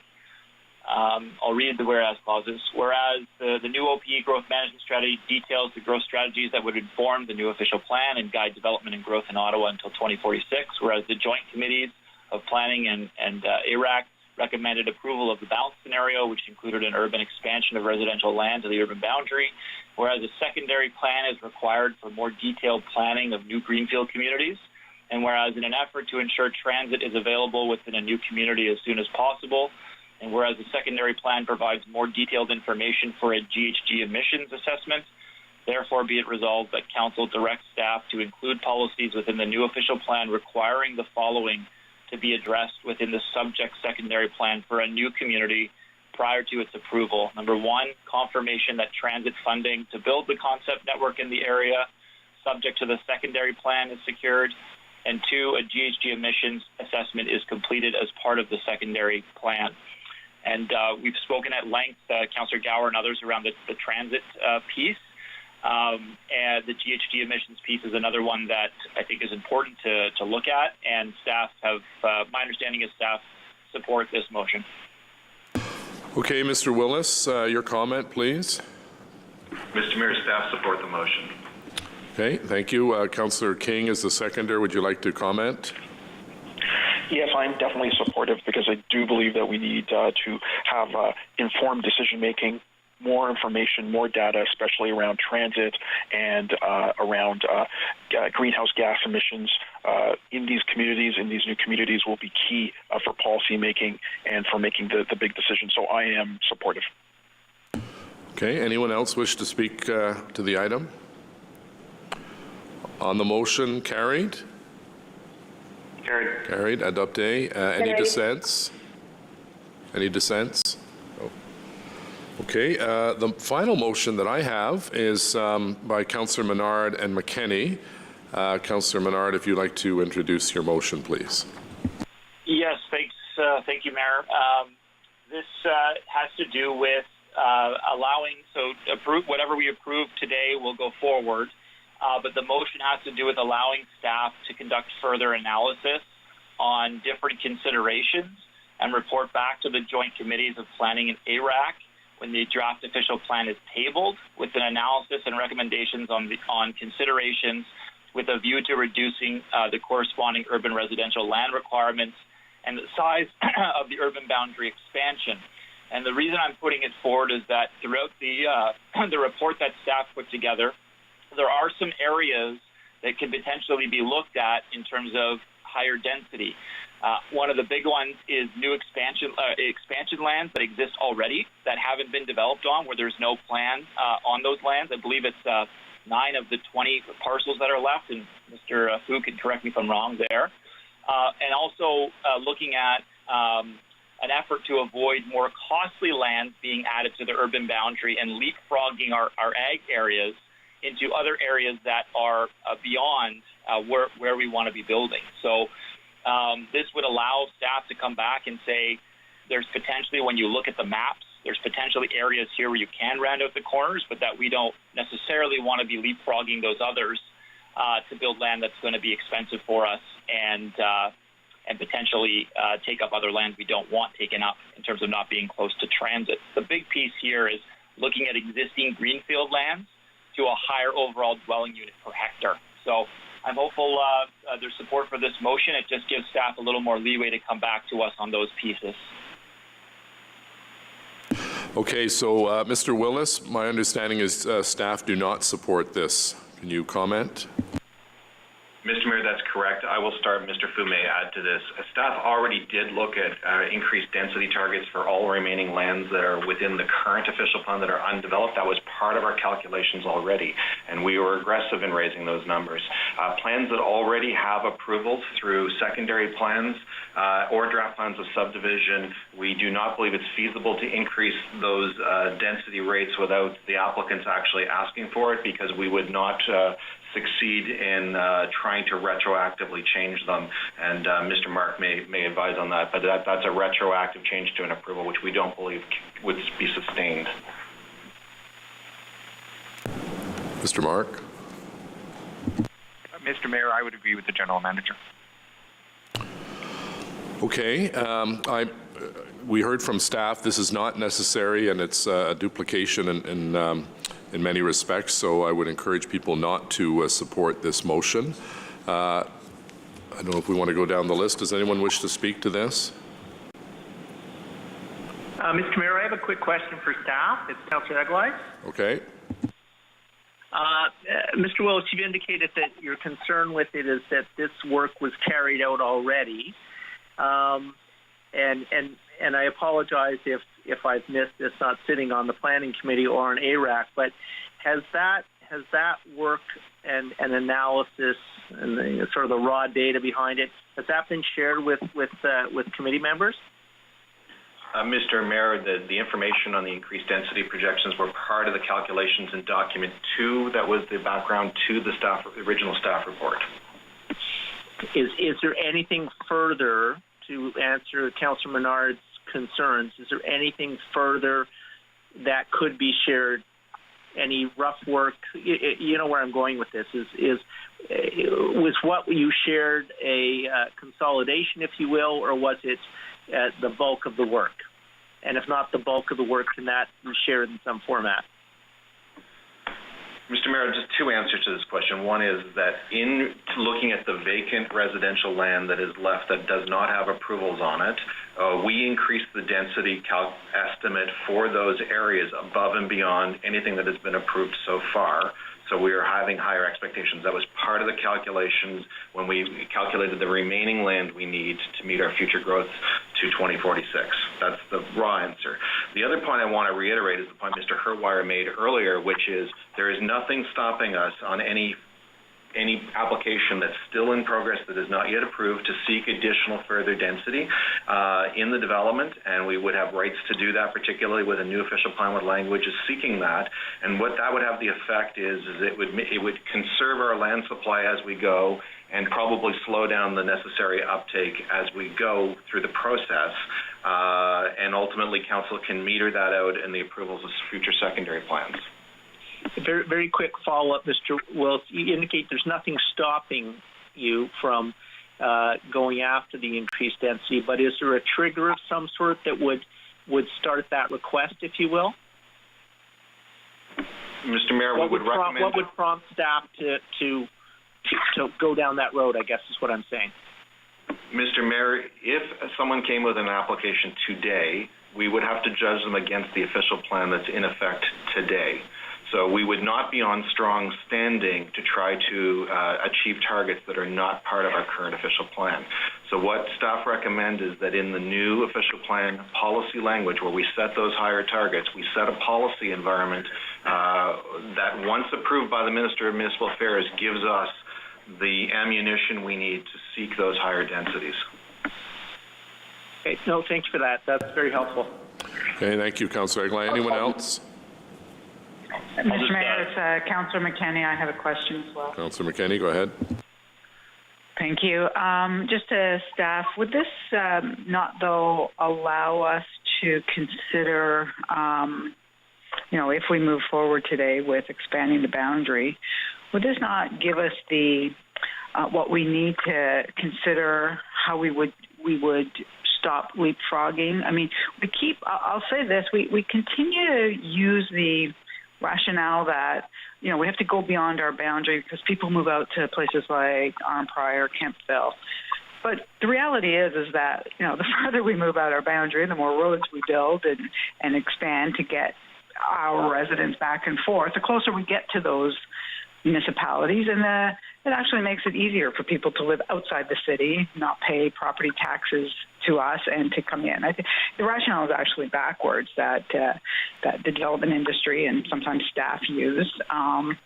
So would this not allow us to at least give some consideration to where this is going to occur, how it's going to occur?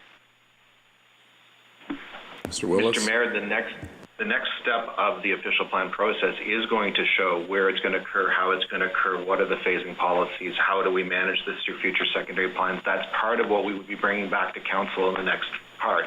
And I think the concerns with Councillor Menard is raising, staff want to lay out a policy environment and a recommendation to council that would manage that entire process. And if this motion goes forward, it's asking us to stop the process of going forward in developing the plan, but to go back and reevaluate work we've already presented to you and provided the information on. So I think it's an issue of order of operations, Mr. Mayor, and with the greatest respect of the intent of councillors, I recommend that this question be posed as something for the draft policies to consider. Okay, well, thank you for that. I will be supporting the motion. I think that the more information we have to make our decisions, it's what residents expect of us, and it's what I'll be looking for. Thank you. You other comments? Mayor, it's Councillor Harper. Go ahead. Thanks. If I understand the intent of Councillor Menard's motion, it is to be proactive about higher density targets and fitting more units into the vacant urban lands so that we don't have to expand the boundary as much. I absolutely understand that staff, in the course of approving plans of subdivision that don't already have prior approvals, would be seeking to get higher densities. But the point of clarification that I need Councillor Leeper. Councillor Leeper. Yep. Sorry, someone's not on mute, and it's very distracting when Councillor Leeper is trying to speak. So if everyone could keep their phone on mute. Thank you. Councillor? I appreciate your having my back. If in the course of approving new subdivisions, we're able to achieve higher unit counts on the various parcels that remain without a plan, we would not be able to claw any of the approved expansion lands back, correct? Mr. Mayor, expansion lands, if adopted in this plan, are not automatically developed immediately. Council meters the rate at which they are released for development based on satisfying all the technical requirements adopting the secondary plans. And the evidence of that is today in 2020, we have lands that were identified in the previous official plan that are not yet opened for development. So council has tools to meter the rate of which it goes, and that's why staff feel comfortable with our recommendation and the approach. And as I said before, it's a matter of, it's not that staff don't want to consider these issues. We recommend that it be dealt with as part of a phasing strategy, phasing policies in the official plan. And if I'll try to clarify again because it's complex for me. The lands become available. They become general urban once we pass an expansion. they apply for a plan of subdivision. We're not able, once we pass this growth management strategy, to say, wait, we did better than expected on density in a number of the vacant urban lands. You're going to need to apply for some kind of an official plan amendment. They're going to have the right to develop on any of the expansion lands as of right once we approve those as part of the OP. Mr. Mayor, I think I've said a number of times, please forgive me if I wasn't clear. The process of bringing lands designated through official plans to development is a multi-year process. It is likely to take in excess of 6 years and much more like a decade to actually do that. In those intervening years, Council will have a lot of opportunity to set the conditions for those lands to be opened up through the approval of the secondary plans, the approval of the master servicing plans and other elements on this. And staff feel, though, we need the land in the inventory because it takes so long to bring land online, and that's why the province lengthened. And if you read the background papers to why the province lengthened the rule from 10 years to 15 is because the municipal planning process takes so long in order to complete all those required studies in order to bring lands online. So if someone who has land that is identified for growth will not immediately be able to bring that land online. It is all preconditioned on a secondary plan, Mr. Mayor. Of course. Forgive me, I'll try one more time. We cannot deny a secondary plan to a developer who wants to develop a new subdivision in one of these new expansion lands on the basis that we've done better than we thought on density targets. Is that correct? Yes, that is correct, Mr. Mayor. That's what I was looking for. Thank you. Okay, other questions or comments? Just want to, Mayor, if I could jump in. Yeah, sorry, Councillor. Sorry, we'll wait for everyone else because you wrap up at the end. So does anyone else wish to speak or ask questions on the Menard-McKenney motion? Okay, Councillor Menard to wrap up. Okay, thanks. I just have questions, though. It's not a full wrap up yet. Well, no, this is your time for questions and wrap up. You have 5 minutes. All right. Go ahead. So, staff, we had a discussion at Planning and ARAC about somewhat on this issue. What I'm concerned about is that we couldn't come back later before the OP is approved and move around some of these lands, the second pass lands, the difficult to implement in the rural areas, that we may instead say we want to look at other intensification instead of those lands. Does this eliminate that option if we defeat this motion today? Mr. Mayor, Mr. Mark might be better to answer from a procedural perspective, but from my perspective, the plan isn't adopted until Council adopts it, and at the final version of the plan it remains on Council at Council's table to approve or not approve, and staff will give a recommendation, and Council still retains the discretion to accept or reject staff's recommendation. Okay. Did Mr. Mark want to say anything, or? Mr. Mayor, as I indicated in an answer to Mr. Luloff, Councillor Luloff, very earlier on in the proceedings today, what the General Manager says is true, particularly with respect to the policies that go to the Minister. However, with respect to urban boundary issues and the possibility of them ending up in front of the tribunal because of the outstanding appeals, as I indicated in the legal comment in the report, the tribunal does take into account interim steps. If there is to be a change from an early decision made by Council in the process, the tribunal will be looking for a factual or policy substantiation for that change. A change made without substantiation is not likely to be upheld by the tribunal. Okay, thanks for that. That is why I consider this motion so important, is we're giving ourselves some time to potentially look at lands that we may not want to expand on, whether they be prime ag lands not within the LEAR, but other areas, or areas that are not close to transit, or leapfrogging areas that we may instead, before the OP is approved, want to come back on. And that's my concern, is that if we just let this go past, it seems as that it's said and done. And so I don't want that to occur. I know Councillor Moffat has also talked about coming back on some other pieces like parcels of land as they get developed in terms of farmland, rural farmland. And before the process is done, I want to make sure we have that opportunity as well. And I'll give you just an example of why. One of the reasons I raised this is that we're actually seeing a higher unit count in our greenfield supply that have plans. The ones that don't have plans are still open, but the ones that do, we're seeing greenfield supply go up. So, we saw units increase in the lands in Barrhaven from 58,200 units to 66,300 units, a difference of 8,100 units from our previous staff reporting. So this helps us in terms of our density on our already vacant lands that are already within our boundary. So I guess I'd urge my colleagues to support this motion to give us that leeway we need for when the OP comes up again later on this year or next year. Thanks. Thanks. Just a point of privilege there. I was just mentioning that last comment. Go ahead, Councillor Moffat. Thank you very much. Was just mentioned about my relationship with the LEAR and some comments regarding that, and I just want to take that opportunity to clarify some stuff that's been floating around about LEAR and about agricultural lands. Several members of council, not all the members of council, oddly enough, received an email that inaccurately portrayed the LEAR, and unfortunately, we don't have Bruce Finley with us. I spent 4 years on LEAR, as did Councillor Blais, and we worked with Bruce Finley and Carol Ruddy, and Adam Brown was a part of that. Bruce Finley retired recently, so can't be here to correct some of the stuff that's been floating around about LEAR.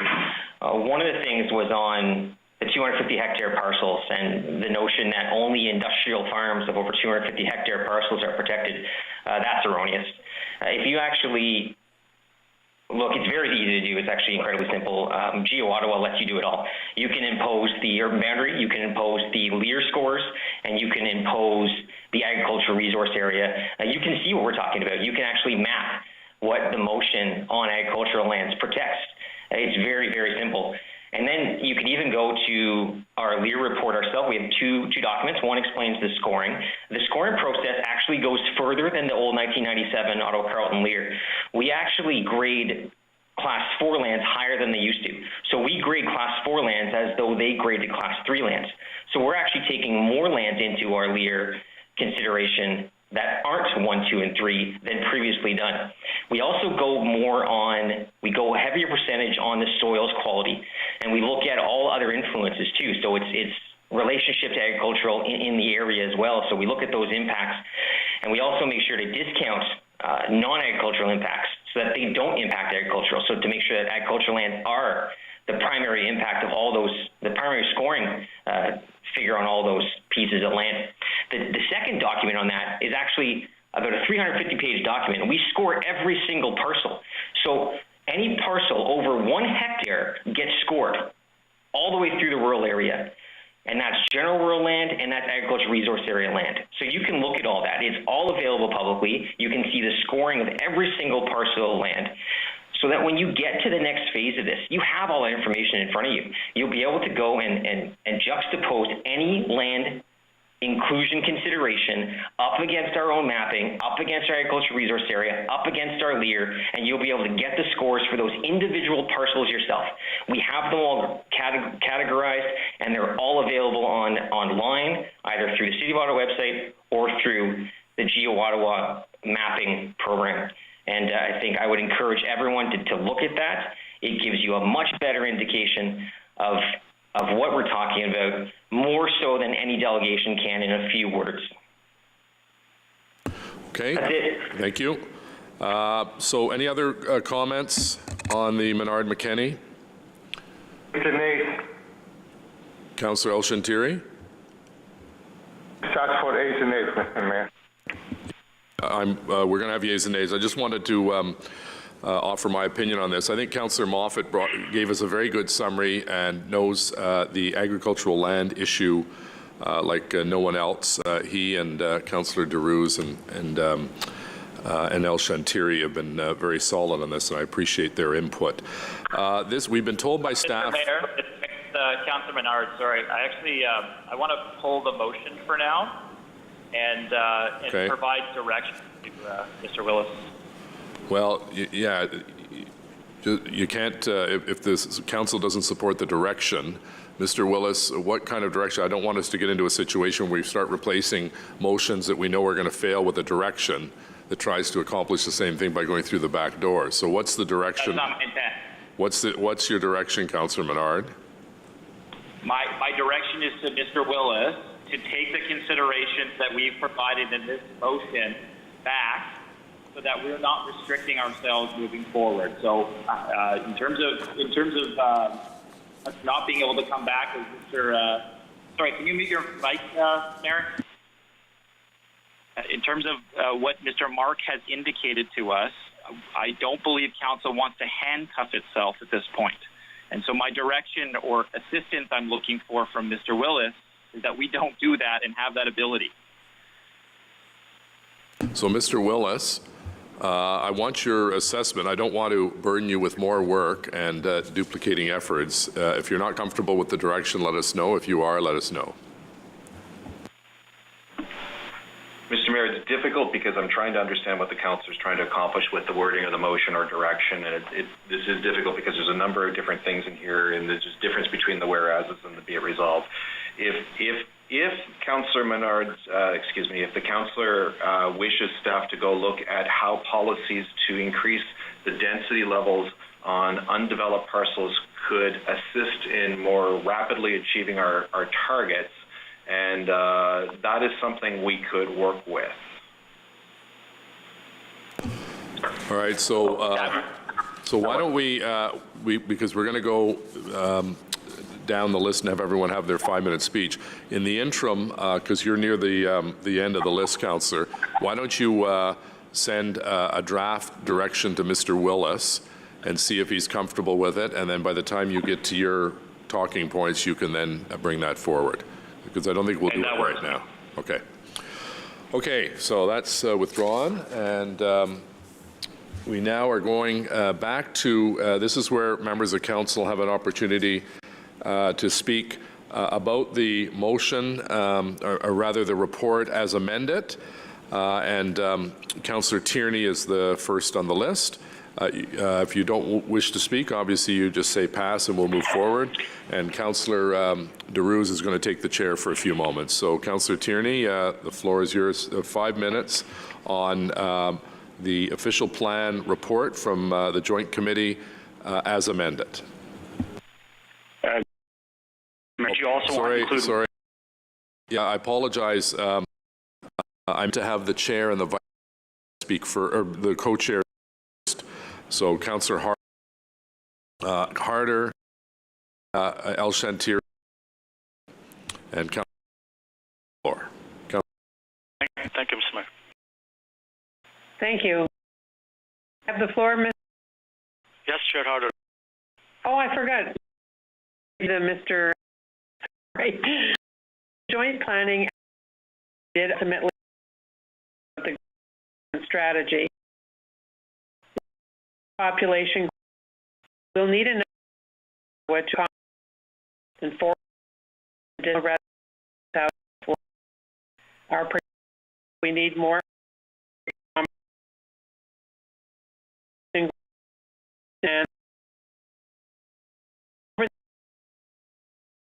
allow sectors to be added the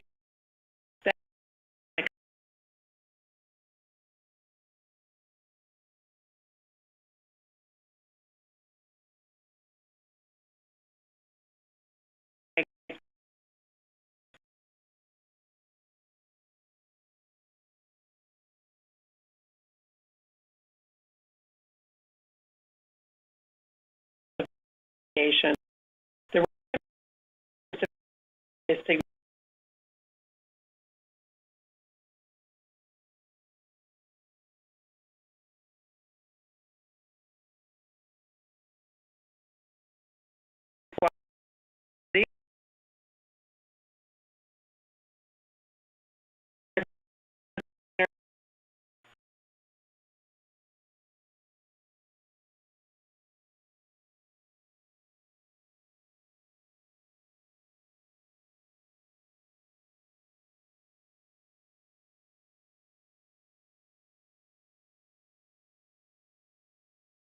priority.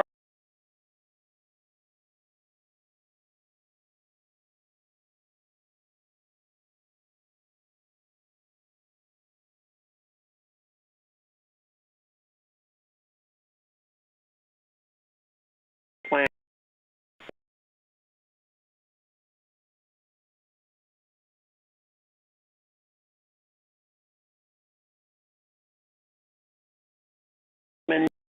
Hubs